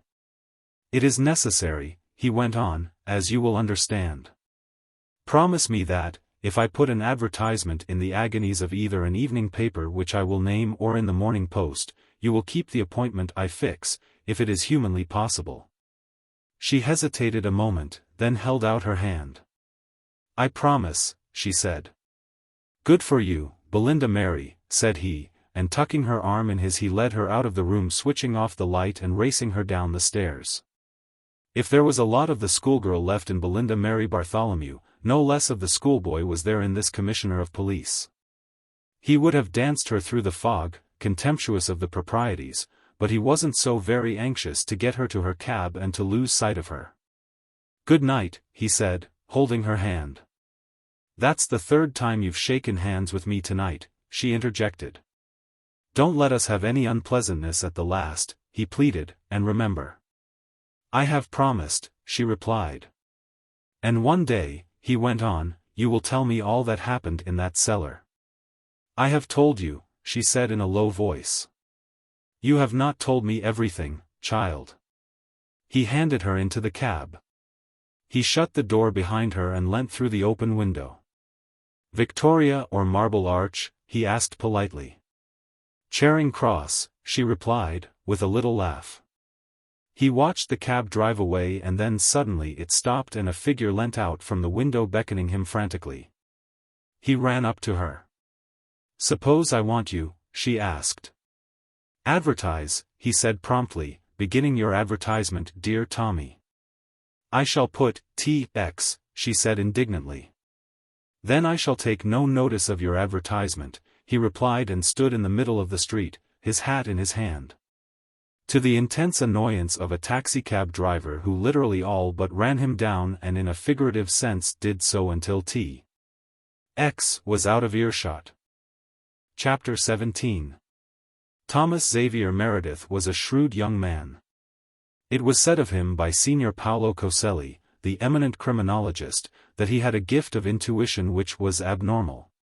Probably the mystery of the twisted candle was solved by him long before any other person in the world had the dimmest idea that it was capable of solution. The house in Cadogan Square was still in the hands of the police. To this house and particularly to Kara's bedroom T.X. from time to time repaired, and reproduced as far as possible the conditions which obtained on the night of the murder. He had the same stifling fire, the same locked door. The latch was dropped in its socket, whilst T.X., with a stopwatch in his hand, made elaborate calculations and acted certain parts which he did not reveal to a soul. 3 times, accompanied by Mansus, he went to the house, 3 times went to the death chamber and was alone on one occasion for an hour and a half whilst the patient Mansus waited outside. 3 times he emerged looking graver on each occasion, and after the 3rd visit he called into consultation John Lexman. Lexman had been spending some time in the country, having deferred his trip to the United States. "This case puzzles me more and more, John," said T.X. Troubled out of his usual boisterous self, "and thank heaven it worries other people besides me. De Mayneau came over from France the other day and brought all his best sleuths, whilst O'Grady of the New York Central Office paid a flying visit just to get hold of the facts. Not one of them has given me the real solution, though they've all been rather ingenious. Gathercole has vanished and is probably on his way to some undiscoverable region, and our people have not yet traced the valet." "He should be the easiest for you," said John Lexman, reflectively. "Why Gathercole should go off I can't understand," T.X. continued. "According to the story which was told me by Fisher, his last words to Kara were to the effect that he was expecting a check or that he had received a check. No check has been presented or drawn and apparently Gathercole has gone off without waiting for any payment. An examination of Kara's books show nothing against the Gathercole account save the sum of £600 which was originally advanced, and now to upset all my calculations, look at this." He took from his pocketbook a newspaper cutting and pushed it across the table, for they were dining together at the Carlton. John Lexman picked up the slip and read. It was evidently from a New York paper. "Further news has now come to hand by the Antarctic Trading Company's steamer, Cyprus, concerning the wreck of the city of the Argentine. It is believed that this ill-fated vessel, which called at South American ports, lost her propeller and drifted south out of the track of shipping. This theory is now confirmed. Apparently the ship struck an iceberg on December 23 and foundered with all aboard save a few men who were able to launch a boat and who were picked up by the Cyprus. The following is the passenger list." John Lexman ran down the list until he came upon the name which was evidently underlined in ink by T.X. That name was George Gathercole and after it in brackets, explorer. If that were true, then, Gathercole could not have come to London. "He may have taken another boat," said T.X. "And I cabled to the steamship company without any great success. Apparently Gathercole was an eccentric sort of man and lived in terror of being overcrowded. It was a habit of his to make provisional bookings by every available steamer. The company can tell me no more than that he had booked, but whether he shipped on the city of the Argentine or not, they do not know. I can tell you this about Gathercole," said John slowly and thoughtfully, "that he was a man who would not hurt a fly. He was incapable of killing any man, being constitutionally averse to taking life in any shape. For this reason he never made collections of butterflies or of bees, and I believe has never shot an animal in his life. He carried his principles to such an extent that he was a vegetarian. Poor old Gathercole," he said, with the first smile which T.X. had seen on his face since he came back. "If you want to sympathize with anybody," said T.X. gloomily, "sympathize with me." On the following day T.X. was summoned to the Home Office and went steeled for a most unholy row. The Home Secretary, a large and worthy gentleman, given to the making of speeches on every excuse, received him, however, with unusual kindness. "I've sent for you, Mr. Meredith," he said, "about this unfortunate Greek. I've had all his private papers looked into and translated and in some cases decoded. Because as you are probably aware his diaries and a great deal of his correspondence were in a code which called for the attention of experts. T.X. had not troubled himself greatly about Kara's private papers but had handed them over, in accordance with instructions, to the proper authorities. Of course, Mr. Meredith," the Home Secretary went on, beaming across his big table, "we expect you to continue your search for the murderer. But I must confess that your prisoner when you secure him will have a very excellent case to put to a jury. "That I can well believe, sir," said T.X. "Seldom in my long career at the bar," began the Home Secretary in his best oratorical manner, "have I examined a record so utterly discreditable as that of the deceased man." Here he advanced a few instances which surprised even T.X. "The man was a lunatic," continued the Home Secretary, "a vicious, evil man who loved cruelty for cruelty's sake. We have in this diary alone sufficient evidence to convict him of 3 separate murders, one of which was committed in this country." T.X. looked his astonishment. "You will remember, Mr. Meredith, as I saw in one of your reports, that he had a chauffeur, a Greek named Peropoulos." T.X. nodded. "He went to Greece on the day following the shooting of Vassalaro," he said. The Home Secretary shook his head. "He was killed on the same night," said the minister. "And you will have no difficulty in finding what remains of his body in the disused house which Kara rented for his own purpose on the Portsmouth Road. That he has killed a number of people in Albania you may well suppose. Whole villages have been wiped out to provide him with a little excitement. The man was a Nero without any of Nero's amiable weaknesses. He was obsessed with the idea that he himself was in danger of assassination, and saw an enemy even in his trusty servant. Undoubtedly the chauffeur Peropoulos was in touch with several continental government circles. You understand," said the minister in conclusion, "that I am telling you this, not with the idea of expecting you to relax your efforts to find the murderer and clear up the mystery, but in order that you may know something of the possible motive for this man's murder." T.X. spent an hour going over the decoded diary and documents and left the Home Office a little shakily. It was inconceivable, incredible. Kara was a lunatic, but the directing genius was a devil. T.X. had a flat in Whitehall Gardens and thither he repaired to change for dinner. He was half-dressed and the evening paper arrived and he glanced as was his wont first at the news page and then at the advertisement column. He looked down the column marked "Personal" without expecting to find anything of particular interest to himself, but saw that which made him drop the paper and fly round the room in a frenzy to complete his toilet. "Tommy X," ran the brief announcement, "most urgent, Marble Arch 8. He had 5 minutes to get there but it seemed like 5 hours. He was held up at almost every crossing and though he might have used his authority to obtain right of way, it was a step which his curious sense of honesty prevented him taking. He leapt out of the cab before it stopped, thrust the fare into the driver's hands and looked round for the girl. He saw her at last and walked quickly towards her. As he approached her, she turned about and with an almost imperceptible beckoning gesture walked away. He followed her along the Bayswater Road and gradually drew level. "I am afraid I have been watched," she said in a low voice. "Will you call a cab?" He hailed a passing taxi, helped her in and gave at random the first place that suggested itself to him, which was Finsbury Park. "I am very worried," she said, "and I don't know anybody who can help me except you." "Is it money?" he asked.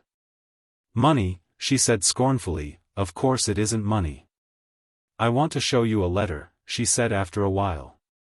She took it from her bag and gave it to him and he struck a match and read it with difficulty.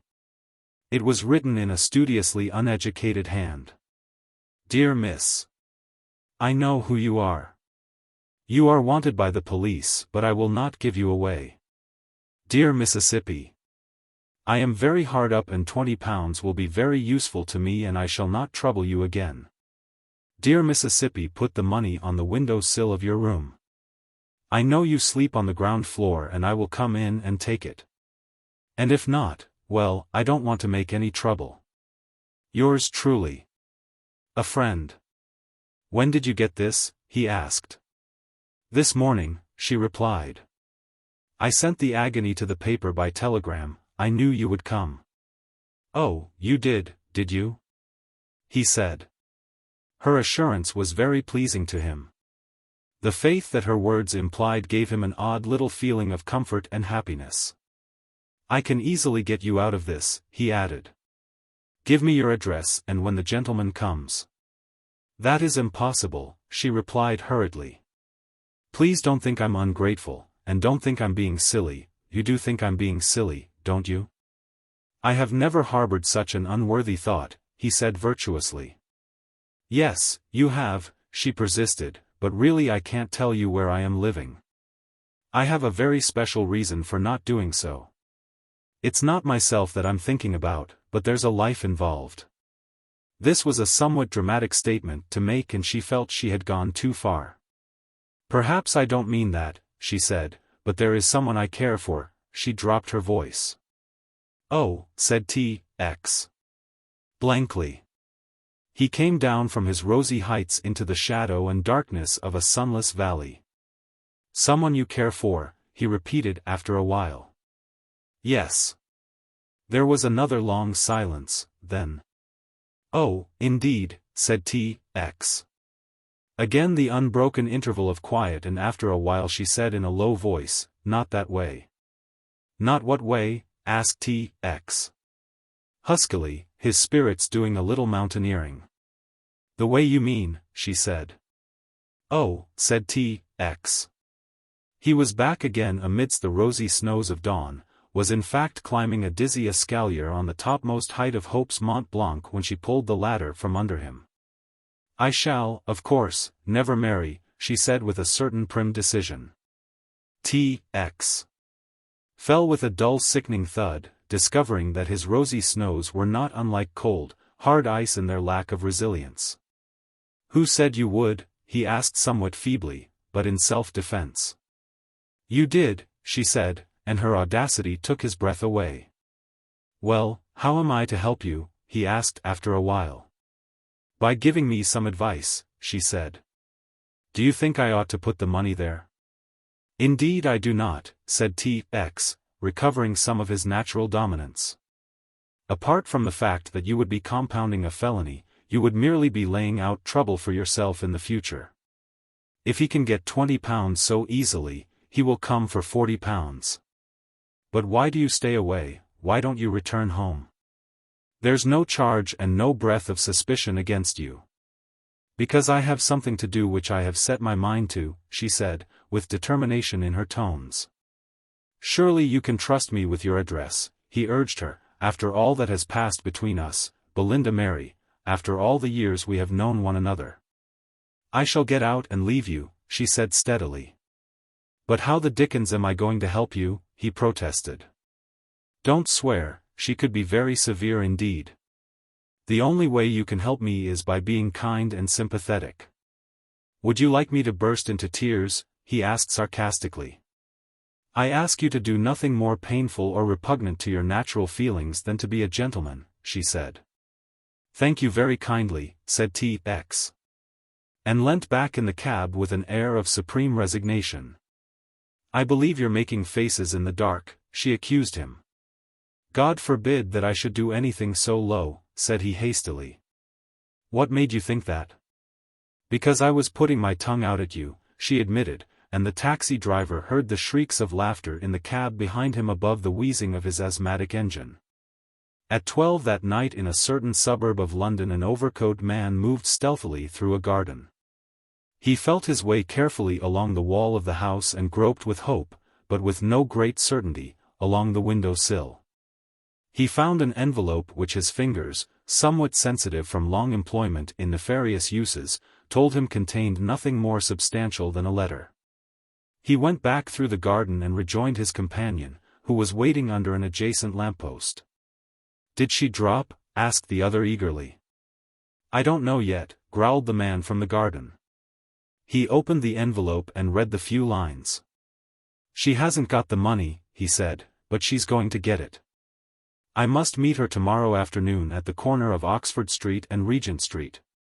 What time? Asked the other. 6 o'clock, said the first man. The chap who takes the money must carry a copy of the Westminster Gazette in his hand. Oh, then it's a plant, said the other with conviction. The other laughed. She won't work any plants. I bet she's scared out of her life. The second man bit his nails and looked up and down the road, apprehensively. It's come to something, he said bitterly. We went out to make our thousands and we've come down to chanting for £20. It's the luck, said the other philosophically, and I haven't done with her by any means. Besides, we've still got a chance of pulling of the big thing, Harry. I reckon she's good for 100 or two, anyway. At 6 o'clock on the following afternoon, a man dressed in a dark overcoat, with a soft felt hat pulled down over his eyes, stood nonchalantly by the curb near where the buses stop at Regent Street, slapping his hand gently with a folded copy of the Westminster Gazette, that none should mistake his liberal reading. He stood as near as possible to a street lamp and so arranged himself and his attitude that the minimum of light should fall upon his face and the maximum upon that respectable organ of public opinion. Soon after 6 he saw the girl approaching, out of the tail of his eye, and strolled off to meet her. To his surprise she passed him by and he was turning to follow when an unfriendly hand gripped him by the arm. "Mr. Fisher, I believe," said a pleasant voice. "What do you mean?" said the man, struggling backward. "Are you going quietly?" asked the pleasant Superintendent Manses, "or shall I take my stick to you?" Mr. Fisher thought a while. "It's a cop," he confessed, and allowed himself to be hustled into the waiting cab. He made his appearance in T.X.'s office and that urbane gentleman greeted him as a friend. "And how's Mr. Fisher?" he asked. "I suppose you are Mr. Fisher still and not Mr. Harry Gilcott, or Mr. George Porton?" Fisher smiled his old, deferential, deprecating smile. "You will always have your joke, sir. I suppose the young lady gave me away." "You gave yourself away, my poor Fisher," said T.X., and put a strip of paper before him. "You may disguise your hand, and in your extreme modesty pretend to an ignorance of the British language, which is not creditable to your many attainments. But what you must be awfully careful in doing in future when you write such epistles," he said, "is to wash your hands." "Wash my hands?" repeated the puzzled Fisher. T.X. nodded. "You see, you left a little thumb print, and we are rather whales on thumb prints at Scotland Yard, Fisher." "I see. What is the charge now, sir?" "I shall make no charge against you except the conventional one of being a convict under license and failing to report." Fisher heaved a sigh. "That'll only mean 12 months. Are you going to charge me with this business?" He nodded to the paper. T.X. shook his head. "I bear you no ill will although you tried to frighten Miss Bartholomew." "Oh yes, I know it is Miss Bartholomew, and have known all the time. The lady is there for a reason which is no business of yours or of mine. I shall not charge you with attempt to blackmail, and in reward for my leniency I hope you are going to tell me all you know about the Cara murder. You wouldn't like me to charge you with that, would you by any chance?" Fisher drew a long breath. "No, sir. But if you did I could prove my innocence," he said earnestly. "I spent the whole of the evening in the kitchen." "Except a quarter of an hour," said T.X. The man nodded. "That's true, sir, I went out to see a pal of mine." "The man who is in this?" asked T.X. Fisher hesitated. "Yes, sir. He was with me in this, but there was nothing wrong about the business, as far as we went. I don't mind admitting that I was planning a big thing. I'm not going to blow on it, if it's going to get me into trouble, but if you'll promise me that it won't, I'll tell you the whole story." "Against whom was this coup of yours planned?" "Against Mr. Cara, sir," said Fisher. "Go on with your story," nodded T.X. The story was a short and commonplace one.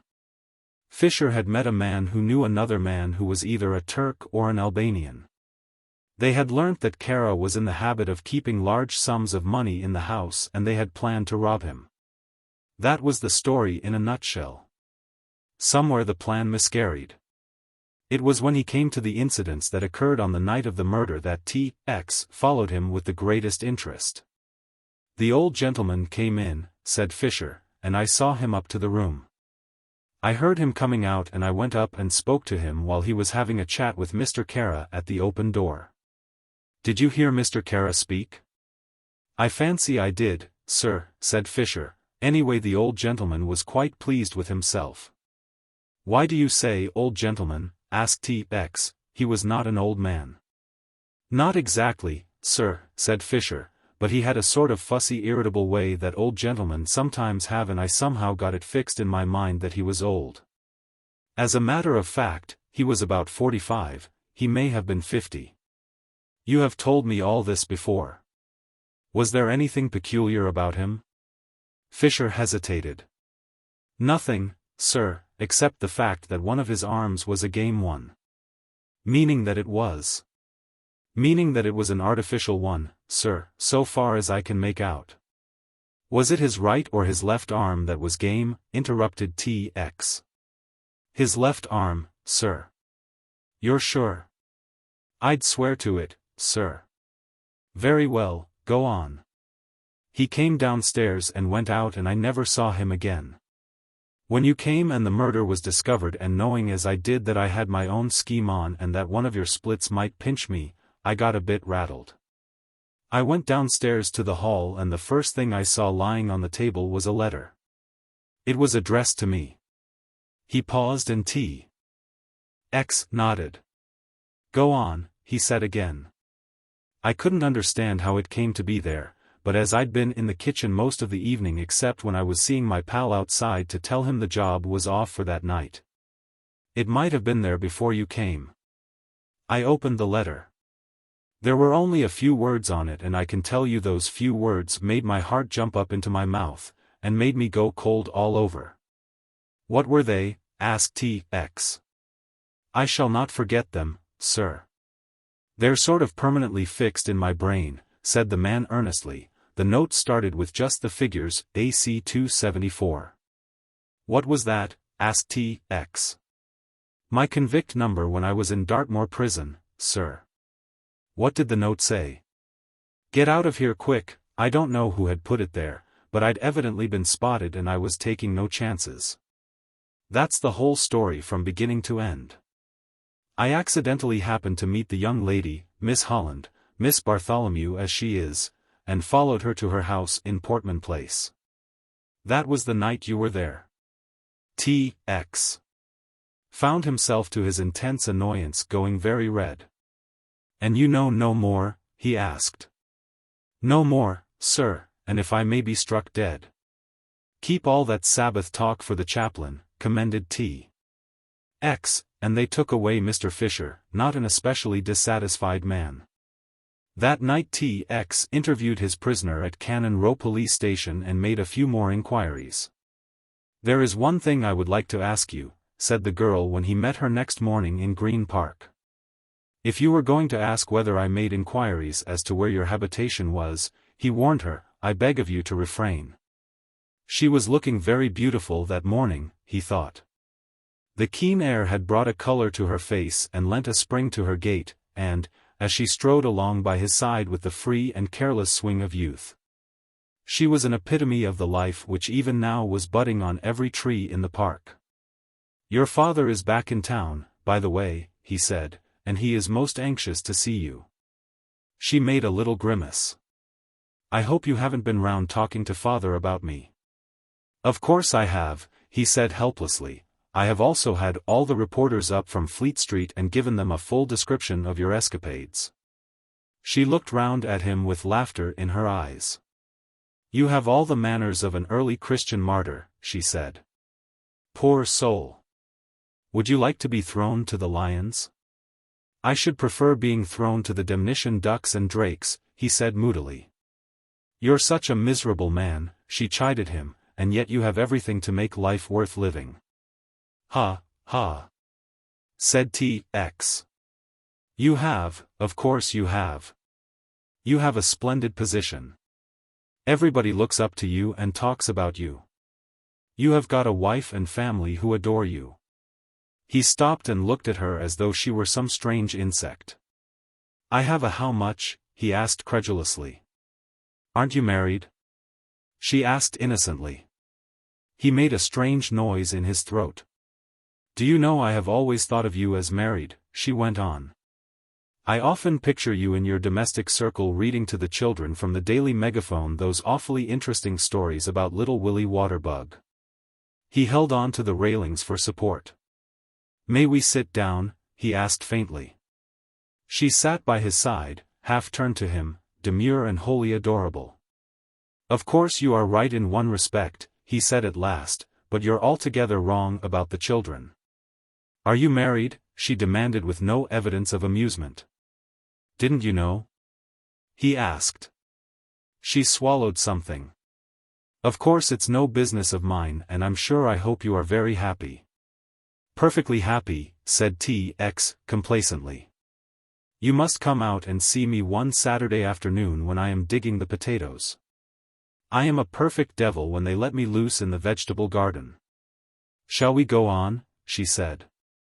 He could have sworn there were tears in her eyes and manlike he thought she was vexed with him at his fooling. I haven't made you cross, have I? He asked. Oh no, she replied. I mean you don't believe all this rot about my being married and that sort of thing? I'm not interested, she said, with a shrug of her shoulders, not very much. You've been very kind to me and I should be an awful bore if I wasn't grateful. Of course, I don't care whether you're married or not, it's nothing to do with me, is it? Naturally it isn't, he replied. I suppose you aren't married by any chance? Married, she repeated bitterly, why, you will make my fourth. She had hardly got the words out of her mouth before she realized her terrible error. A second later she was in his arms and he was kissing her to the scandal of one aged park keeper.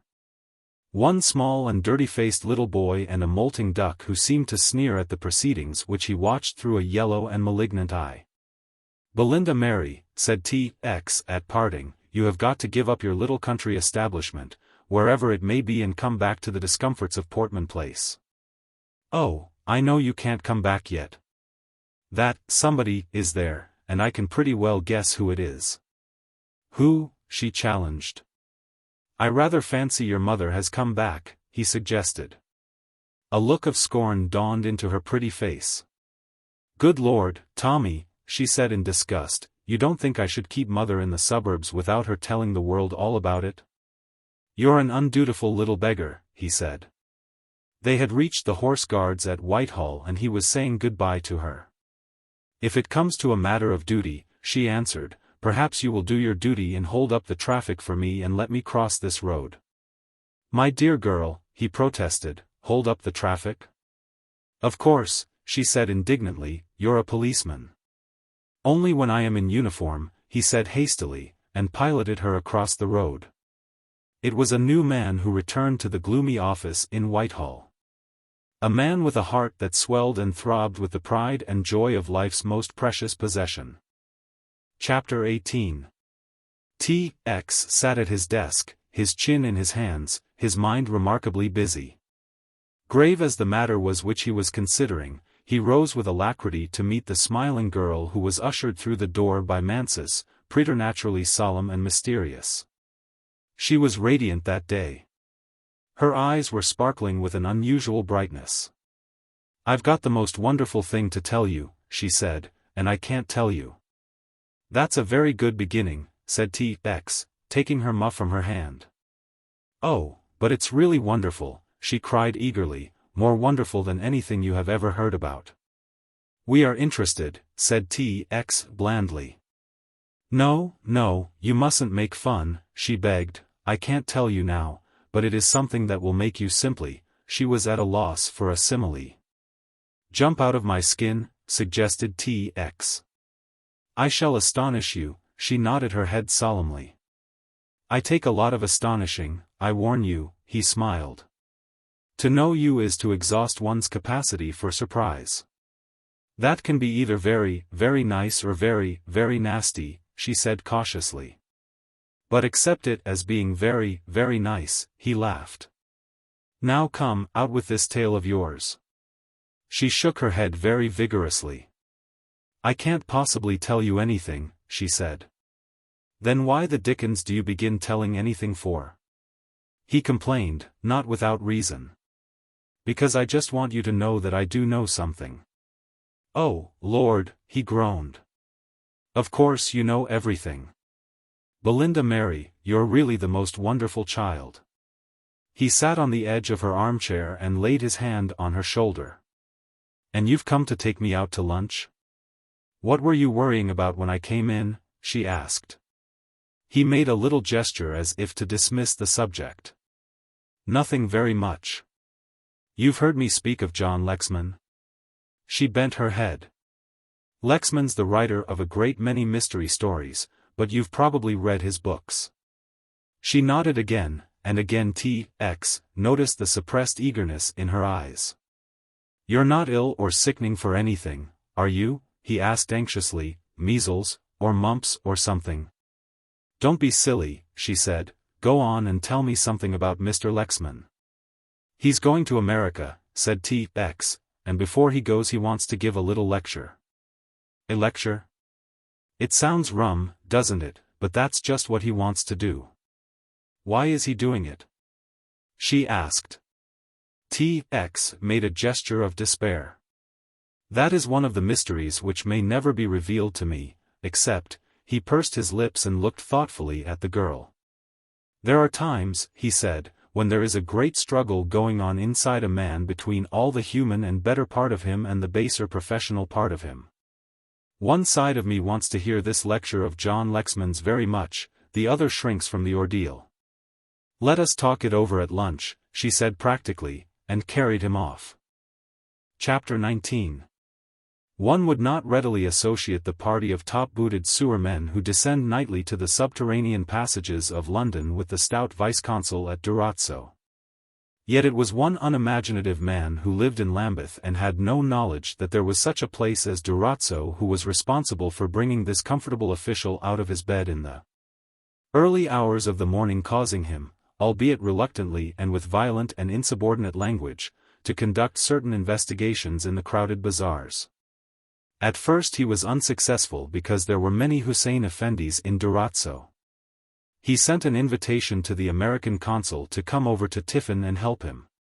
Why the dickens the Foreign Office should suddenly be interested in Hussein Effendi, I cannot for the life of me understand. "The Foreign Department has to be interested in something, you know," said the genial American. "I receive some of the quaintest requests from Washington. I rather fancy they only wire you to find if they are there." "Why are you doing this?" "I've seen Hakot Bey," said the English official. "I wonder what this fellow has been doing. There is probably a wigging for me in the offing." At about the same time the sewerman in the bosom of his own family was taking loud and noisy sips from a big mug of tea. "Don't you be surprised," he said to his admiring better half, "if I have to go up to the Old Bailey to give evidence." "Lord Joe," she said with interest, "what has happened?" The sewerman filled his pipe and told the story with a wealth of rambling detail. He gave particulars of the hour he had descended the Victoria Street shaft, of what Bill Morgan had said to him as they were going down. Of what he had said to Harry Carter as they splashed along the low-roofed tunnel, of how he had a funny feeling that he was going to make a discovery. And so on and so forth until he reached his long-delayed climax. T.X. waited up very late that night and at 12 o'clock his patience was rewarded, for the Foreign Office messenger brought a telegram to him. It was addressed to the Chief Secretary and ran. Number 847. Yours 63952 of yesterday's date. Begins. Hussein Effendi, a prosperous merchant of this city, left for Italy to place his daughter in convent Marie Theresa, Florence Hussein being Christian. He goes on to Paris. Apply Rally Theocritus ed c. Rue de l'Opéra. Ends. Half an hour later T.X. had a telephone connection through to Paris and was instructing the British police agent in that city. He received a further telephone report from Paris the next morning, and one which gave him infinite satisfaction. Very slowly but surely he was gathering together the pieces of this baffling mystery and was fitting them together. Hussein Effendi would probably supply the last missing segments. At 8 o'clock that night the door opened and the man who represented T.X. in Paris came in carrying a traveling ulster on his arm. T.X. gave him a nod and then, as the newcomer stood with the door open, obviously waiting for somebody to follow him, he said, "Show him in, I will see him alone." There walked into his office, a tall man wearing a frock coat and a red fez. He was a man from 55 to 60, powerfully built, with a grave dark face and a thin fringe of white beard. He salaamed as he entered. "You speak French, I believe," said T.X. presently. The other bowed. "My agent has explained to you," said T.X. "in French, that I desire some information for the purpose of clearing up a crime which has been committed in this country. I have given you my assurance, if that assurance was necessary, that you would come to no harm as a result of anything you might tell me." "That I understand, Effendi," said the tall Turk. "The Americans and the English have always been good friends of mine and I have been frequently in London. Therefore, I shall be very pleased to be of any help to you." T.X. walked to a closed bookcase on one side of the room, unlocked it, took out an object wrapped in white tissue paper. He laid this on the table, the Turk watching the proceedings with an impassive face. Very slowly the commissioner unrolled the little bundle and revealed at last a long, slim knife, rusted and stained, with a hilt, which in its untarnished days had evidently been of chased silver. He lifted the dagger from the table and handed it to the Turk. "This is yours, I believe," he said softly. The man turned it over, stepping nearer the table that he might secure the advantage of a better light. He examined the blade near the hilt and handed the weapon back to T.X. "That is my knife," he said. T.X. smiled. "You understand, of course, that I saw Hussein Effendi of Durazzo inscribed in Arabic near the hilt." The Turk inclined his head. "With this weapon," T.X. went on, speaking with slow emphasis, "a murder was committed in this town." There was no sign of interest or astonishment, or indeed of any emotion whatever. "It is the will of God," he said calmly, "these things happen even in a great city like London." "It was your knife," suggested T.X. "But my hand was in Durazzo, Effendi," said the Turk. He looked at the knife again. "So the Black Roman is dead, Effendi?" "The Black Roman?" asked T.X., a little puzzled. "The Greek they call Kara," said the Turk. "He was a very wicked man." T.X. was up on his feet now, leaning across the table and looking at the other with narrowed eyes. "How did you know it was Kara?" he asked quickly. The Turk shrugged his shoulders. "Who else could it be?" he said. "Are not your newspapers filled with the story?" T.X. sat back again, disappointed and a little annoyed with himself. "That is true, Hussein Effendi, but I did not think you read the papers." "Neither do I, master," replied the other coolly, "nor did I know that Kara had been killed until I saw this knife." "How came this in your possession?" "It was found in a rain sewer," said T.X., into which the murderer had apparently dropped it. "But if you have not read the newspapers, Effendi, then you admit that you know who committed this murder." The Turk raised his hands slowly to a level with his shoulders.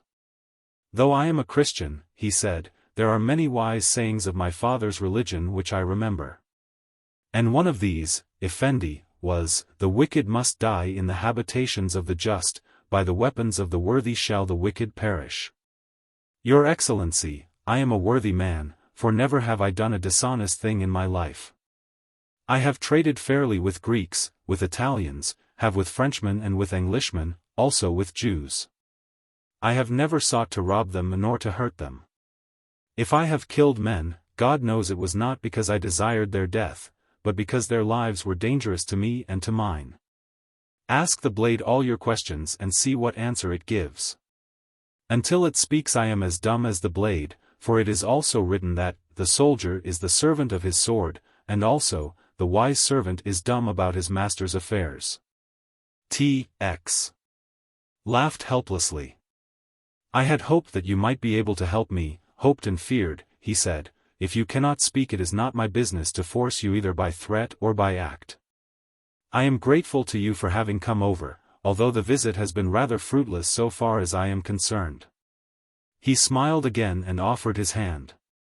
"Excellency," said the old Turk soberly, "there are some things in life that are well left alone, and there are moments when justice should be so blind that she does not see guilt. Here is such a moment." And this ended the interview, one on which T.X. had set very high hopes. His gloom carried to Portman Place, where he had arranged to meet Belinda Mary. "Where is Mr. Lexman going to give this famous lecture of his?" was the question with which she greeted him, and, "Please, what is the subject?" "It is on a subject which is of supreme interest to me," he said gravely. He has called his lecture "The Clue of the Twisted Candle." There is no clearer brain being employed in the business of criminal detection than John Lexman's. Though he uses his genius for the construction of stories, were it employed in the legitimate business of police work, I am certain he would make a mark second to none in the world. He is determined on giving this lecture, and he has issued a number of invitations. These include the chiefs of the secret police of nearly all the civilized countries of the world. O'Grady is on his way from America. He wirelessed me this morning to that effect. Even the chief of the Russian police has accepted the invitation, because, as you know, this murder has excited a great deal of interest in police circles everywhere. John Lexman is not only going to deliver this lecture, he said slowly, but he is going to tell us who committed the murder and how it was committed. She thought a moment. "Where will it be delivered?" "I don't know," he said in astonishment. "Does that matter?" "It matters a great deal," she said emphatically, "especially if I want it delivered in a certain place." "Would you induce Mr. Lexman to lecture at my house?" "At Portman Place?" he asked. She shook her head. "No, I have a house of my own. A furnished house I have rented at Blackheath." "Will you induce Mr. Lexman to give the lecture there?" "But why?" he asked. "Please don't ask questions," she pleaded. "Do this for me, Tommy." He saw she was in earnest. "I'll write to old Lexman this afternoon," he promised. John Lexman telephoned his reply. "I should prefer somewhere out of London," he said, "and since Miss Bartholomew has some interest in the matter, may I extend my invitation to her? I promise she shall not be any more shocked than a good woman need be." And so it came about that the name of Belinda Mary Bartholomew was added to the selected list of police chiefs, who were making for London at that moment to hear from the man who had guaranteed the solution of the story of Kara and his killing, the unravelment of the mystery which surrounded his death, and the significance of the twisted candles, which at that moment were reposing in the Black Museum at Scotland Yard. Chapter 20. The room was a big one, and most of the furniture had been cleared out to admit the guests who had come from the ends of the earth to learn the story of the twisted candles, and to test John Lexman's theory by their own. They sat around chatting cheerfully of men and crimes, of great coups planned and frustrated, of strange deeds committed and undetected. Scraps of their conversation came to Belinda Mary as she stood in the chintz-draped doorway which led from the drawing-room to the room she used as a study. "Do you remember, Sir George, the Bulbrook case? I took the man at Odessa. The curious thing was that I found no money on the body, only a small gold charm set with a single emerald. So I knew it was the girl with the fur bonnet who had. Pino got away after putting 3 bullets into me, but I dragged myself to the window and shot him dead. It was a real good shot." They rose to meet her, and T.X. introduced her to the men. It was at that moment that John Lexman was announced. He looked tired, but returned the commissioner's greeting with a cheerful mien. He knew all the men present by name, as they knew him. He had a few sheets of notes, which he laid on the little table which had been placed for him, and when the introductions were finished he went to this and with scarcely any preliminary began. Chapter 21. The Narrative of John Lexman. I am, as you may all know, a writer of stories which depend for their success upon the creation and unravelment of criminological mysteries. The Chief Commissioner has been good enough to tell you that my stories were something more than a mere seeking after sensation, and that I endeavored in the course of those narratives to propound obscure but possible situations, and, with the ingenuity that I could command, to offer to those problems a solution acceptable not only to the general reader, but to the police expert.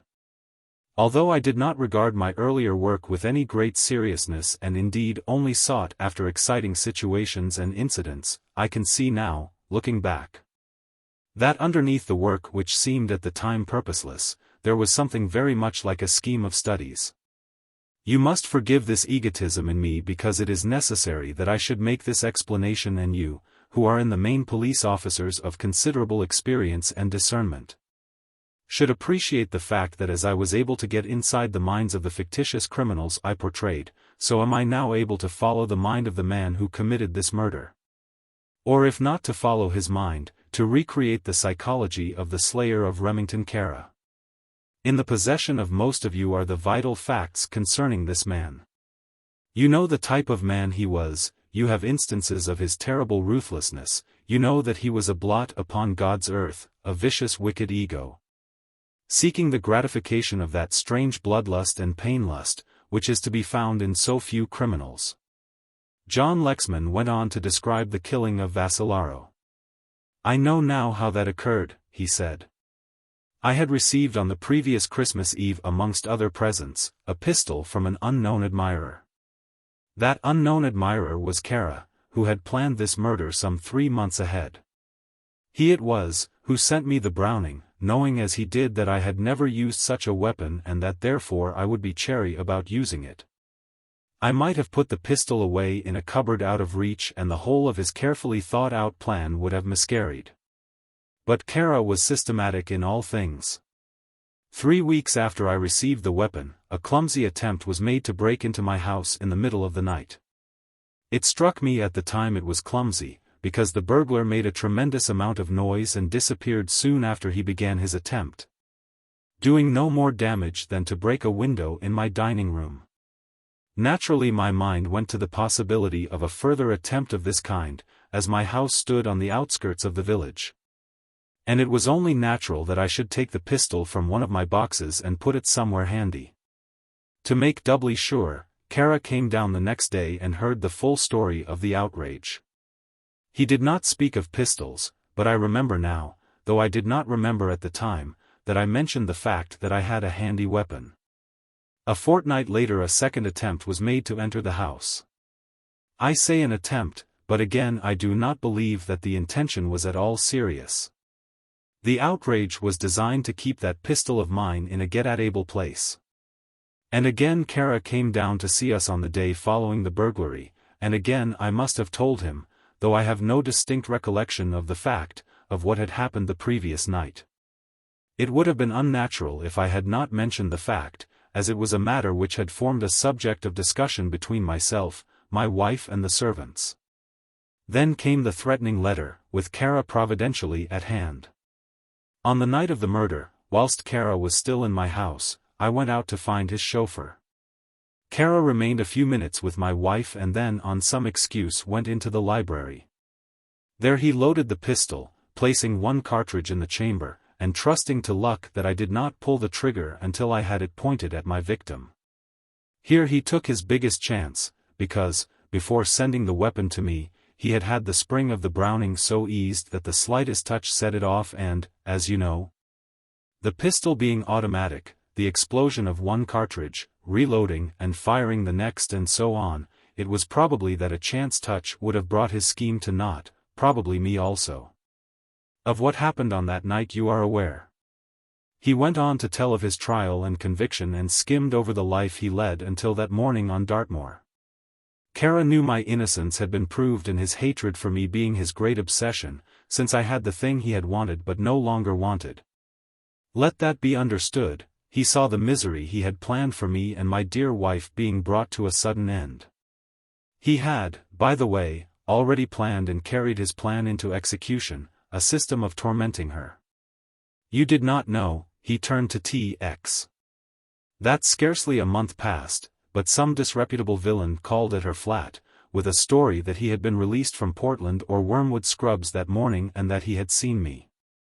The story each messenger brought was one sufficient to break the heart of any but the bravest woman. It was a story of ill-treatment by brutal officials, of my illness, of my madness, of everything calculated to harrow the feelings of a tender-hearted and faithful wife. That was Kara's scheme. Not to hurt with the whip or with the knife, but to cut deep at the heart with his evil tongue, to cut to the raw places of the mind. When he found that I was to be released, he may have guessed, or he may have discovered by some underhand method, that a pardon was about to be signed. He conceived his great plan. He had less than 2 days to execute it. Through one of his agents he discovered a warder who had been in some trouble with the authorities.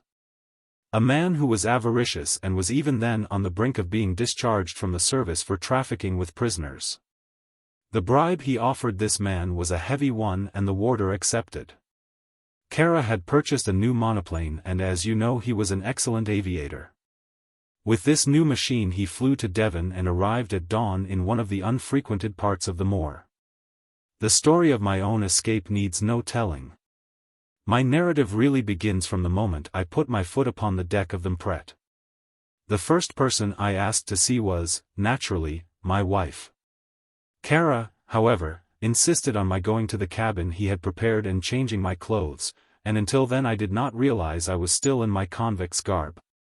A clean change was waiting for me, and the luxury of soft shirts and well-fitting garments after the prison uniform I cannot describe. After I was dressed I was taken by the Greek steward to the larger stateroom and there I found my darling waiting for me. His voice sank almost to a whisper, and it was a minute or two before he had mastered his emotions. She had been suspicious of Kara, but he had been very insistent. He had detailed the plans and shown her the monoplane, but even then she would not trust herself on board, and she had been waiting in a motorboat, moving parallel with the yacht. Until she saw the landing and realized, as she thought, that Kara was not playing her false. The motorboat had been hired by Kara and the 2 men inside were probably as well bribed as the warder. The joy of freedom can only be known to those who have suffered the horrors of restraint. That is a trite enough statement, but when one is describing elemental things there is no room for subtlety.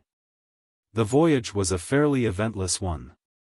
We saw very little of Kara, who did not intrude himself upon us, and our main excitement lay in the apprehension that we should be held up by a British destroyer or, that when we reached Gibraltar, we should be searched by the Brits authorities.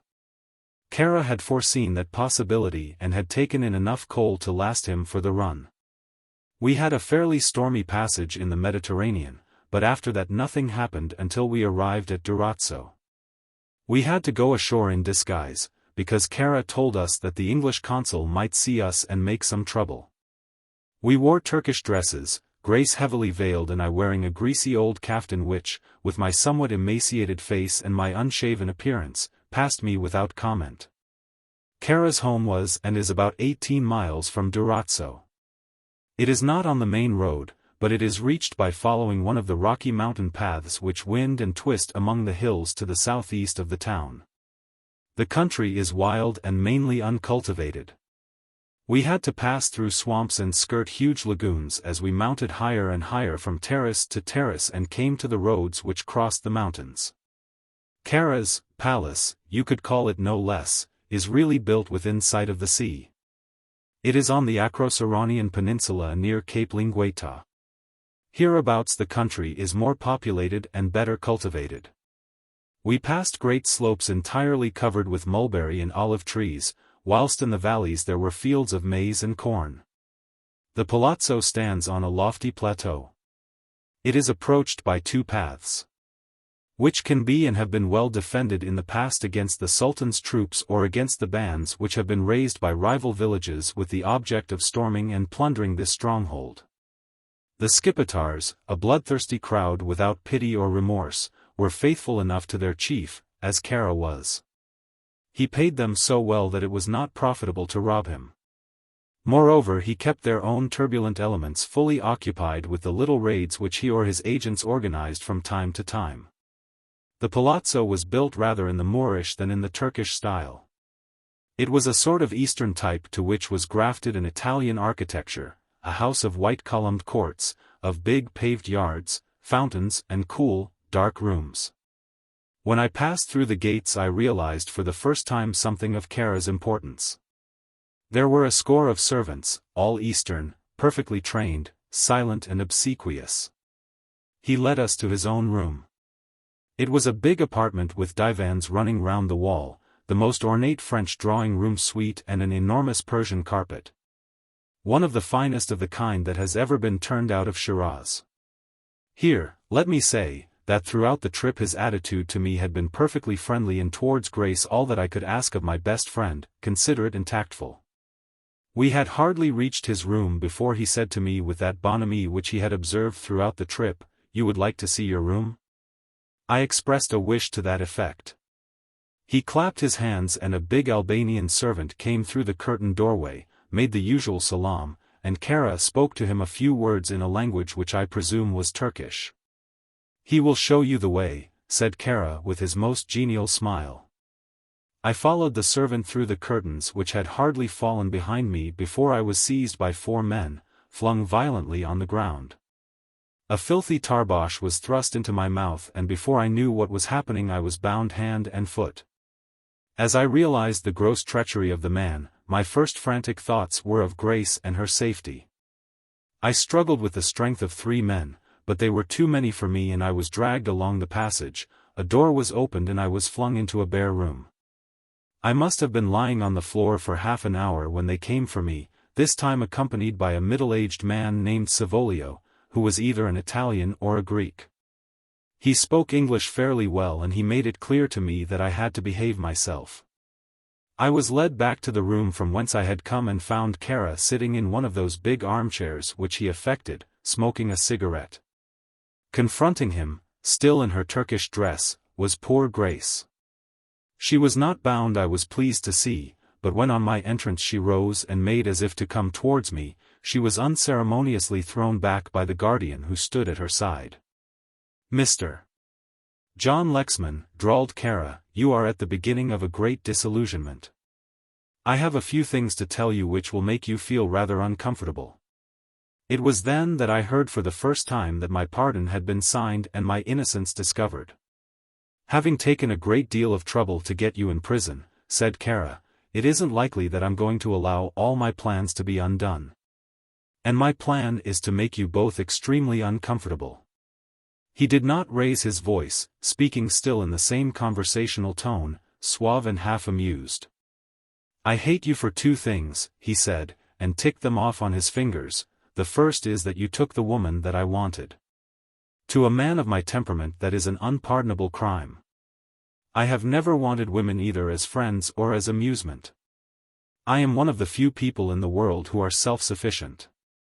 It happened that I wanted your wife and she rejected me because apparently she preferred you."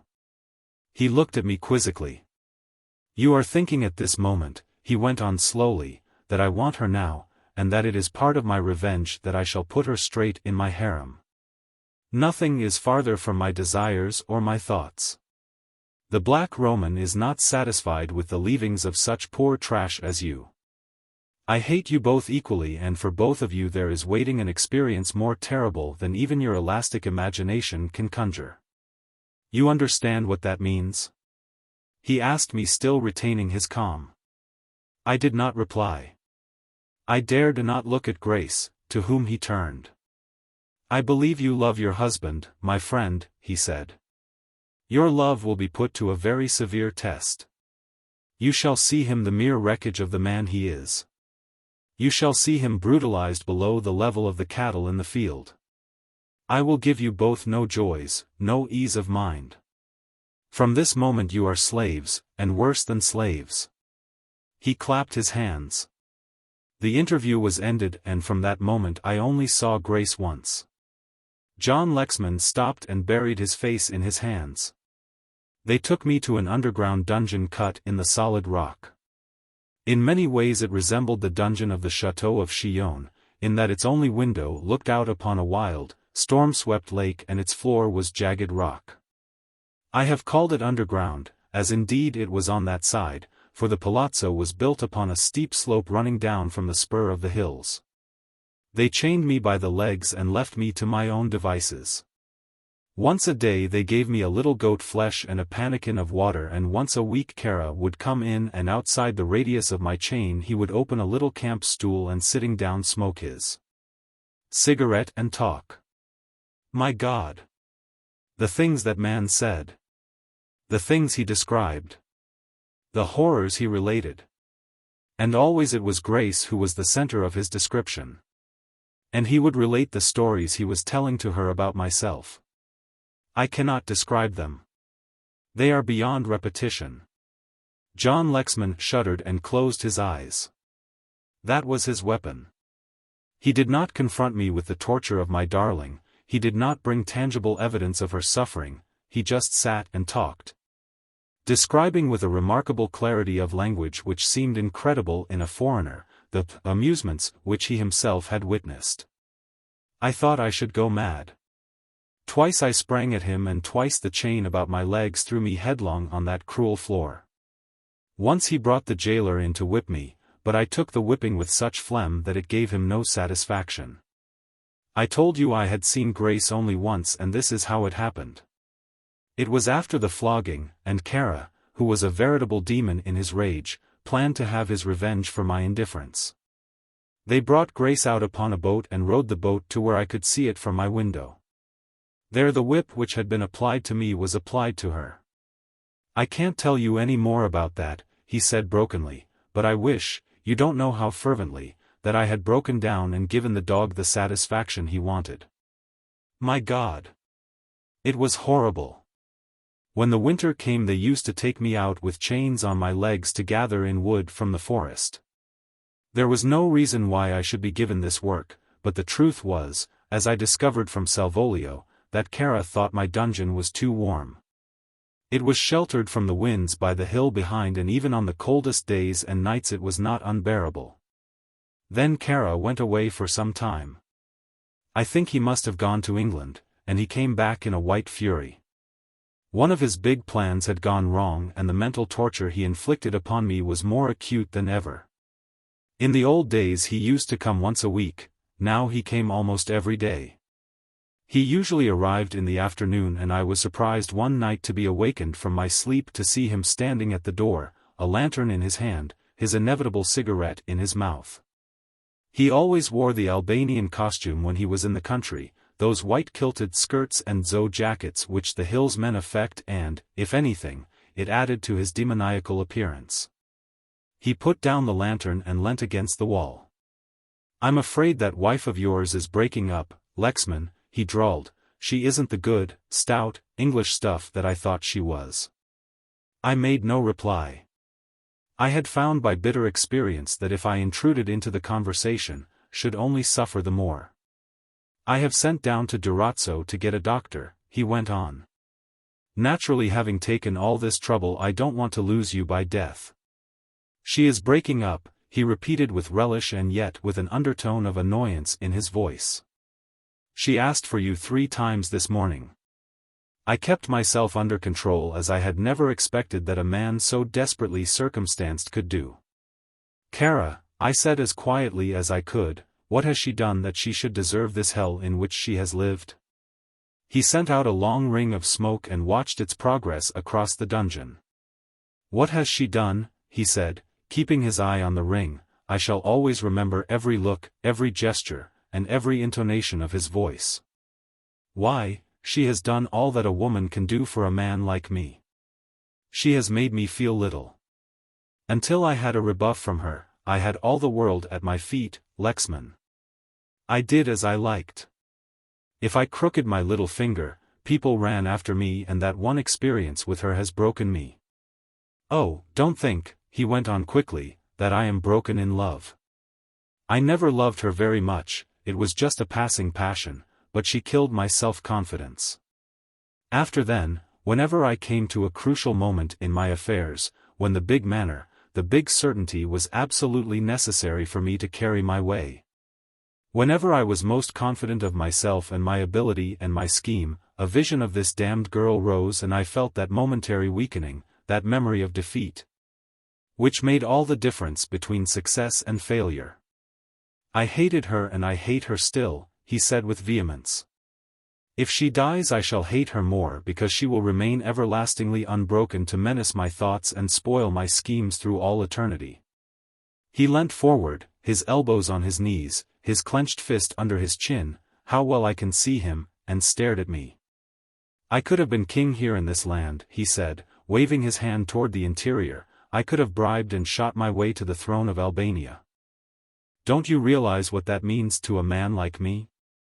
There is still a chance, and if I could keep your wife alive, if I could see her broken in reason and in health, a poor, skeleton, gibbering thing that knelt at my feet when I came near her, I should recover the mastery of myself.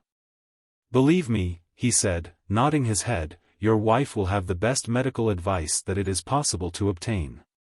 Kara went out and I did not see him again for a very long time.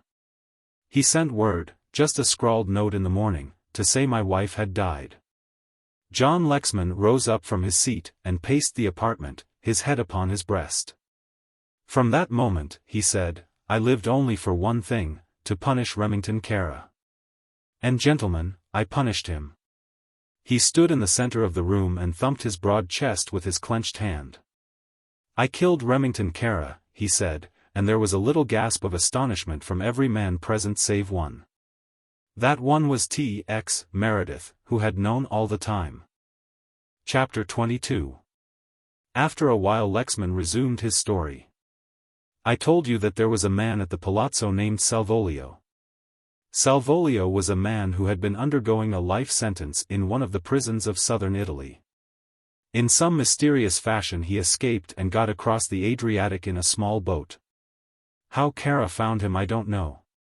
Salvolio was a very uncommunicative person. I was never certain whether he was a Greek or an Italian. All that I am sure about is that he was the most unmitigated villain next to his master that I have ever met. He was a quick man with his knife, and I have seen him kill one of the guards whom he had thought was favoring me in the matter of diet with less compunction than you would kill a rat. It was he who gave me this scar. John Lexman pointed to his cheek. In his master's absence he took upon himself the task of conducting a clumsy imitation of Kara's persecution. He gave me, too, the only glimpse I ever had of the torture poor Grace underwent. She hated dogs, and Kara must have come to know this, and in her sleeping room, she was apparently better accommodated than I. He kept 4 fierce beasts so chained that they could almost reach her.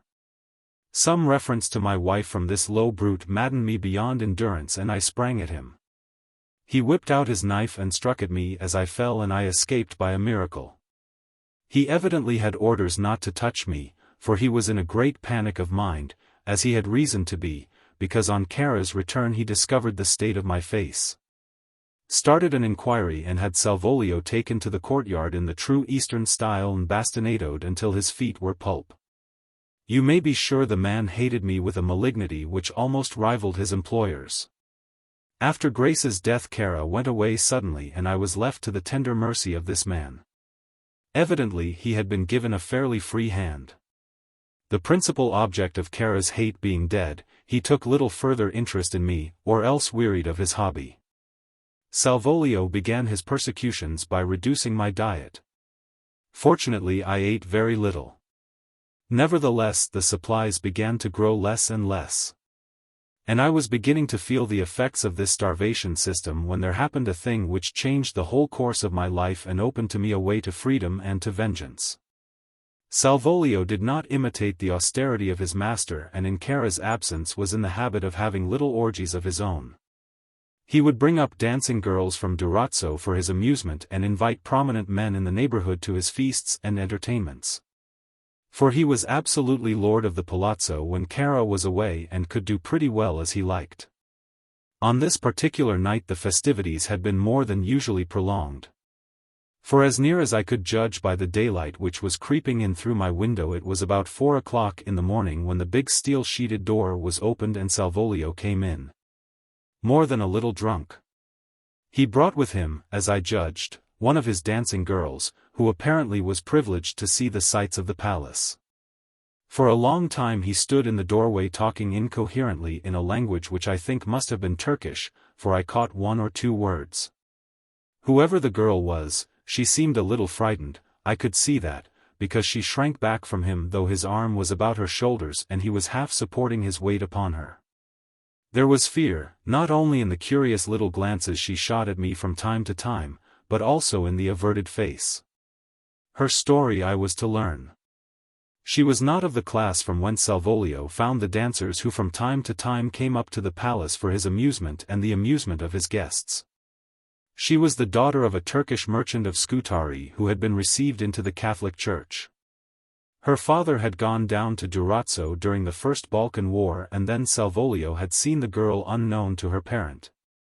And there had been some rough kind of courtship which ended in her running away on this very day and joining her ill-favored lover at the palazzo. I tell you this because the fact had some bearing on my own fate. As I say, the girl was frightened and made as though to go from the dungeon. She was probably scared both by the unkempt prisoner and by the drunken man at her side. He, however, could not leave without showing to her something of his authority. He came lurching over near where I lay, his long knife balanced in his hand ready for emergencies, and broke into a string of vituperations of the character to which I was quite hardened. Then he took a flying kick at me and got home in my ribs, but again I experienced neither a sense of indignity nor any great hurt. Salvolio had treated me like this before and I had survived it. In the midst of the tirade, looking past him, I was a new witness to an extraordinary scene. The girl stood in the open doorway, shrinking back against the door, looking with distress and pity at the spectacle which Salvolio's brutality afforded. Then suddenly there appeared beside her a tall Turk. He was grey-bearded and forbidding. She looked round and saw him, and her mouth opened to utter a cry, but with a gesture he silenced her and pointed to the darkness outside. Without a word she cringed past him, her sandalled feet making no noise. All this time Salvolio was continuing his stream of abuse, but he must have seen the wonder in my eyes for he stopped and turned. The old Turk took one stride forward, encircled his body with his left arm, and there they stood grotesquely like a couple who were going to start to waltz. The Turk was a head taller than Salvolio and, as I could see, a man of immense strength. They looked at one another, face to face, Salvolio rapidly recovering his senses, and then the Turk gave him a gentle punch in the ribs. That is what it seemed like to me, but Salvolio coughed horribly, went limp in the other's arms and dropped with a thud to the ground. The Turk leant down soberly and wiped his long knife on the other's jacket before he put it back in the sash at his waist. Then with a glance at me he turned to go, but stopped at the door and looked back thoughtfully. He said something in Turkish which I could not understand, then he spoke in French. "Who are you?" he asked. In as few words as possible I explained. He came over and looked at the manacle about my leg and shook his head. "You will never be able to get that undone," he said. He caught hold of the chain, which was a fairly long one, bound it twice round his arm and steadying his arm across his thigh, he turned with a sudden jerk. There was a smart snap as the chain parted. He caught me by the shoulder and pulled me to my feet. "Put the chain about your waist, Effendi," he said, and he took a revolver from his belt and handed it to me. "You may need this before we get back to Durazzo," he said. His belt was literally bristling with weapons. I saw 3 revolvers beside the one I possessed, and he had, evidently come prepared for trouble. We made our way from the dungeon into the clean-smelling world without. It was the second time I had been in the open air for 18 months and my knees were trembling under me with weakness and excitement. The old man shut the prison door behind us and walked on until we came up to the girl waiting for us by the lakeside. She was weeping softly and he spoke to her a few words in a low voice and her weeping ceased. "This daughter of mine will show us the way," he said. "I do not know this part of the country, she knows it too well." To cut a long story short, said Lexman, we reached Durazzo in the afternoon. There was no attempt made to follow us up and neither my absence nor the body of Salvolio were discovered until late in the afternoon.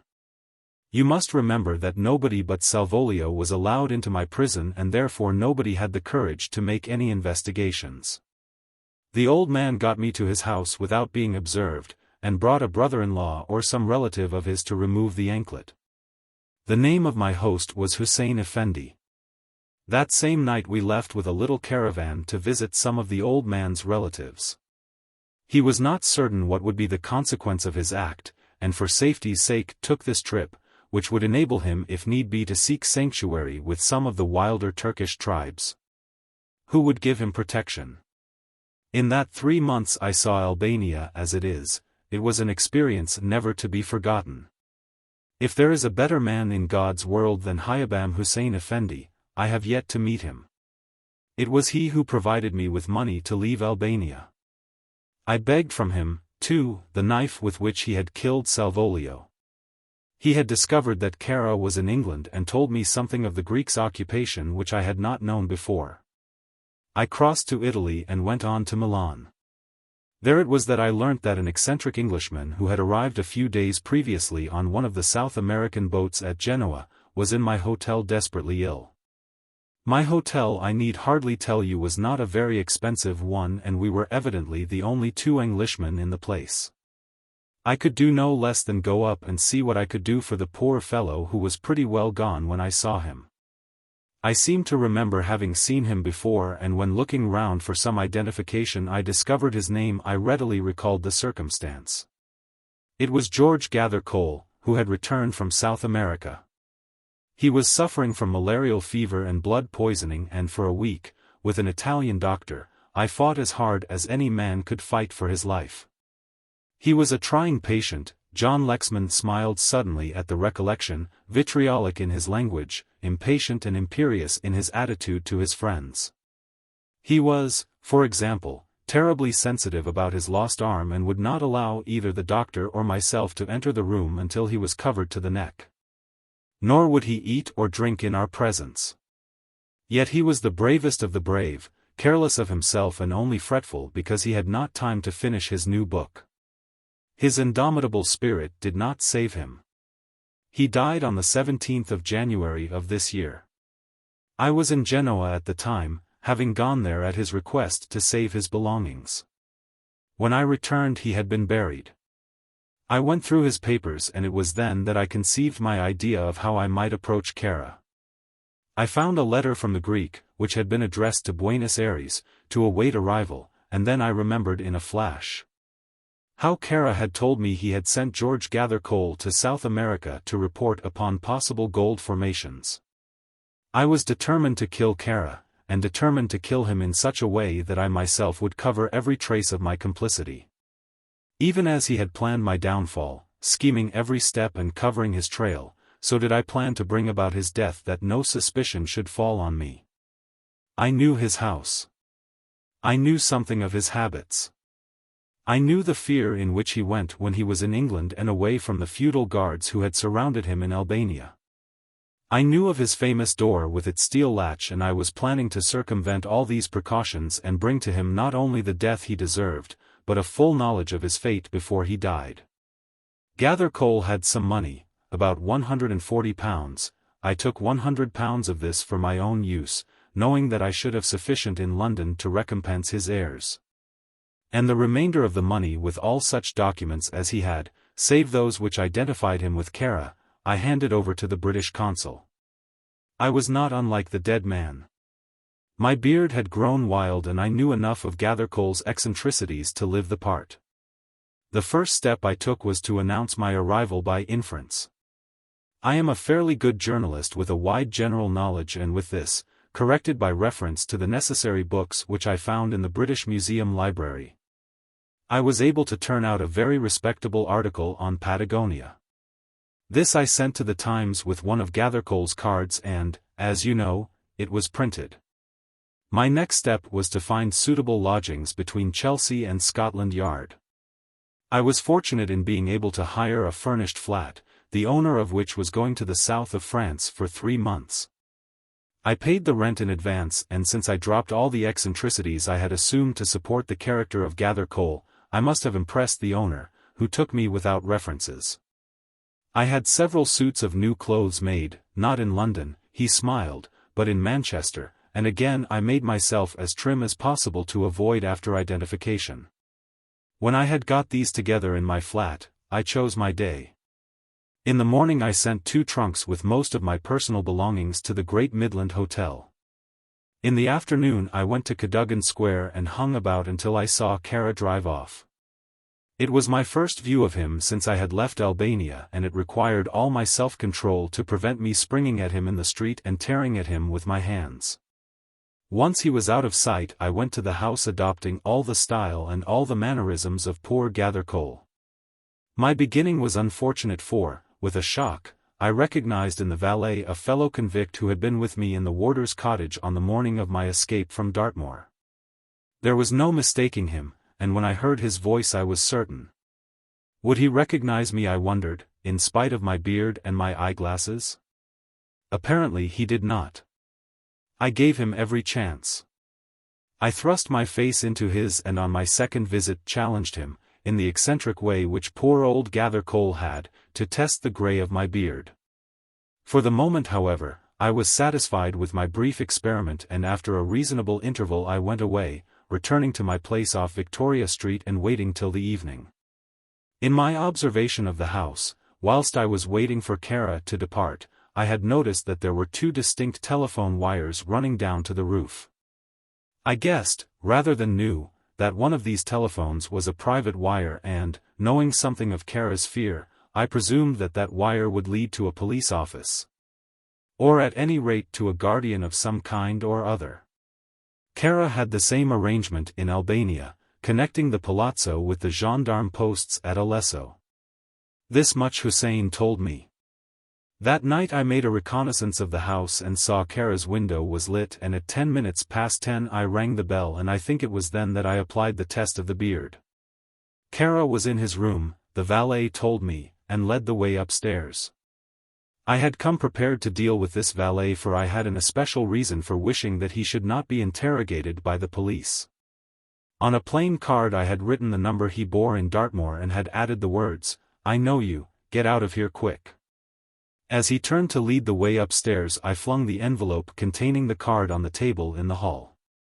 In an inside pocket, as near to my body as I could put them, I had the 2 candles. How I should use them both I had already decided.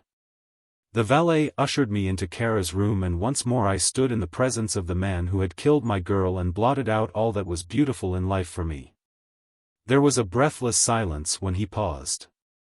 T.X. leaned back in his chair, his head upon his breast, his arms folded, his eyes watching the other intently. The chief commissioner, with a heavy frown and pursed lips, sat stroking his mustache and looking under his shaggy eyebrows at the speaker. The French police officer, his hands thrust deep in his pockets, his head on one side, was taking in every word eagerly. The sallow-faced Russian, impassive of face, might have been a carved ivory mask. O'Grady, the American, the stump of a dead cigar between his teeth, shifted impatiently with every pause as though he would hurry forward the denouement. Presently John Lexman went on. He slipped from the bed and came across to meet me as I closed the door behind me. "Ah, Mr. Gathercole," he said, in that silky tone of his, and held out his hand. I did not speak. I just looked at him with a sort of fierce joy in my heart, the like of which I had never before experienced. And then he saw in my eyes the truth and half reached for the telephone. But at that moment I was on him. He was a child in my hands. All the bitter anguish he had brought upon me, all the hardships of starved days and freezing nights had strengthened and hardened me. I had come back to London disguised with a false arm, and this I shook free. It was merely a gauntlet of thin wood which I had made for me in Paris. I flung him back on the bed and half knelt, half laid on him. "Kara," I said, "you are going to die, a more merciful death than my wife died." He tried to speak. His soft hands gesticulated wildly, but I was half lying on one arm and held the other. I whispered in his ear. "Nobody will know who killed you, Kara, think of that. I shall go scot-free, and you will be the center of a fine mystery. All your letters will be read, all your life will be examined, and the world will know you for what you are." I released his arm for just as long as it took to draw my knife and strike. "I think he died instantly," John Lexman said simply. I left him where he was and went to the door. I had not much time to spare. I took the candles from my pocket. They were already ductile from the heat of my body. I lifted up the steel latch of the door and propped up the latch with the smaller of the two candles, one end of which was on the middle socket and the other beneath the latch. The heat of the room I knew would still further soften the candle and let the latch down in a short time. I was prepared for the telephone by his bedside, though I did not know to whither it led. The presence of the paper knife decided me. I balanced it across the silver cigarette box so that one end came under the telephone receiver. Under the other end I put the second candle, which I had to cut to fit. On top of the paper knife at the candle end I balanced the only two books I could find in the room, and fortunately they were heavy. I had no means of knowing how long it would take to melt the candle to a state of flexion which would allow the full weight of the books to bear upon the candle end of the paper knife and fling off the receiver. I was hoping that Fisher had taken my warning and had gone. When I opened the door softly, I heard his footsteps in the hall below. There was nothing to do but to finish the play. I turned and addressed an imaginary conversation to Kara. It was horrible, but there was something about it which aroused in me a curious sense of humor, and I wanted to laugh and laugh and laugh. I heard the man coming up the stairs and closed the door gingerly. What length of time would it take for the candle to bend? To completely establish the alibi I determined to hold Fisher in conversation, and this was all the easier since apparently he had not seen the envelope I had left on the table downstairs. I had not long to wait, for suddenly with a crash I heard the steel latch fall in its place. Under the effect of the heat the candle had bent sooner than I had expected. I asked Fisher what was the meaning of the sound, and he explained. I passed down the stairs talking all the time. I found a cab at Sloane Square and drove to my lodgings. Underneath my overcoat I was partly dressed in evening kit. 10 minutes after I entered the door of my flat I came out a beardless man about town. Not to be distinguished from the 1,000 others who would be found that night walking the promenade of any of the great music halls. From Victoria Street I drove straight to Scotland Yard. It was no more than a coincidence that whilst I should have been speaking with you all, the second candle should have bent and the alarm be given in the very office in which I was sitting. I assure you all in all earnestness that I did not suspect the cause of that ringing until Mr. Mansus spoke. There, gentlemen, is my story. He threw out his arms. You may do with me as you will. Kara was a murderer, died 100 times in innocent blood. I have done all that I set myself to do, that and no more, that and no less. I had thought to go away to America, but the nearer the day of my departure approached, the more vivid became the memory of the plans which she and I had formed, my girl, my poor martyred girl. He sat at the little table, his hands clasped before him, his face lined and white. And that is the end, he said suddenly, with a wry smile. Not quite. T.X. swung round with a gasp. It was Belinda Mary who spoke. I can carry it on, she said. She was wonderfully self-possessed, thought T.X., but then T.X. never thought anything of her but that she was, wonderfully, something or the other. Most of your story is true, Mr. Lexman, said this astonishing girl, oblivious of the amazed eyes that were staring at her, but Kara deceived you in one respect. What do you mean? Asked John Lexman, rising unsteadily to his feet.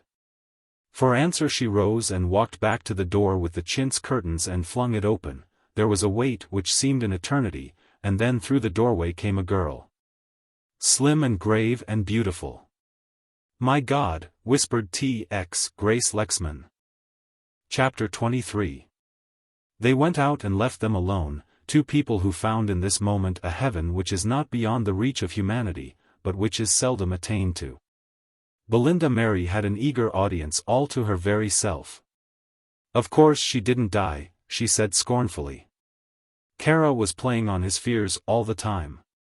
He never even harmed her, in the way Mr. Lexman feared. He told Mrs. Lexman that her husband was dead just as he told John Lexman his wife was gone. What happened was that he brought her back to England.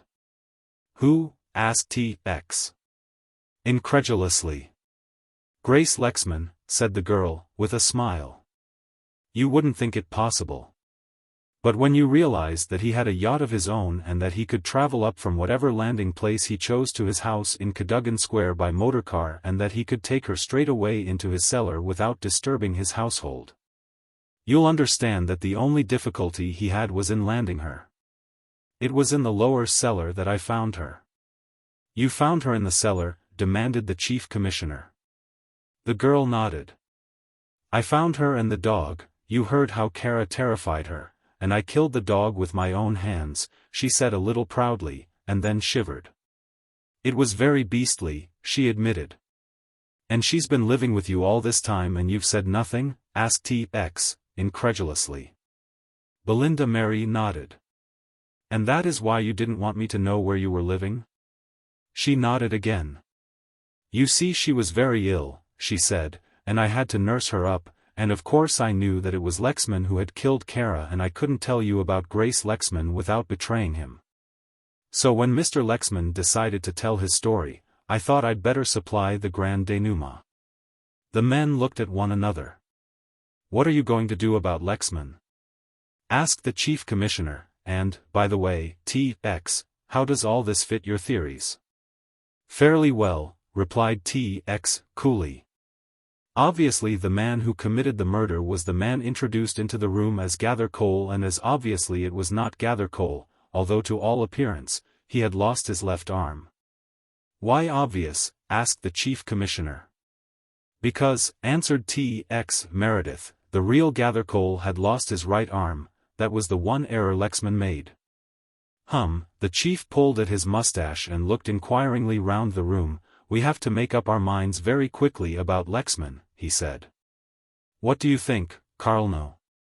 The Frenchman shrugged his shoulders. For my part, one should not only importune your Home Secretary to pardon him, but I should recommend him for a pension, he said flippantly. What do you think, Saversky? The Russian smiled a little. It is a very impressive story, he said dispassionately. It occurs to me that if you intend bringing your M. Lexman to judgment, you are likely to expose some very pretty scandals. Incidentally, he said, stroking his trim little mustache, I might remark that any exposure which drew attention to the lawless conditions of Albania would not be regarded by my government with favor. The chief commissioner's eyes twinkled and he nodded. That is also my view, said the chief of the Italian bureau. Naturally, we are greatly interested in all that happens on the Adriatic littoral. It seems to me that Kara has come to a very merciful end, and I am not inclined to regard a prosecution of Mr. Lexman with equanimity. Well, I guess the political aspect of the case doesn't affect us very much, said O'Grady, but as one who was once mighty near asphyxiated by stirring up the wrong kind of mud, I should leave the matter where it is. The chief commissioner was deep in thought and Belinda Mary eyed him anxiously. Tell them to come in, he said bluntly. The girl went and brought John Lexman and his wife, and they came in hand supremely and serenely happy whatever the future might hold for them. The chief commissioner cleared his throat. Lexman, we're all very much obliged to you, he said, for a very interesting story and a most interesting theory. What you have done, as I understand the matter, he proceeded deliberately, is to put yourself in the murderer's place and advance a theory not only as to how the murder was actually committed, but as to the motive for that murder. It is, I might say, a remarkable piece of reconstruction. He spoke very deliberately, and swept away John Lexman's astonished interruption with a stern hand. Please wait and do not speak until I am out of hearing, he growled. You have got into the skin of the actual assassin and have spoken most convincingly. One might almost think that the man who killed Remington Kara was actually standing before us. For that piece of impersonation we are all very grateful. He glared round over his spectacles at his understanding colleagues and they murmured approvingly. He looked at his watch. Now I am afraid I must be off. He crossed the room and put out his hand to John Lexman. I wish you good luck, he said, and took both Grace Lexman's hands in his. "One of these days," he said paternally, "I shall come down to Beston Tracy and your husband shall tell me another and a happier story." He paused at the door as he was going out and looking back caught the grateful eyes of Lexman. "By the way, Mr. Lexman," he said hesitatingly, "I don't think I should ever write a story called The Clue of the Twisted Candle, if I were you." John Lexman shook his head. "It will never be written," he said, "by me.